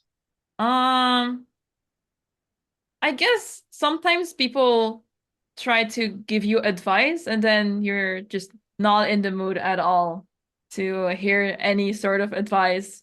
But yeah, I I think a guess lot of things people generally say when you've lost make things worse. yeah. It's basically when people don't usually understand what you go through after a chess game or during a chess game. And I really think if you ever play classical tournaments and you let's say you lose a game, then you will start to realize, okay, this is how things feel, this is how it works, and that's how you finally understand how chess players actually feel after a game of chess. For me, I think the thing that's worked the best is hugs and talking about something completely unrelated to chess. Aw. But that's the closest thing to anything. Yeah, I guess that helps. I guess for me, just, you know, hearing sometimes I'm more harsh to myself than, the game actually was. The game itself wasn't that bad, but it feels like I've played one of the worst games of my life. But then it turns out it wasn't that bad, and that in a way feels comforting to know that it wasn't that bad and it was actually pretty decent. Yeah, chocolate also maybe. Yeah, some good food, yeah. Some good food. I don't care about good food, just comfort Just food. chocolate, that's it. Yeah. I would be Life happy with isn't ice that cream. serious. Yeah, you're not a chess player, are you, Exactly. Calibers? That's a big You tell. you don't know. They You don't don't know, know. Hammer. They don't know. The thing is, losing at chess is just it's very connected to your ego, right? Because you have absolutely no one to blame. And it's like it hits different. Yeah.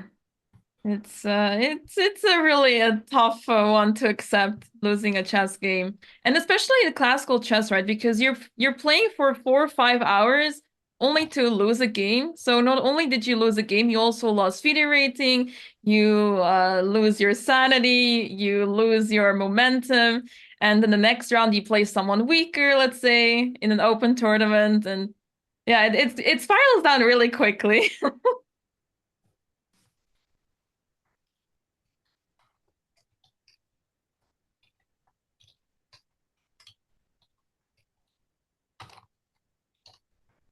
You burned the way you were when you lost. And this is another thing. Chess players tend to be very superstitious.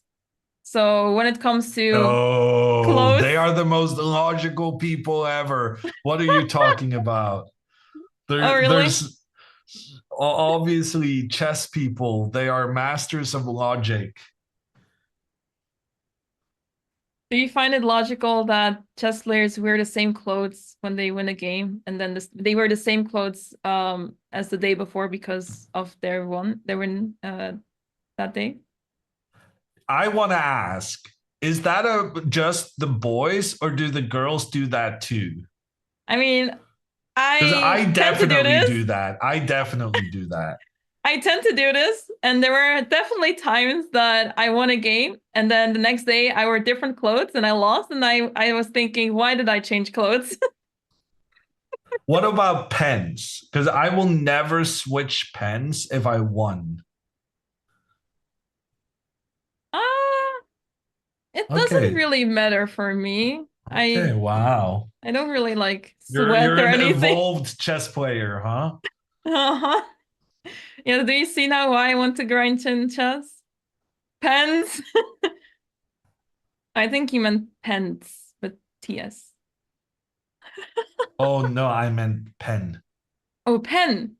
Yeah. Okay, yeah, pen I'm definitely keeping the same pen, but these days in some tournaments we're not allowed to have our own pens with us.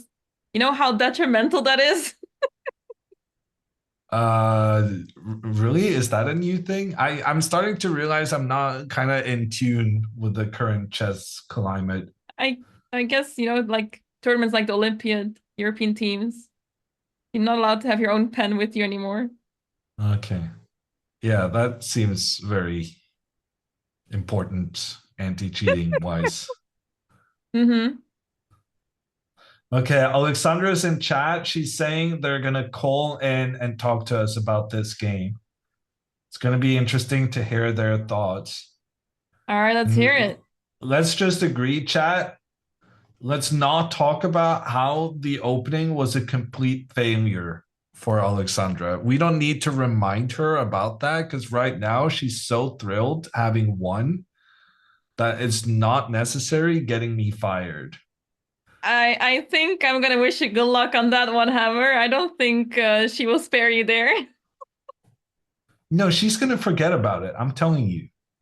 I don't Unless think she chat brings it forgets. up. Girls don't forget, Hammer. You should know. I We may think I forgive, but we think don't forget. I think we're fine. I think she's too happy about the win to remember too much about what happened before. Well, let's see it. I'm curious. I'm just gonna sit here and enjoy it. Dena has 18 minutes. Nemo has 25. That means that when we get back from this interview, we're gonna have a very, very exciting wrap up of the round. We're just gonna catch the time scramble here. That could decide everything in this game between Nemo and Dena. It's still very tense. Yeah, I guess they have still quite a lot of time, but the position is pretty crazy. It's so unnatural from what we're used to. And The I think that's bishops are why. not the greatest, Yeah. but here's my idea. What about a4?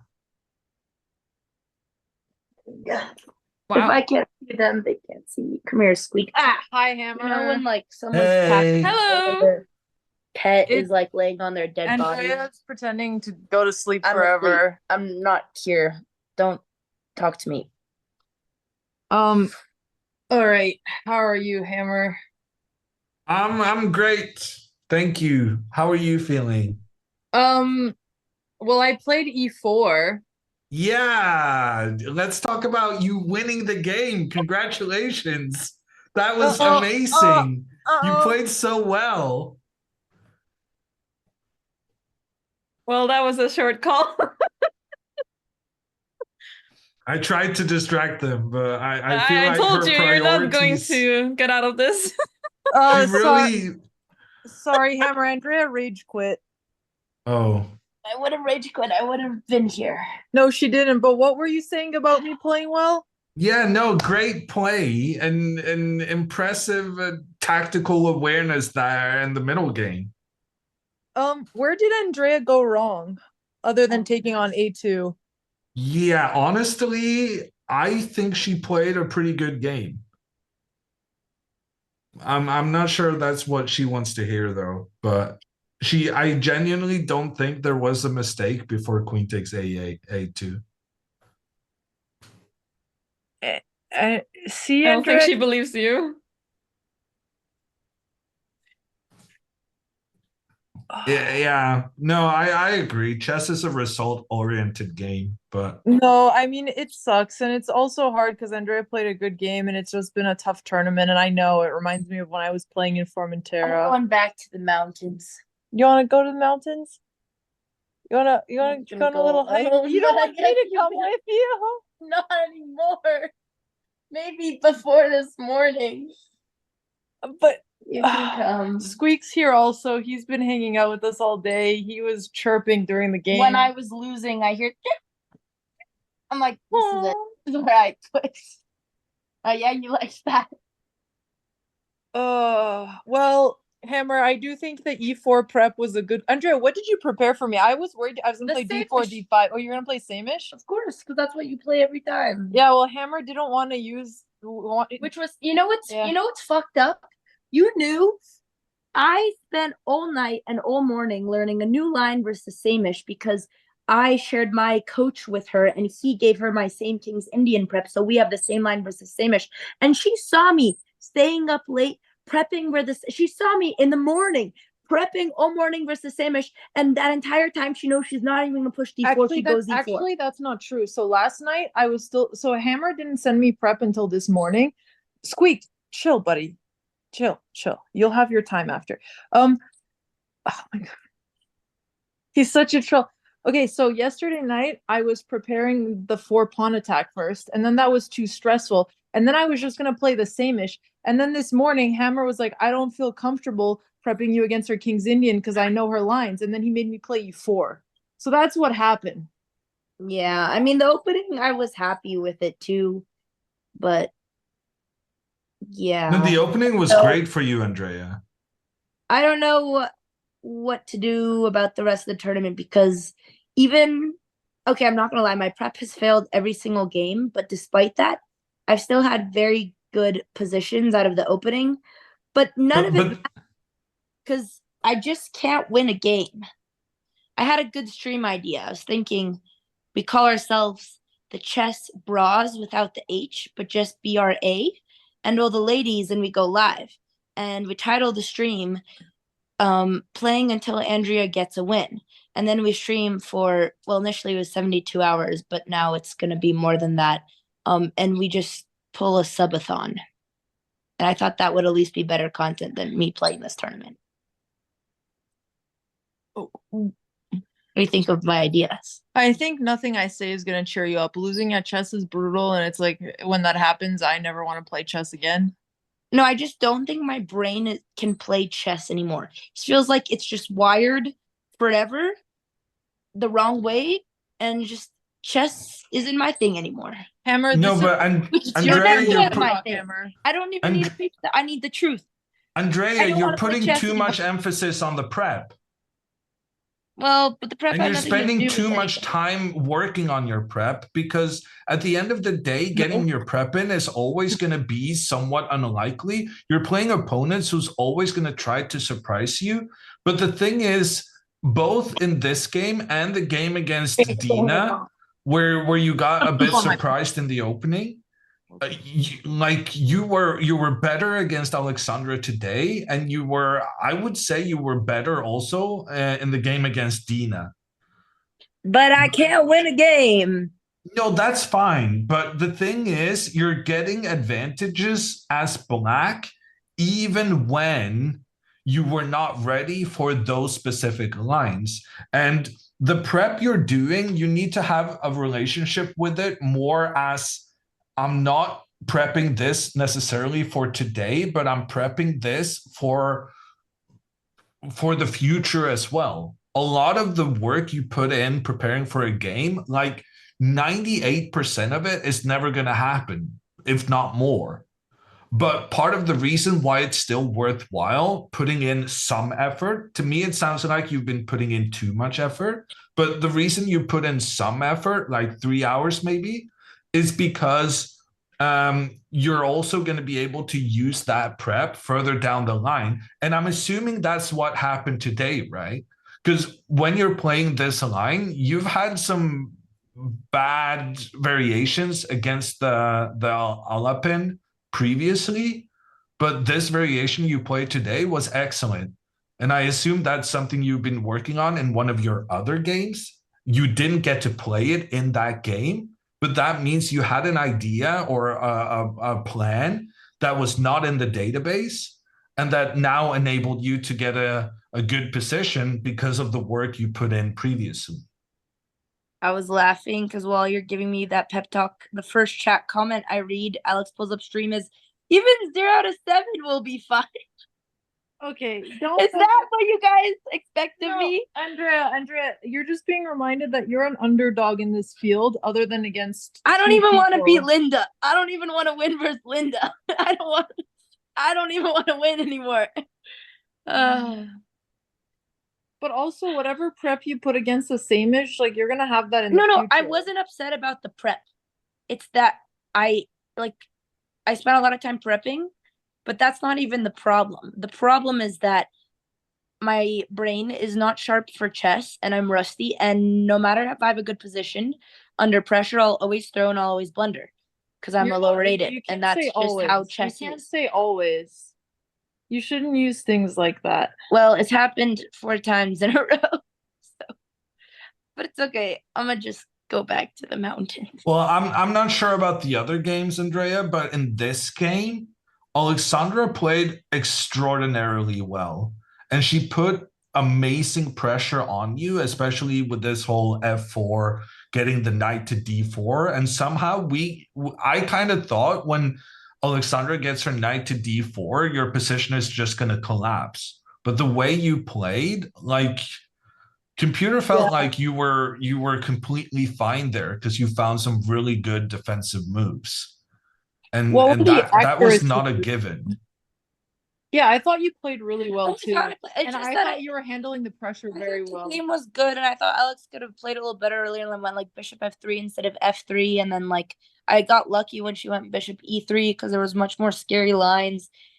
and then I blended. It's just that I'm tired of blundering, and I can't You also stop. need to one more thing, Andrea. That was very good. You were ahead of time on time Yeah. against Alexandra. But I was spending. Oh, I didn't tell chat. It was the first time in my life that I had a time advantage, not only just on the board, but versus my sister. And I spent that entire time losing focus, debating internally whether I should go put on a mousy costume or not. And then when I saw Elton and Hikaru, then I just couldn't stop thinking. And I was like, Andrea, you're up on time. You have extra 15 minutes. Capitalize, use them to win. But instead, I lost all my extra time because I just kept thinking about what was in the costume box. Yeah, but I lost time there too. No, I know. I felt better when I saw you in the Hikaru costume. It's just the first time. But anyways, guys, I appreciate the pep talk. And Andrea, Can we rejected. ask who you were? I was the Anna Kramling. Okay. Yeah, no, that's what we thought. Did you know who I was? Well, we thought you were Hikaru. Yeah, That okay. one was more obvious. That was quite Yeah. obvious. Andrea, I look you good notice as a I blonde? swapped my wig? First it was a dark brown wig, then I found No, a black I didn't one. notice. I noticed. Oh yeah. Anyway, Andrea, at least we have a rest day. Yes, I will rest forever. Look, you can recover still. No, it's fine. I don't even want to pep. I don't want pep talks anymore. Okay. I don't alright. want. I Okay. don't want to hear it. Okay. Well, yeah, let's just not think about chess today then. Well, chat. Thanks, everybody. I'm ready to go. 0, 0, 0, 0, 0 out of 7. Let's go. Stop it. Stop it. Gonna beat the record at Stop this point. it. At least it's a record, you know? That's not true. You can still you can come back. Yeah, against who? Jennifer against Nemo? Oh yeah. Well, The only you and person I can beat Linda- is Linda, bro. The only person I Nemo's can not beat is been the other super person. impressive. Well, Nemo was Dena- lost against both Alexandra and against Jennifer. I think you have a good shot against Linda, and I think Linda is gonna try to beat you too because you're her best shot other than Jules. Pathetic. It's absolutely pathetic. Hey. It's not your fault. All right. All Well, right. Amber, I don't think there's any salvaging this. So yeah, we'll go no more stream, I guess. Yeah, okay. Well, thank you guys. Chess is hard. I have nothing to say. Like, I know it feels like shit, but chat, we appreciate you guys hanging out. And we will see you maybe tomorrow if we stream anything, if not the day after. Okay. Bye, guys. Bye. Bye. Chat. Bye, Bye. guys. Take care. Okay, that was Andrea and that was Alexandra. Andrea obviously very, very unhappy about the result, and understandably so. It's a tough tournament, and there are some really strong players in this, very experienced ones, and yeah, it's not easy. The format is not easy, and it's very likely to happen that some of the players will just not score many points because some of the girls are just so strong here. And while we're checking on, I'm going to get up the Jules versus Linda game. And maybe you can take us through what has happened in the meantime between Dena and Nemo. Yeah, let me take a look what happened because we the last time we checked this game was about here, I guess. Queen C7 was played.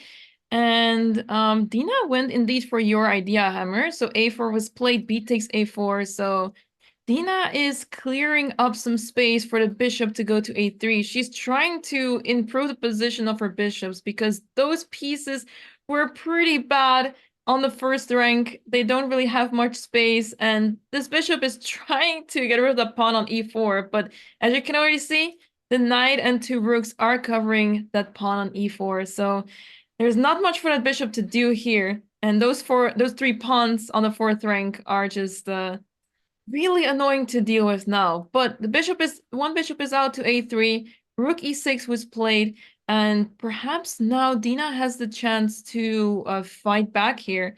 As yeah, it's hard to see where Nemo's play is really. She's trying to get her rook probably to the b file, which is the only other open file except the f file. But it doesn't really seem like it's easy to infiltrate into White's position. White can easily play bishop c2, try to recapture that pawn, and in the meantime, that knight on e2 can move to f4 and try to activate over there. So I'm seeing lots of ideas for Dina here. The players are on move 30, so 10 more moves to make until move 40. They have quite some time left on the clock, but this position can easily the players can easily end up in time trouble if they start to spend some time on their next moves. In the meantime, I've caught up with the current situation between Linda and Jules. And Linda, with the white pieces, is in massive, massive trouble. Jules has managed to infiltrate with her queen along the right side of the board. Not only did she capture a white pawn, she also has some pressure against the pawn on b4 as well. And as a matter of fact, the computer believes Black to be completely winning in the current situation, suggesting moves such as bishop takes knight, or pawn to a5. And of these, I think I like bishop takes knight the best, because then if the white knight recaptures, we can then trade the bishops, and we can end up in a situation where the queen is attacking the knight, the pawn, and the bishop all at the same time. And white just can't keep all of this defended. Instead, Jules went with knight takes bishop, wanting to take out the defender of the b4 pawn. But to be fair, that bishop wasn't the greatest piece. It was defending some white pawns, but it was kind of also being blocked by those same pawns. So the trade in itself, I think, could be favorable for Linda, but it also depends on what Jules's planned follow-up is going to be. It's crazy to me that the computer is so happy about Black's position because White is only down one pawn. Okay, these pawns on the fourth rank are pretty vulnerable, but I feel like White's pieces are really strong in the center, so it feels pretty difficult to break through. But I guess you can easily create a pass pawn if you want to with a5, if you don't have any options to attack that pawn and win it. I feel like there was a big missed opportunity here for Jules, because if she had traded, even trading off the bishops just immediately, it seems to me the attack against the knight, and with the knight not being able to move away without the bishop landing in trouble, like these kind of things were a lot more threatening for white than trading off a bishop that wasn't really that great to begin with. And now after knight to e4, suddenly Linda is clawing her way back into the game. The move queen to c1 would be able to get the trade between the queens, because obviously Jules is thinking she wants to capture the pawn on b4 if the queen chooses not to defend that one. But here, capturing the pawn will end you in trouble, because the queen not only tried to get a trade, it also started pointing down towards the bishop on c7. So here, a trade between the bishops will enable the queen to then capture on c7, and suddenly it would be white who's winning in that case. Yeah, not so easy for Black to play here. Despite being up a pawn, Black needs to stay careful, but Jules did play the move knight to e4, giving Linda the opportunity to play queen c1 and trade queens. in the meantime, on Dena and Nemo's board, Nemo has returned with her queen to the A5 square, targeting the pawn on C3. But in doing so, she is ignoring the fact that her rook is under attack, which I must say, that is a controversial decision right there. Yeah, she's starting to take the pawn on c3, so I guess she's hoping to have some advancement on the queen side with those pawns. But since they are not connected anymore, previously this pawn was on b5, before it made more sense to do something like this, but now that the pawns are disconnected, this pawn on c4 is not going to achieve that much. Perhaps she's hoping to have better chances in an endgame after queen takes c3. And you're just completely fine with this rook being captured? Well, I'm not fine with it, but I'm trying to make sense of what Nemo is trying to do. So what was it she was so afraid of that led her to this kind of desperate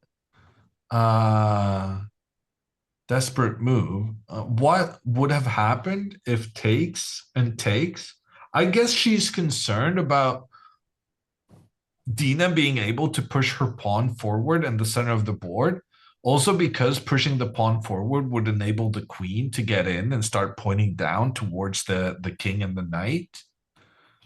But maybe simply queen f2, because there's so much pressure on the f file, so attacking the knight and then rook f7. Well, either way, I'm going to go knight d5.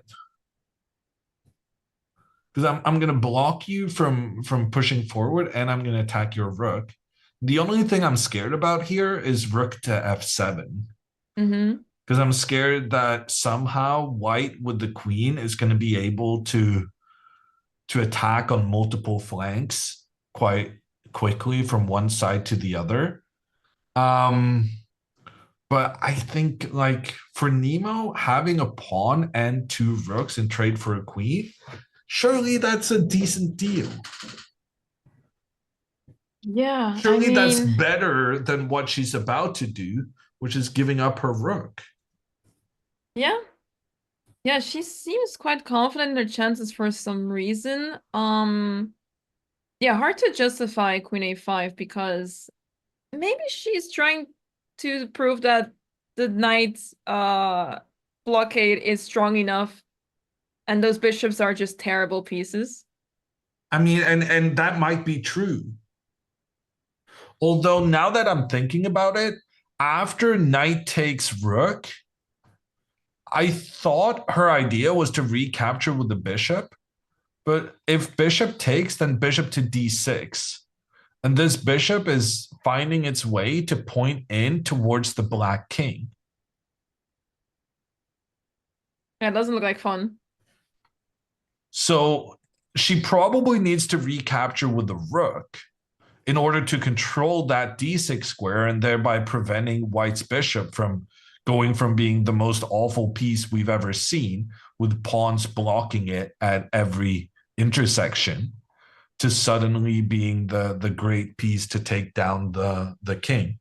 And Dena chooses not to take the rook. Wow. She does not care about the rook. She just captures the knight on d5. And that's was the impressive. Computer's top choice. Wow. That's the most sensational thing about it. That just didn't alter the computer's evaluation. Computer thought that was the best move. I'm curious what Dena has in mind. Fancy play. Okay, Dena. Okay. Queen takes d5 on the board. I wonder what she has in mind now, because the knight on f6 is defended. You cannot really access it right now. We wish we could put a bishop on e5 in e5 soon, but I mean, I was thinking maybe queen b2, trying to get down the b file, but if you go queen b2, there's rook b6. And you're not getting anywhere with that queen. Dena goes queen e1. What? I am so confused right now. That was a free rook. I guess she's just very happy not having to deal with the threats against her own position. And she feels like she can build up her threats in time. Yeah, I guess That rook is f4, a queen h4. incredible decision from Dena. Maybe you have to look out for g5, but other than that, or maybe just putting the queen on f2, that works too. That knight is very vulnerable there.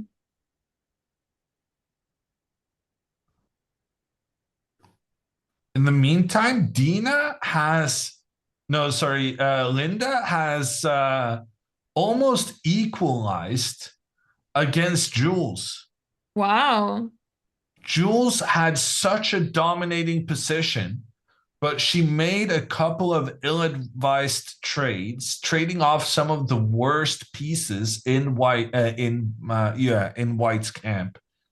And now the problem is, even though Jules has an extra pawn, her ability to use that pawn to get a new queen is very limited by this incredible guy on b5. Because anytime the black pawn tries to chase up over to the other side and become a new queen, Linda is going to have the en passant move, saying that you can't get past my pawn without giving me an option to make the capture.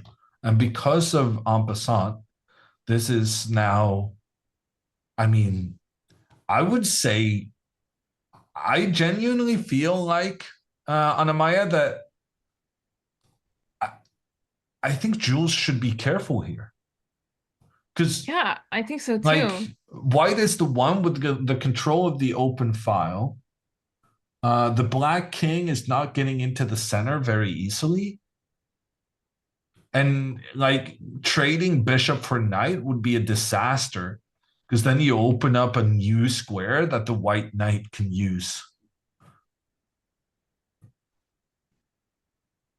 Yeah, Linda playing some really good moves here. And this is what I was talking about, right? I mean, really difficult with black to prove that that extra pawn is actually winning.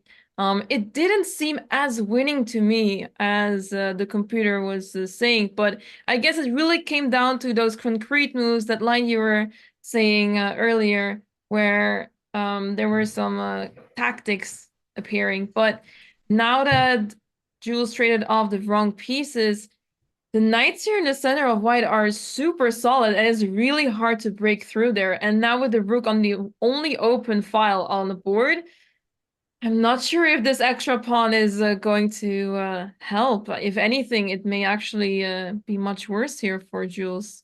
And part of the Practically. problem is that the black bishop isn't really ever able to do anything.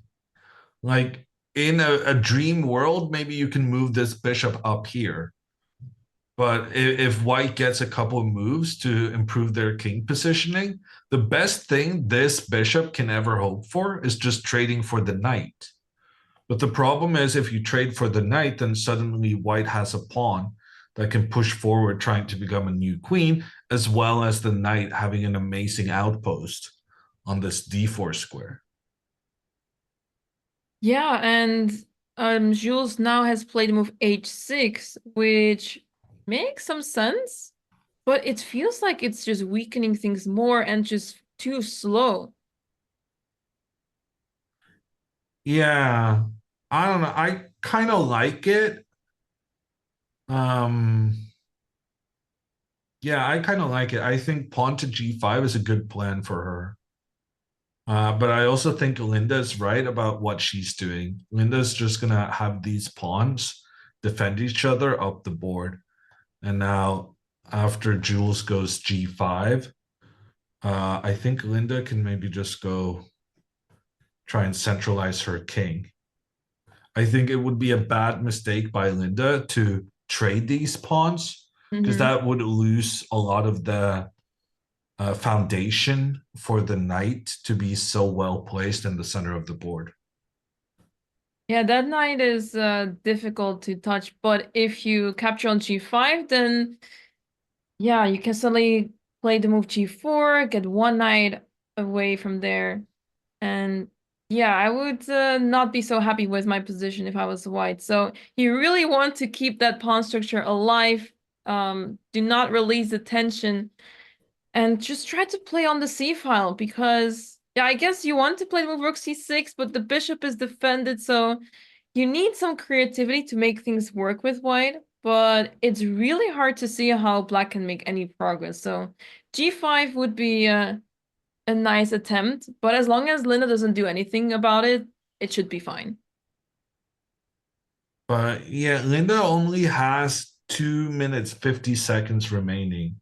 And when that pawn moves forward, you see that possibly it could create an isolated pawn in your position. I don't know, you might freak out a little bit. Mm-hmm. So I kind of like this approach from Jules. I think given the circumstances, that was definitely the best shot at creating some difficult decisions for Linda before, or rather in during the time scramble. Yeah, exactly. Don't you think that white may want to try to pick up that a pawn so that we can finally target that b6 pawn? So let's say rook a1 is a move that comes to mind here. Yeah, that makes sense.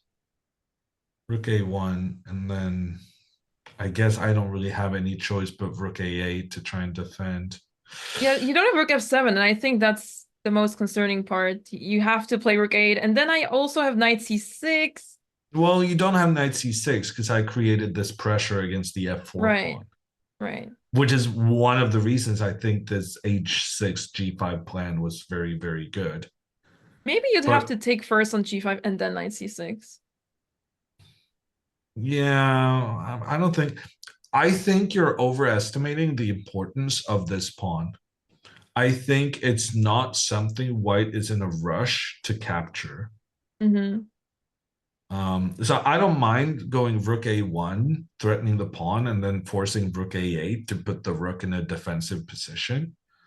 But then afterwards, I would maybe just centralize my king. Ooh, although here knight to c3 is a problem. Oh, that's pretty tricky. Yeah, no, that's not great. Um, so Jules does go with g5, and Linda rook to c6. So Linda makes the right call to just keep the tension between these two pawns. Yeah, the And players are on now move 30, so they have 10 more moves to go. But with 2 minutes left on the clock for Linda, anything can still happen here. I think king g7 now you should play to get control of some of the squares. Jules goes for the trade. I think this is a mistake because after the recapture now, the only thing that has really happened is that because you made the trade, you've opened up the h4 square for the white knight to try and put pressure on the f5 pawn. So I would have preferred having both these pawns still on the board, since that would limit white's choice. Mm-hmm. Ooh, Nemo just allowed bishop to f8 or rook to f8. Dina's gone rook to f8. Maybe that's even better, actually.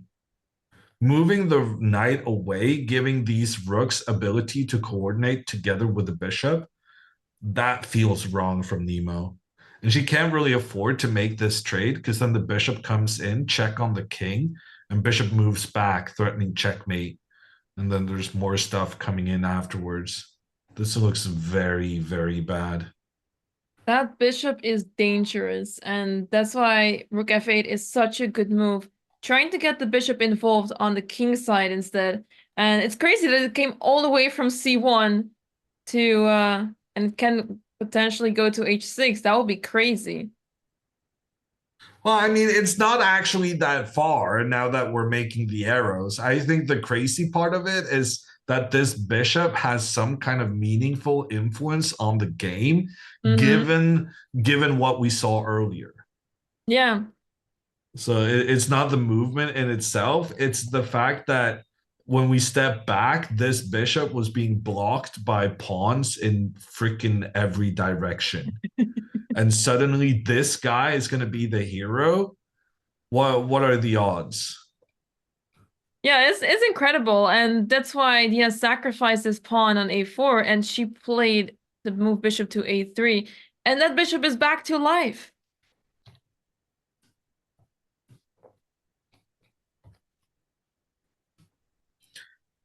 We might have one of these games decided during the time scramble, but right now it is looking like the one between Jules and Linda is going to be a long winded endgame.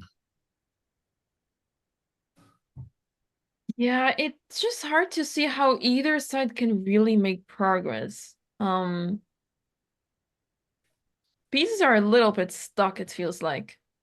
Sneezy Lasagna says, I love how bishops get stronger as the game goes on. And I think that's an incredible, very, very good thing to notice. Because normally you say that bishops are good in open positions, positions without too many pawns blocking its path. But if there's anything we've learned from this Dena game, it's that well, sometimes even a blocked bishop can come into life and show their worth. And I'm reminded, based on this comment from Lasagna, I'm reminded of my coach, Simon Agdestein, and how he told us, no, the bishops, it's not that they're good in open games, it's that they're good in long games. Which is, yeah, pretty much the exact same thing Lasagna said. Just, I'm assuming they didn't know about the wise words of the Norwegian chess coaches. You just described how good, well, the reason why the French can be so good.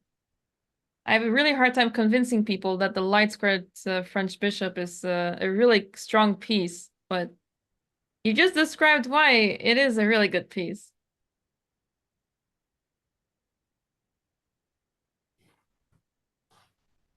In the meantime, Jules has given a check on White's king, but the king just runs away. Do not hide in the corner because that would be checkmate coming in from the knight. But with the king going in towards the center, the king kind of wanted to go in that direction anyway. And Jules now returning to the f8 square to keep the pawn on f5 protected. She essentially wasted two moves there, going back and forth. And this also illustrates the mistake she made making the trade of the pawns, because the white knight on h4 is super annoying, putting that pressure towards the f5 pawn. And computer now thinks Linda has the advantage despite Linda being down a pawn. Yeah, Jules has a pretty passive rook over here. Can't really do much with it. And even though this rook is just attacking the bishop that is already well defended, but yeah, it's in a really strong square. But it's hard to proceed from here, other than the fact that it's holding down the black pieces. It's not really doing much there, but it still has this good purpose of keeping the knight here to defend the bishop. And the bishop doesn't really want to move either. But I see that Linda has moved the knight back. Okay. Does she want to repeat moves? But it's not really a repetition, though, is it? That comes as a big surprise to me. I thought that knight was really well placed, putting pressure against the f5 pawn. If I'm Jules, I really want to try like, but the problem now is that I'm scared about this knight returning. If I'm Jules, I kind of want to go king g7 and then rook d8. And now anytime there's an attack against the f5 pawn, I can just go king f6 and I've got everything defended.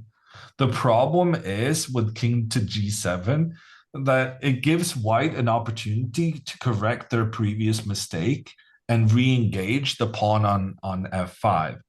Because now if I try king to f6 before I move rook to d8, well, then I get hit by the knight coming in with the fork.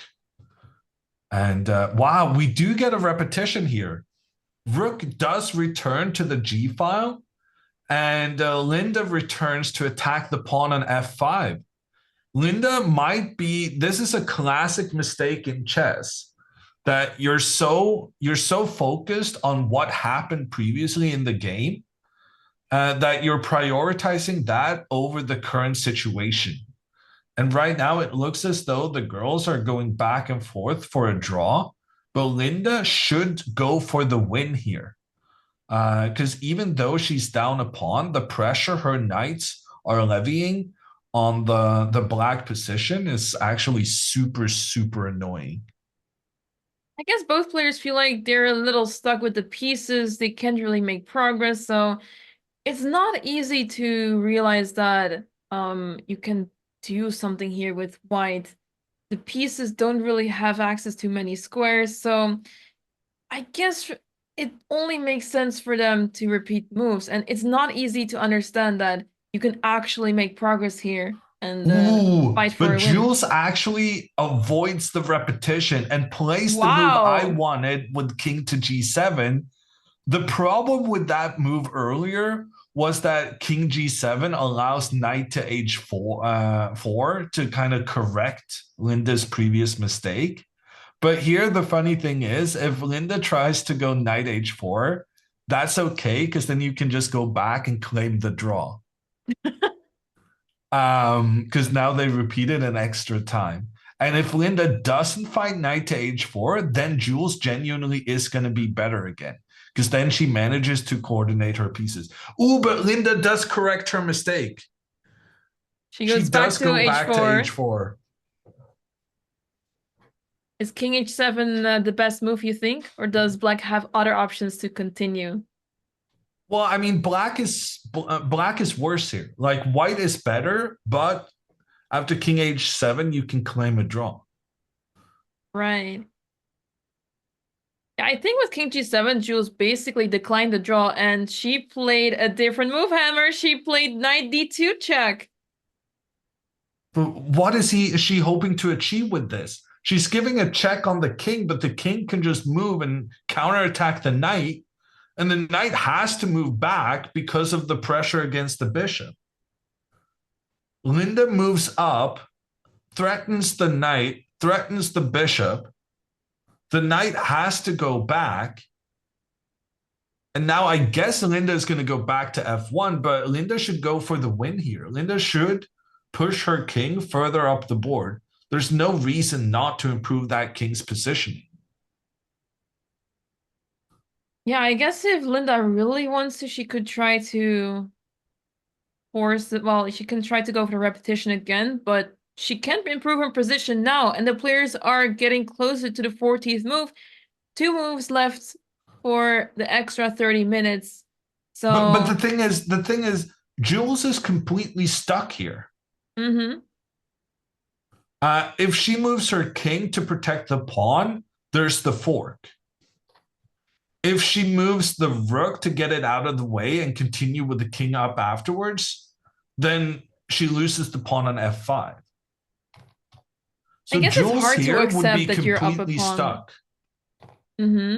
It's hard to accept that you're up a pawn and you have to go with a draw. I think that's the problem here. But Linda goes for knight h f3, so I think she's really looking for that draw here. Yeah, but if she wanted the draw, she should have kept her knight in the most threatening position it could have. Because now what's going to happen, this was a big mistake.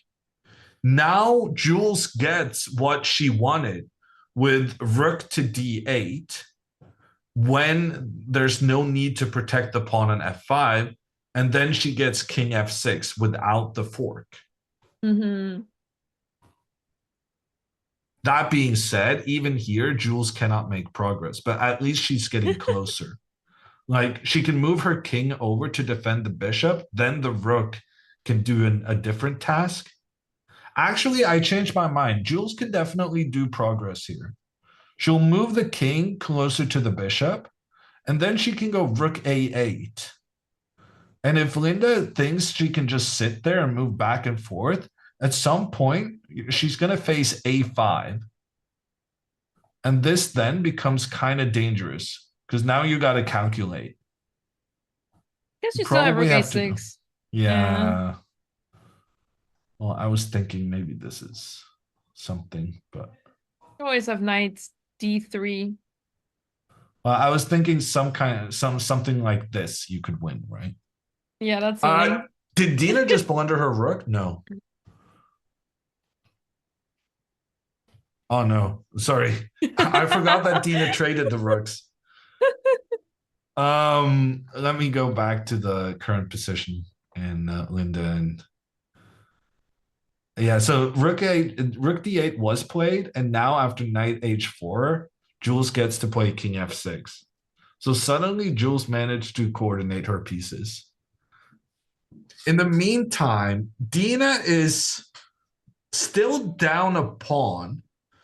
And still the massive favorite according to the engines because the black pawns are not working together as a unit as opposed to white's pawns who are completely connected. We also have the bishop and the rook pointing in the same direction close to the black king. Dena right now is attacking the pawn on a4 and she doesn't really care about that pawn. She just wanted to move her bishop away from the attack from the black rook. And now Nemo's going to do something like bishop d7 to protect. And then Dina's going to go boom. And she's going to have attacks on both sides. And if queen to c6 trying to defend the knight, then d5. That's very reminiscent of the d5 that Alexandra played in her game. That final pawn sacrifice in the middle to disrupt the coordination in the opponent's pieces. I was wondering if in this game, if you get your queen to h4 and somehow you get to defend with king g7, do you think that white would have to go for g4, g5?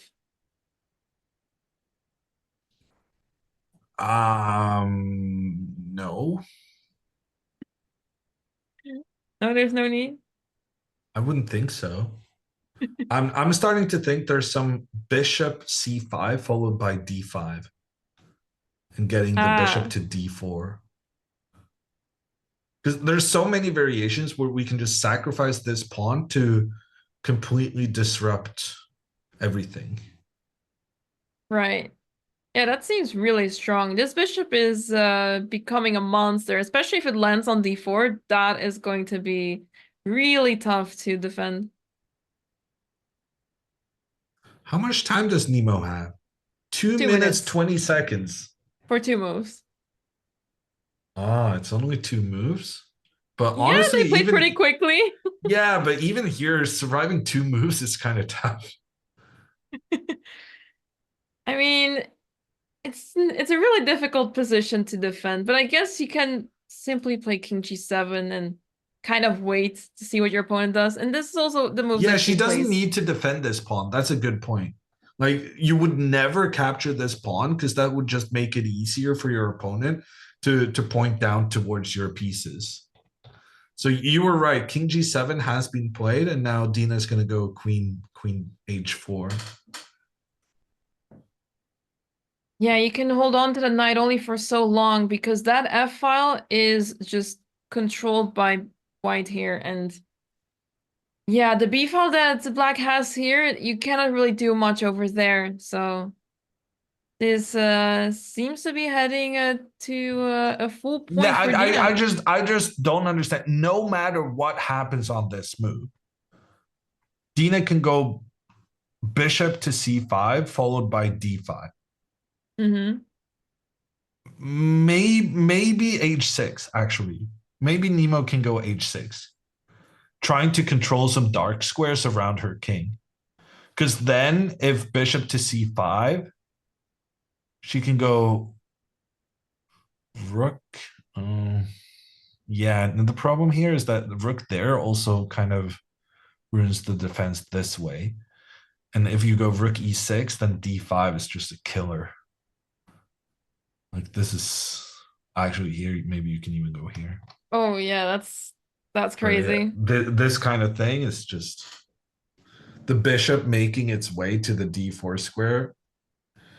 It doesn't matter how many pawns Dena sacrifices on the way. It's just the number of pieces surrounding the black king is too much to deal with.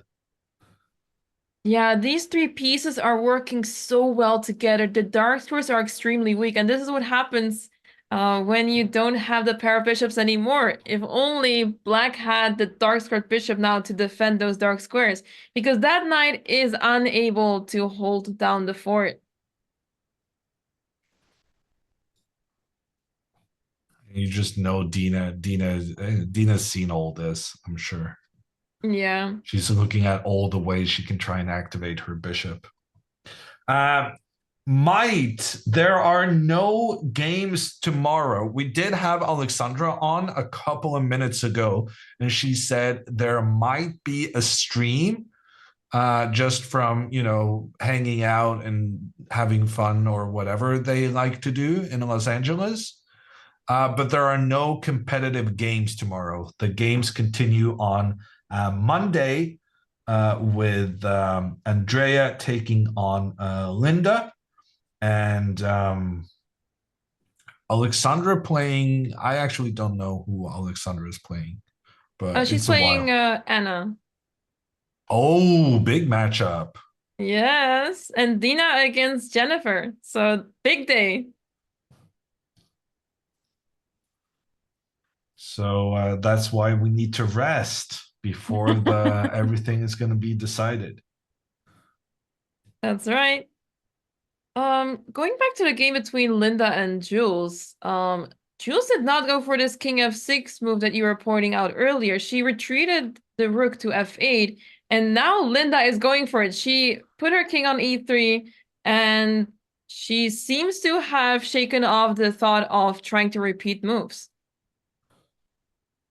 Yeah, but at the same time, if Jules now just reverts to moving the king back, it's not clear to me how Linda proceeds for the win.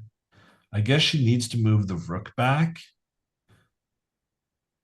And then actually, no, it's very obvious. She's just going to move the rook back and then attack the pawn on a7. And black is not going to be in a position to use the rook to defend because then you lose on f5. Hmm. Yeah, the rook will be Jules is in big overloaded. trouble here. Hmm. That's devastating considering that she was completely winning not that long ago. Yeah, and then she also had a refused draw. going back and forth. Yeah. It's difficult to change your mindset from being in a completely winning position, because I'm sure she thought she was winning somewhere as well. For going from that mindset that you're trying to win to having to accept a draw, having to repeat moves, especially while you're still up a pawn. It's so hard to believe that you are worse in this very position. But truth is that the knights of white are just so strong.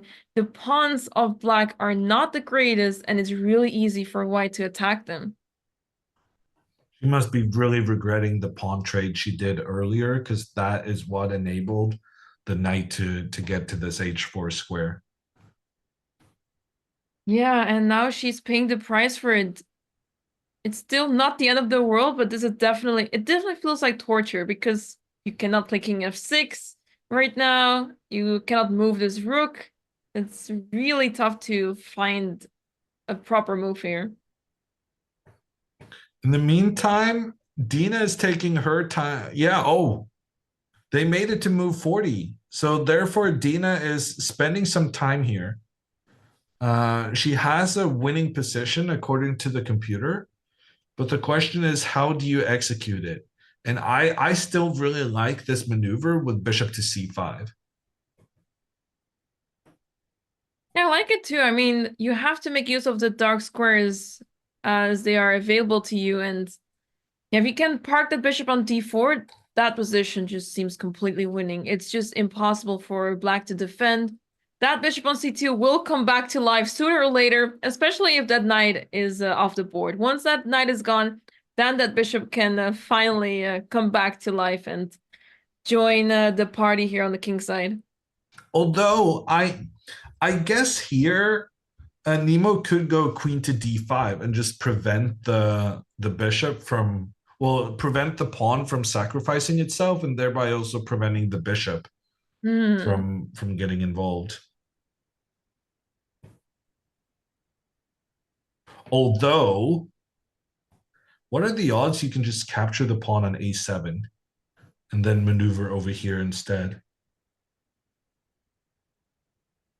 Yes, it's just a lot of moves, and maybe the queen can just retreat to b7 and just follow you. You you go. just fell for my trick. Oh If no! The queen just follows. Now I go d5. You just set me up for this trick. It occurred to me that it might be something worthwhile.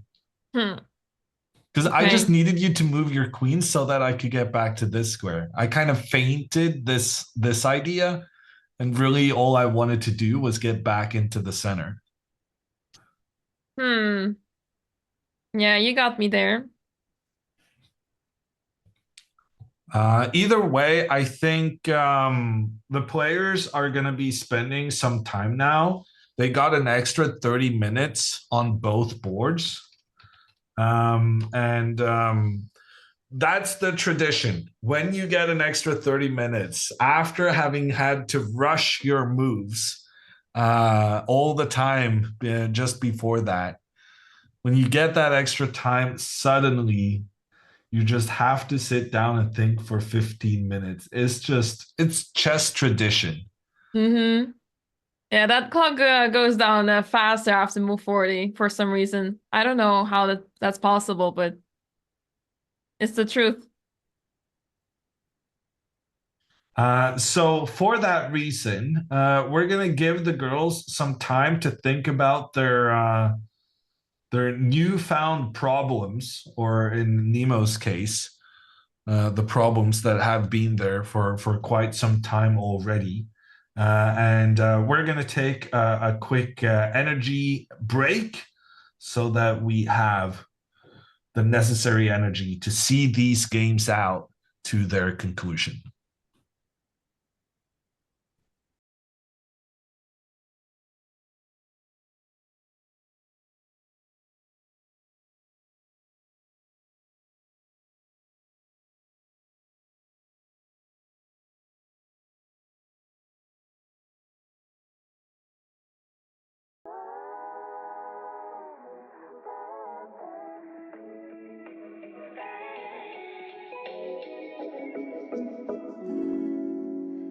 You give is what you get back.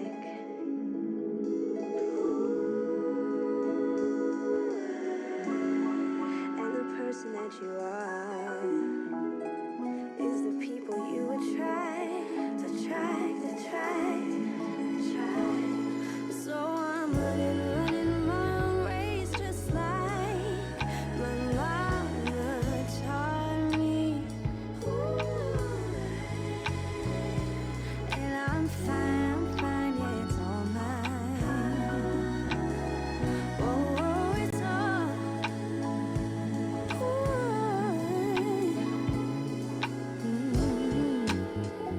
Not everything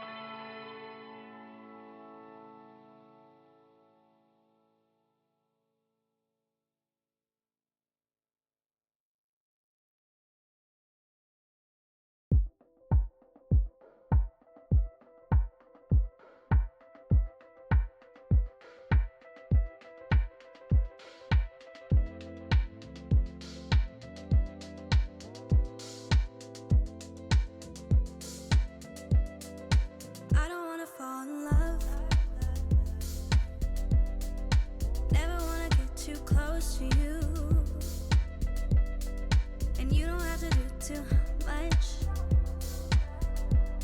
We can vibe right here, just me and you. I don't really wanna waste your time. I just really like the way we vibe. I'm just hoping that you hit my line when you're rolling by, when it's warm outside. Let me give it to you straight, baby. You've been running through my mind all day. So tell me, are you really gonna make me wait? Leave your baggage to the left, boy, cause you know that I can treat you right. You can call it what you want, baby, as long as you call me at the end of the night. Take a trip, just be careful, darling. It could be so nice. No stress, living in the moment. Now I love. I never wanna get too close to you, and you don't have to do too much. We can vibe right here, just me and you. You don't gotta put in work, baby. You just gotta put it down for me. Don't need money or a dime in me. You do you and I'ma do my thing. Yeah, I'm good on my own, but don't always wanna sleep alone, cause sometimes I get a little lonely. So if I say what you want me to say, will you stay? Will you stay a little longer with me? The way we share energy, it's a beautiful sight. At this rate, we can vibe all night. But I don't wanna fall in love. Never wanna get too close to you, and you don't have to do too much.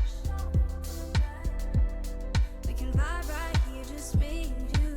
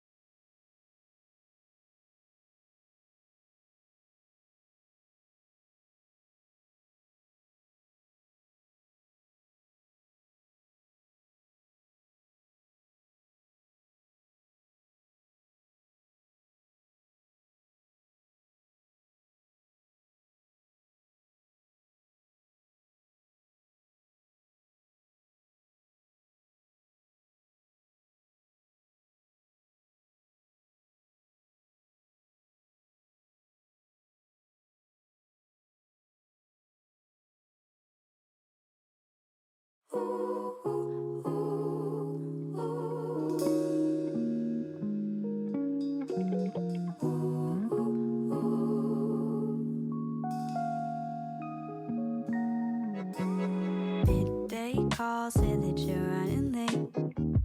It's fine, say I'm running the same. But I lied, so I waited for 5 at the spot. You walked right up to me like it was regular. Just two dorks who can't keep to a schedule. Saturday night, going home with a smile in the dark. Uh-oh, sticky and you're stuck on my mind. Thought somebody would be harder to find. I got so messy, better hop in the tub for a wash. Uh-oh, now I wanna see you on the weekdays, and I wanna help you see beyond your weekdays. Love's blind, but you might catch a glimpse if you watch. Baby, you shine a different way. You paint away a gray and cloudy day. But when it's ever clear to me, you're nothing short of magic. You shape a world between your hands, then hide away and I don't understand. Cause when I have you near to me, it's nothing short of magic.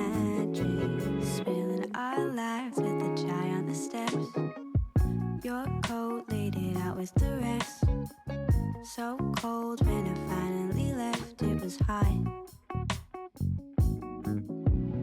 But I see us with our toes in the sand, and I'll go any place we can land. I'm shocked, baby, who would've thought we'd be getting all caught up in an art supply shop. Uh-oh, sticky and you're stuck on my mind. Thought somebody would be harder to find. I got so messy, better hop in the tub or wash. Uh-oh, thinking that I might just be delirious, but I can't help it. And that was a very poorly timed break, if I could say so myself. And because while we were out, Jules went with her king to the side, and Linda went back with her king, and they've taken a draw. And frankly, I'm not sure this final position should have been a draw, Anamaya. If Linda had realized how good her situation was here, the black rook was tied down to the defense of the f5 pawn. So if Linda had gone after the a7 pawn, we could have seen the black position kind of collapsing here.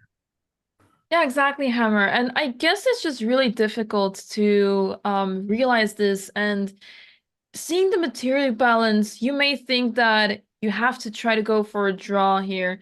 And I guess based on the events that happened in this game, Jules was winning for quite some time, and then the position ended up in this endgame where it was not so easy anymore for Jules, and it was maybe even better for Linda to play on here and go for the win. But adjusting to the situation throughout the game is not so easy, and that's why I think Linda was okay to go for a draw, and Jules at some point also had to accept that she's not going to win this game anymore. And a good point also made by Steeson in the chat. Not surprised Linda wanted a draw. She only had losses so far in the tournament. This puts her on the scoreboard, and she now has half a point in 4. A tough return to competitive chess for her. Yeah, it's not easy being out of chess, competitive chess, that is, for so long. It's really difficult to get back into it, and there is so much that you need to kind of need to have the feeling for the game again. And after not playing for so many years, you kind of lose that feeling a little bit.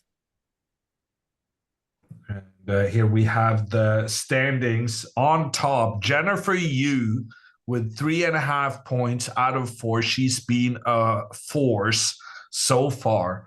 But we have one game remaining. And if Dina Belenkaya manages to win this position, which the computer believes is winning, then she will manage to equal Jennifer's score. And they will be tied at 3.5 points each. And the fun thing is they have not played each other yet. So their individual game is going to decide so much. That's going to be an exciting matchup. But first, we'll have to see if Dina can convert this game. For now, her chances are looking great as she's looking to develop, to activate this bishop even more. As we pointed out earlier, we want to get that bishop on d4 as this knight is the target here. But she went with my idea, Hammer. She wants to go g4, g5, just like I did. Yeah, and if this knight is knocked out of his position, that's gonna make black just fall apart, I believe. So I think in order to deal with this pawn advancing, I'm going to say Nemo should go pawn to h6 to be ready to eliminate the white pawn should it move further forward. Yeah, so you will be able to open up the king side even more. The white king is a little bit exposed, but it's almost impossible for black to do anything there. And the key thing is just that I'm able to keep my knight on f6, right? Yeah, for now. Well, you say for now, but like in this position after the pawn trade, I I mean, if I don't go h6, I guess let's put it the other way. If you go queen to d5 instead, which is what Nemo did, well, then you're not getting the knight to stay in its position. I also want to mention something else, Anamaya, because I've been starting to think about queen h6. I'm just gonna put it out Oh, there. you're just putting it out there in case Yeah. a potential checkmate is possible.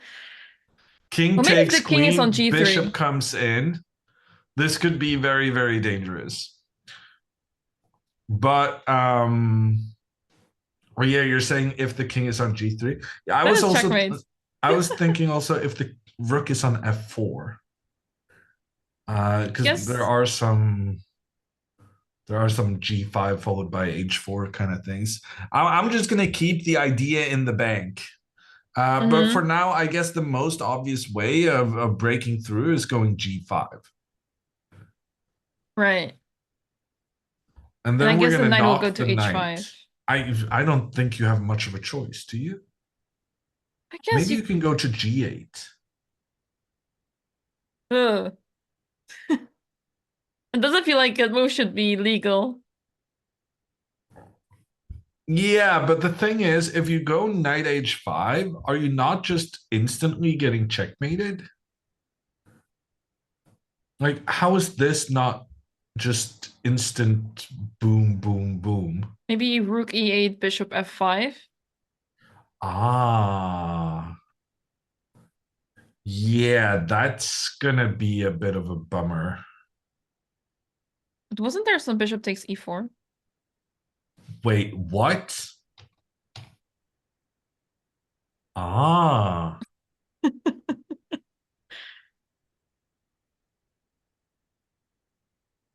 Yeah, okay, so bishop takes e4, that wins the game. No? Why is the computer saying this is almost equal? Queen goes back. Queen goes back. Queen Queen g3? g3. No, because now you can trade and you can give this check.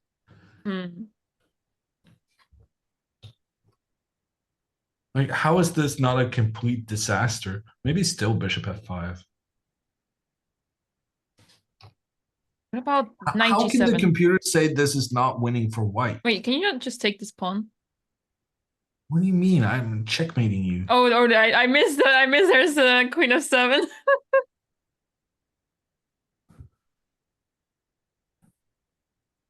Well, I'm not understanding anything here. chess is not easy. How is the computer making us? This must be winning for white somehow. But I guess that's Nemo's general plan, right? She's trying to provoke the pawn to go to g5 to kick the knight out, and then she's going to try to use her bishop to block the f file with the bishop instead. Yeah.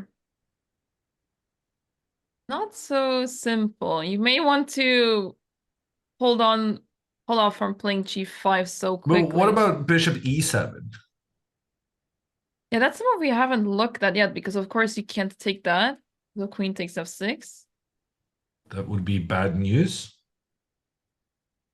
But what if you don't take? What if you move the knight to g8 again? Yeah, Then but we you get into just the mocked same- me for putting the knight on g8 earlier, and now you want to do it?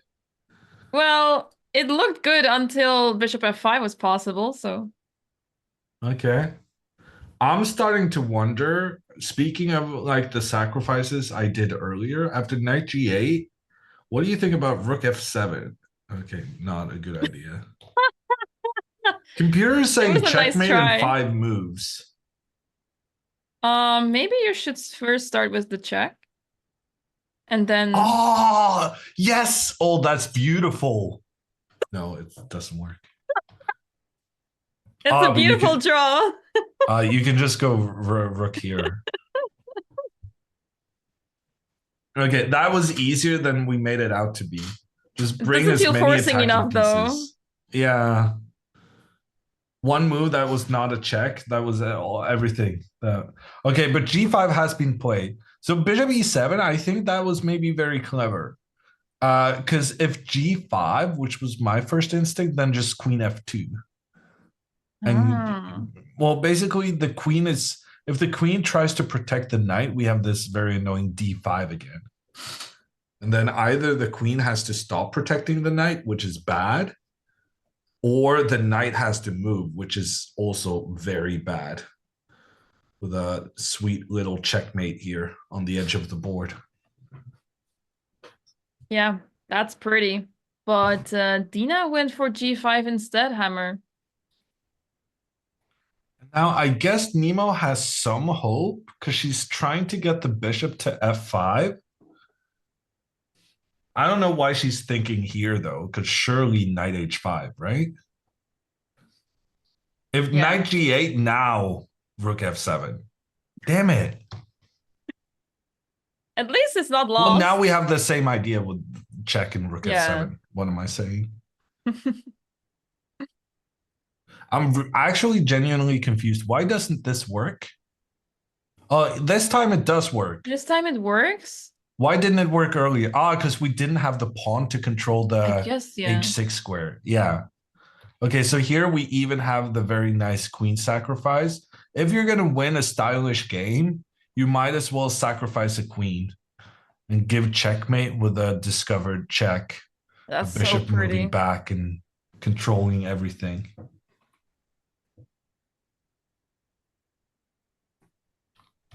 Yeah, I So think that knight would be h5 will be sweet. played.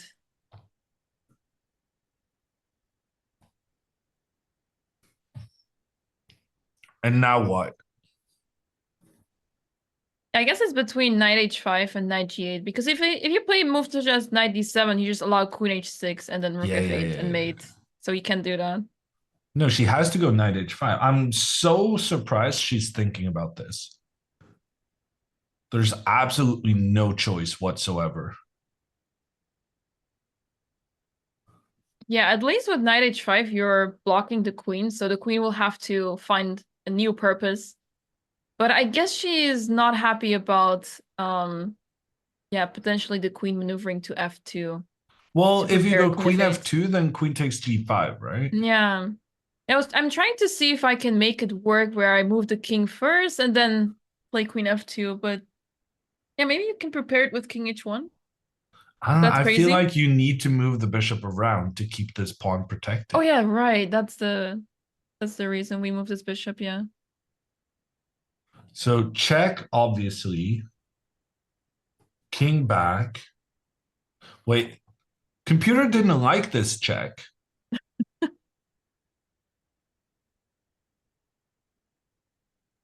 Are we going bishop d1?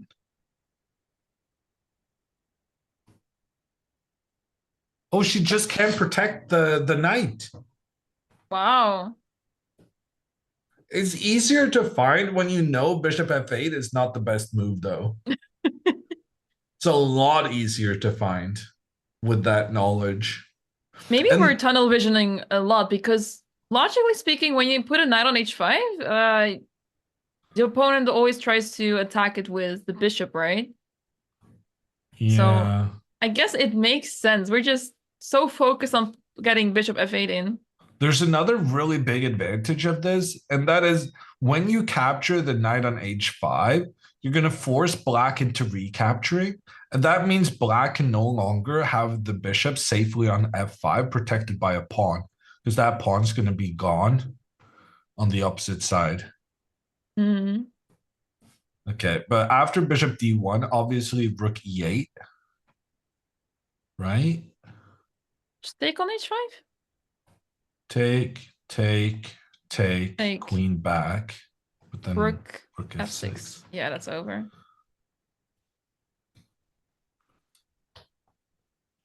And if we don't go back, then there's rook g6. But the problem is if the rook doesn't go back, white is probably not even going to take this, right? So after something like bishop to d7, white maybe you start with gives a bishop check. f8. Yeah. Yeah, check, then take. And then bishop h6, threatening checkmate. Yeah. Queen of And 4, I guess now. g6. I Queen like of Queen 4. of 4. Yeah. Oh yeah, queen of 4 is just over. What am I thinking? That's just threatening checkmate. Mm-hmm. Yeah, that's good. That's gonna do it. Yeah, bishop d1 is crushing, but the question is, will she find this move? Because it's not an easy move to find. One of those retreating moves. You'd rather But, try to move yeah. forward. She shouldn't have played g5 without finding. But I guess she played g5 because she didn't see bishop e7. Perhaps, yeah. Yeah, bishop d1 makes a lot of sense. But only if you actually have it on your radar. And I can totally see a world where you're playing this game and it's just not even on your radar. It's so tempting to take the pawn on a4. It's so tempting to play bishop f8 check. But that's the question, how bad is bishop takes a4 right now? With the idea that you're stopping the rook from going to the 8th rank. So I'm going to try to keep my idea alive of checkmating on the 8th rank. I like that. But I guess my fear is after bishop takes here, what if black just goes for the trade? Mm-hmm.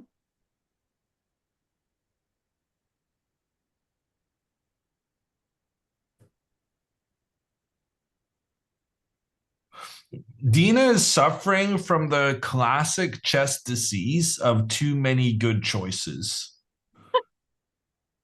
No, but it's so classic that you make mistakes when you have too many good moves to choose between. Because then you end up spending a lot of time choosing between all of your tempting options. And suddenly you end up realizing that, oh, I'm very low on time. And then you make a mistake and mess everything up. Yeah, she also spent quite some time already. For 2 moves, she spent already about 15 minutes at least. So that's quite a lot of time after move 40. She got the 30 minutes extra and she's already down to 15 minutes. So that's quite a lot of time spent.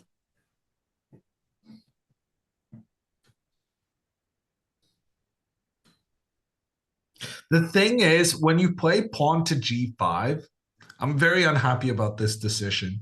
Because if you play pawn to g5, you better have an answer prepared against knight h5.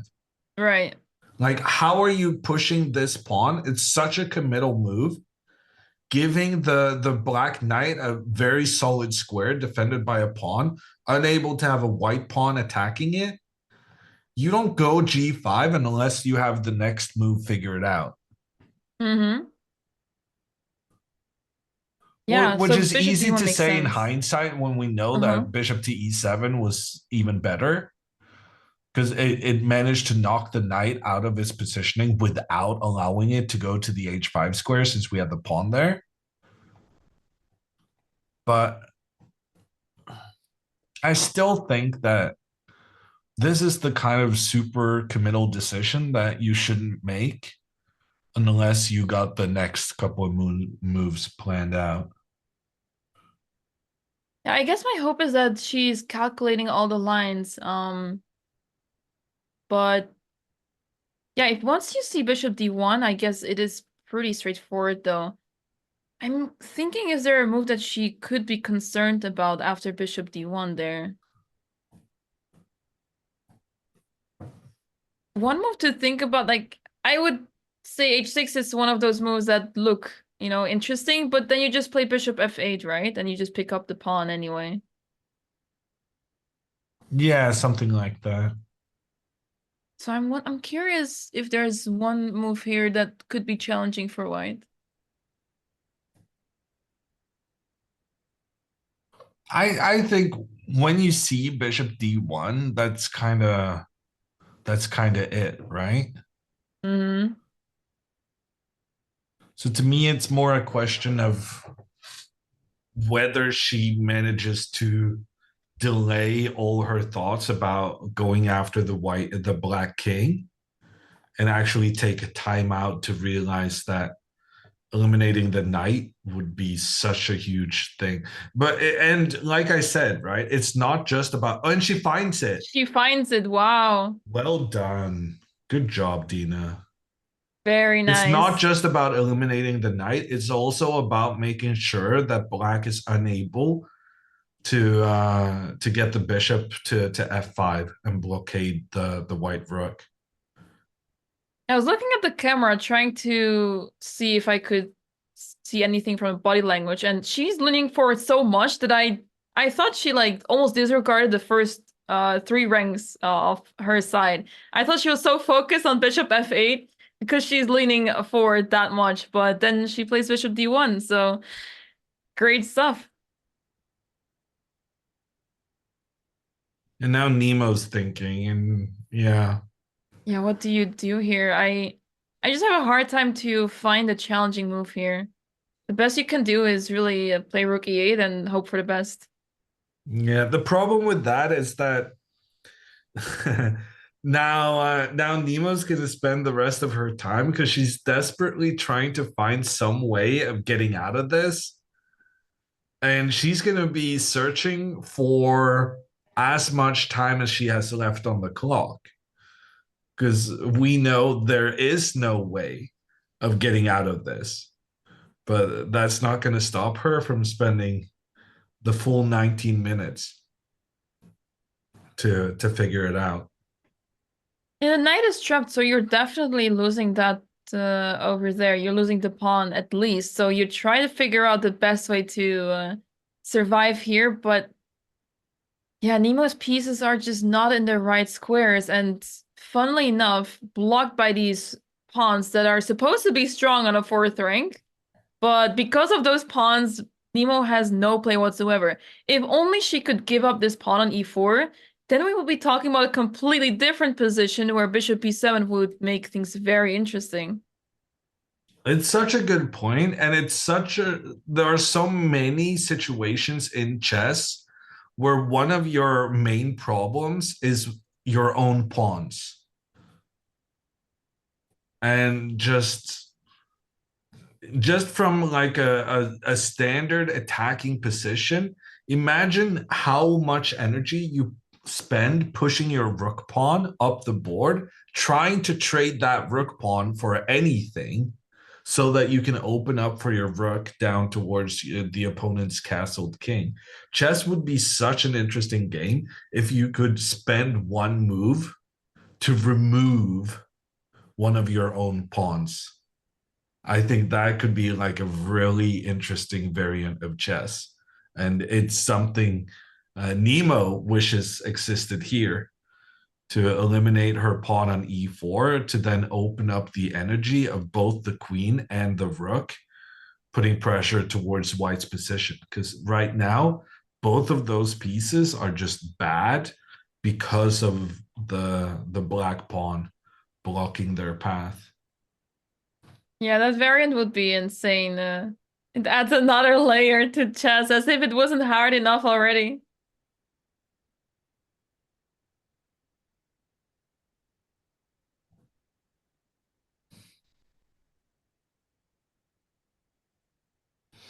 Yeah, I don't really have too much more to say about this game. I think bishop d1 was a deceptively difficult move.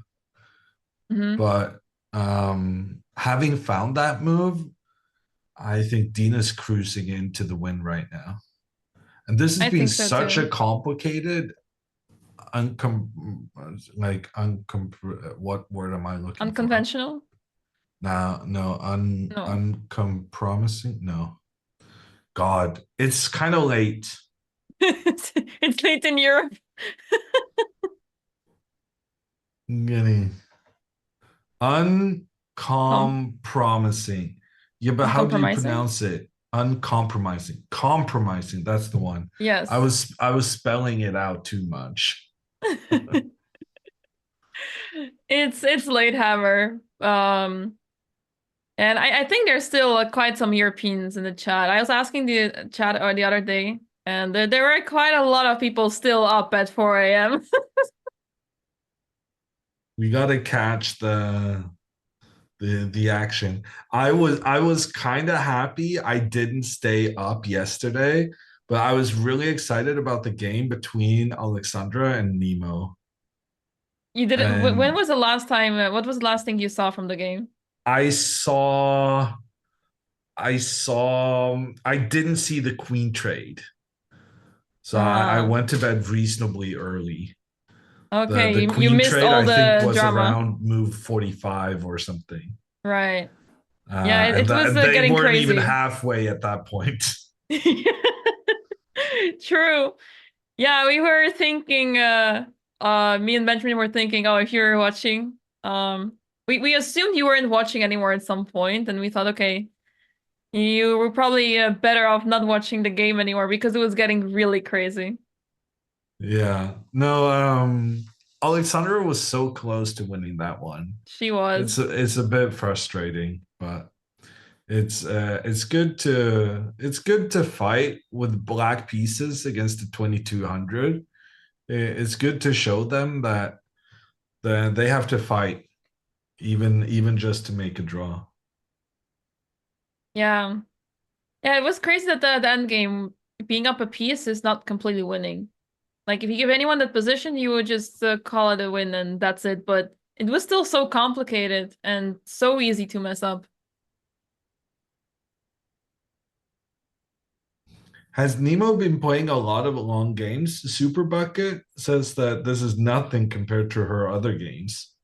This She is her did, third long game yeah, because she had the one again we're talking about against Alexandra, and she also had the defense she needed against against Jennifer. Jennifer. Yeah. She only has long games. But her problem is not just that she has long games; she has long games with suffering, Yeah. both Yeah. against both against Jennifer and against Alexandra. She was suffering, and here, thankfully for her, Dina's gonna put her out of her misery. Because after bishop to d7, like Nemo just played, check, take the knight to make sure the knight cannot go back here, and then bishop to h6. And that is gonna do it, right? Do we agree? Yes, I Computer kind agree. of didn't agree. And there's this queen f4 move on the next turn, so Well, yeah, I guess queen d6, uh queen back. How is this not just over? Takes, check. f7. Wait, oh, I gotta Queen be a bit g3. careful about this. Okay, so I recapture. And if you take the pawn, then I take your bishop. Surely this is fine. Yeah. This is going to do it. And then you give a check here. And somehow I escape from these checks Right. to win the game. Yeah, that's convincing. Easy peasy. Flawless. Now Dina just has to see those 10 moves. But I think that's going to be fine. She's not going to capture. Yeah, she's not going to capture this knight now. Because if she does do that, she allows the rook to suddenly come over here and start pointing down towards the white king. Dina wouldn't be that silly. And if she makes the trade and then goes bishop check, then she allows the king to step forward. And suddenly it's much more difficult to checkmate the king here than it was checkmating the king on the back rank. So it's all very logical. You first give this check to force the king back. Now the king cannot go forward because of the pawn that's in the way. Then it's important to prevent the knight from being able to escape. So you take the knight before it escapes. Then you move the bishop back. You're threatening checkmate. And if the rook steps back, queen moves over. Checkmate imminent. And we can go to bed. Yes, bishop f8 is on the board. King g8 played by Nemo. And Yeah, this is looking really good for Dena, who's heading to a full point now. What I find really impressive by Nemo, I mean, she's in a losing position now, but she keeps on fighting, and she's had such long games, and I also believe she has been not been feeling so well. She has been coughing a lot, I've seen, and despite all of that, she's playing really well. And also, she hasn't played much classical recently, right? And she also doesn't like classical whatsoever, but she still keeps fighting. And the fact that she still plays so well, despite all of these circumstances, is really impressive. Oh my god! Oh my god! Dena did not take the knight. What are you doing, Dena? Wait, what? She went bishop h6. I guess it doesn't change the situation too much, but it is questionable. Oh, if the knight goes back, she can just take the knight. It didn't even occur to me. I was like, oh, this bishop is so valuable. I'll never trade it for anything. But here it turns out if the knight goes back, we can just take it. Because that frees up for the queen afterwards and the rook checkmate. Yeah, she's just keeping that knight on the board hammer. She really values the bishop pair, you see? Yeah. So Nemo goes rook back instead, and that presents an excellent opportunity for Dena now to capture the knight. Because now the knight is threatening to go back, right? Yes, If because you go queen f2, knight knight g7. g7. No. Apparently this is completely lost. Oh, because queen f6. Yeah. Knight So e6, bishop if g4. knight back, queen up.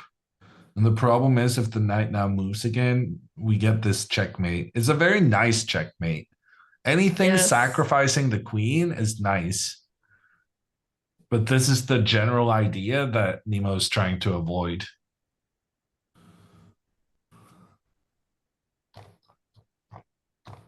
But what is the saving move here then? Can we go queen f5? Like, how crazy is this? Queen f5 takes. This is not How lost. is this not completely winning for white? The bishop is actually trapped though. Maybe that's why. No, but seriously. You just play rook b8 on the next turn. Well, I guess you go here, right? Yeah. But how is this not winning, right? Apparently this is winning for black. Good grief. This is also good for black. At this point, I'm not sure what white is supposed to do even. Take here, maybe? No. Okay, yeah, let's not do that, Dena. Dena didn't do that. She took the knight. Very smart. Nemo takes back. And now queen f4. Can't go wrong with queen f4. Threatening checkmate. Only defense. Bishop f5. Put the something in between. And then we take that. And that's the game.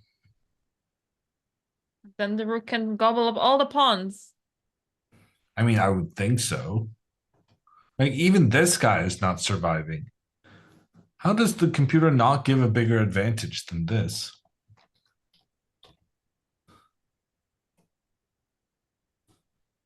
Did Alexandra win? Yes, she did. A very, very hard-fought game between Alexandra and Andrea. But Alexandra got the best of her in the end with a very nice pawn sacrifice in the center. Although I guess it wasn't a pawn sacrifice, but it was a very clever way of giving away a pawn to release the energy of her rooks.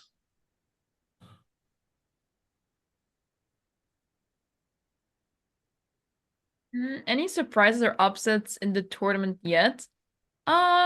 I guess, I mean, if Alex would have won against Nemo, that would have been quite an upset, but she did manage to get a draw off of Nemo, so that's still really impressive. And Jules has been playing really good chess. She Yeah, is the lowest rated in the field, and she has had some tough games, but she has been playing really well, so her performance is also really impressive. Jules was winning against Dena yesterday. That would have Yeah, been a massive one. but it was really, it was right there, but she probably misevaluated the position as she was down the exchange.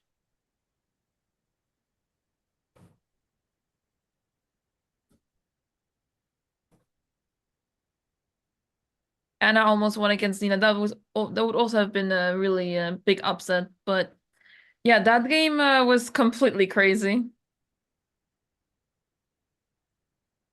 There's been a lot of almosts. Yes.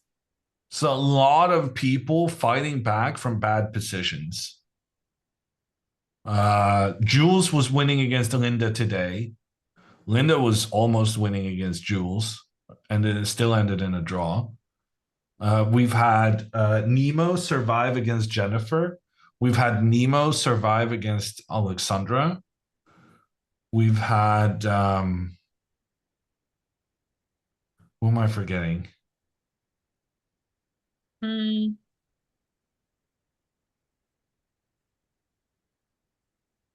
Almost doesn't count. But the thing is, Mike, if you play against any of these girls, you get destroyed, right? So the thing about almost is that at least you have some adjustments to make before success. So almost while it doesn't count, it's still like it's a step in the right direction.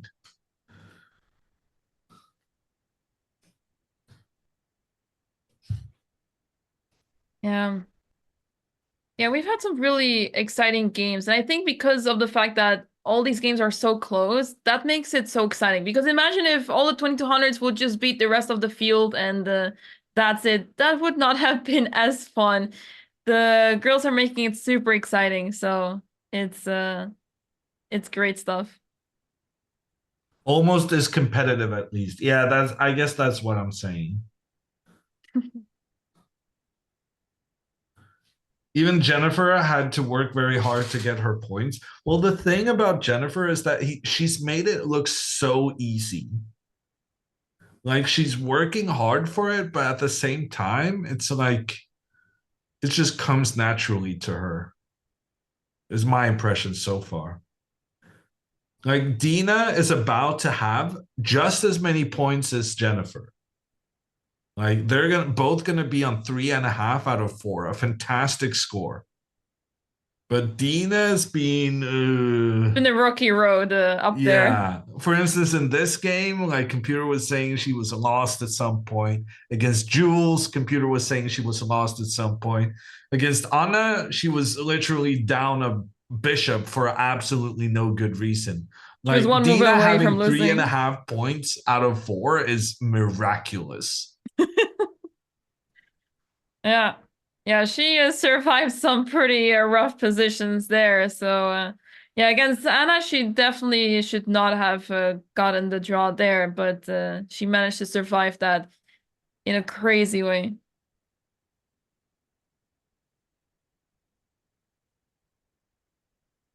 Dina's clutch, simple as that. I mean, winning is a skill. And Yeah, swindling like is for instance, also, yeah. yeah.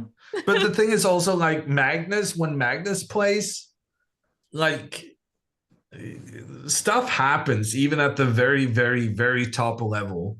But somehow Magnus has a tendency of always landing on his feet, always managing to win in the end.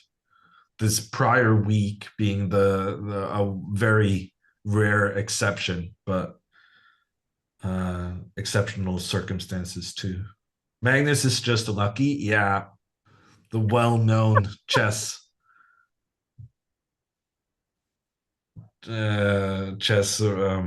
sorry, ingredient. Luck. Yeah, sometimes luck helps a lot. I played last season in Dutch League, and I had this game where I had a queen, and my opponent had queen at knight. And you never guess what happened, Hammer. Queen against queen and knight, nothing Yes. else. Nothing else. That's it.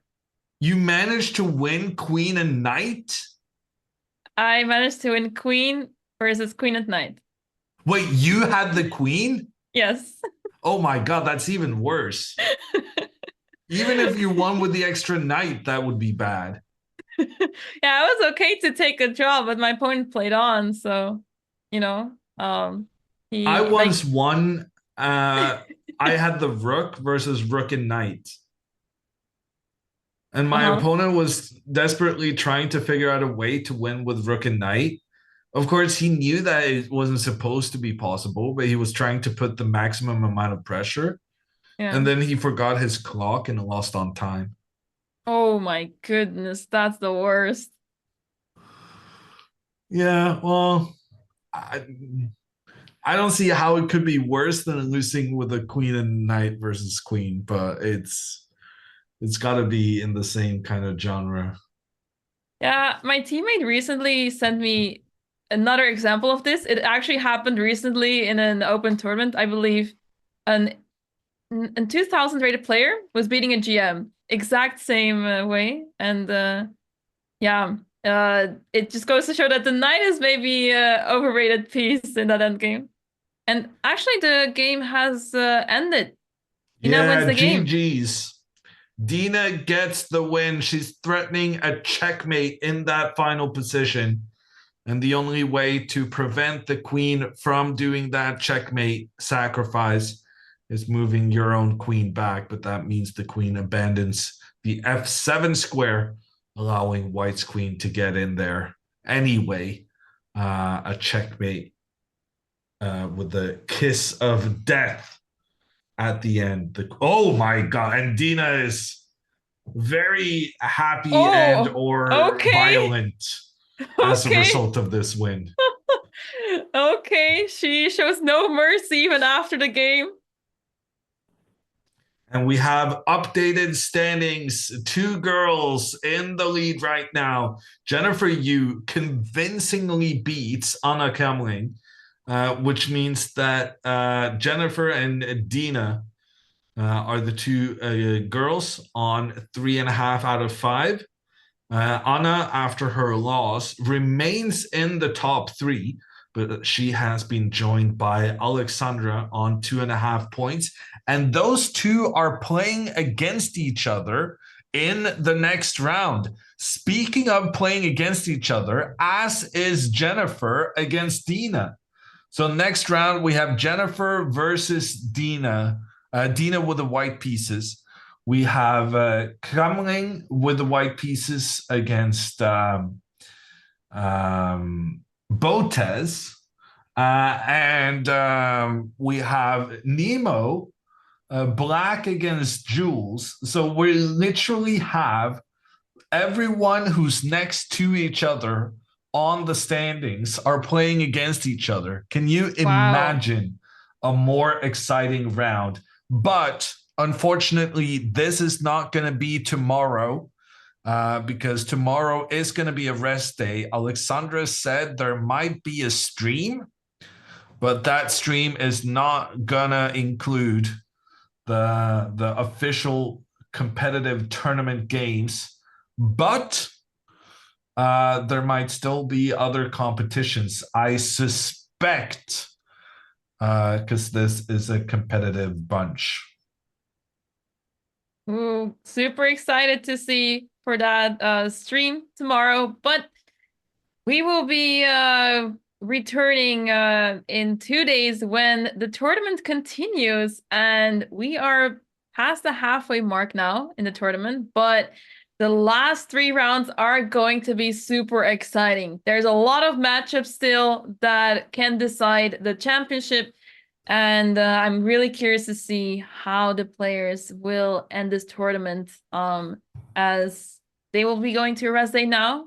And let's hope that Andrea manages to recover after having a tough first half of the tournament. And one last important message. The game between Linda and Andrea is going to start 1.5 hours earlier than the other game, than the games have normally started. So Andrea versus Linda, that's 9:30 a.m. Pacific on Monday, which is 6:30 p.m. Central European time. So more stream time, essentially. But it means make sure to don't miss out on the first hour and a half there. Great Good news night. for Europe. Whatever. Okay. Good night. Good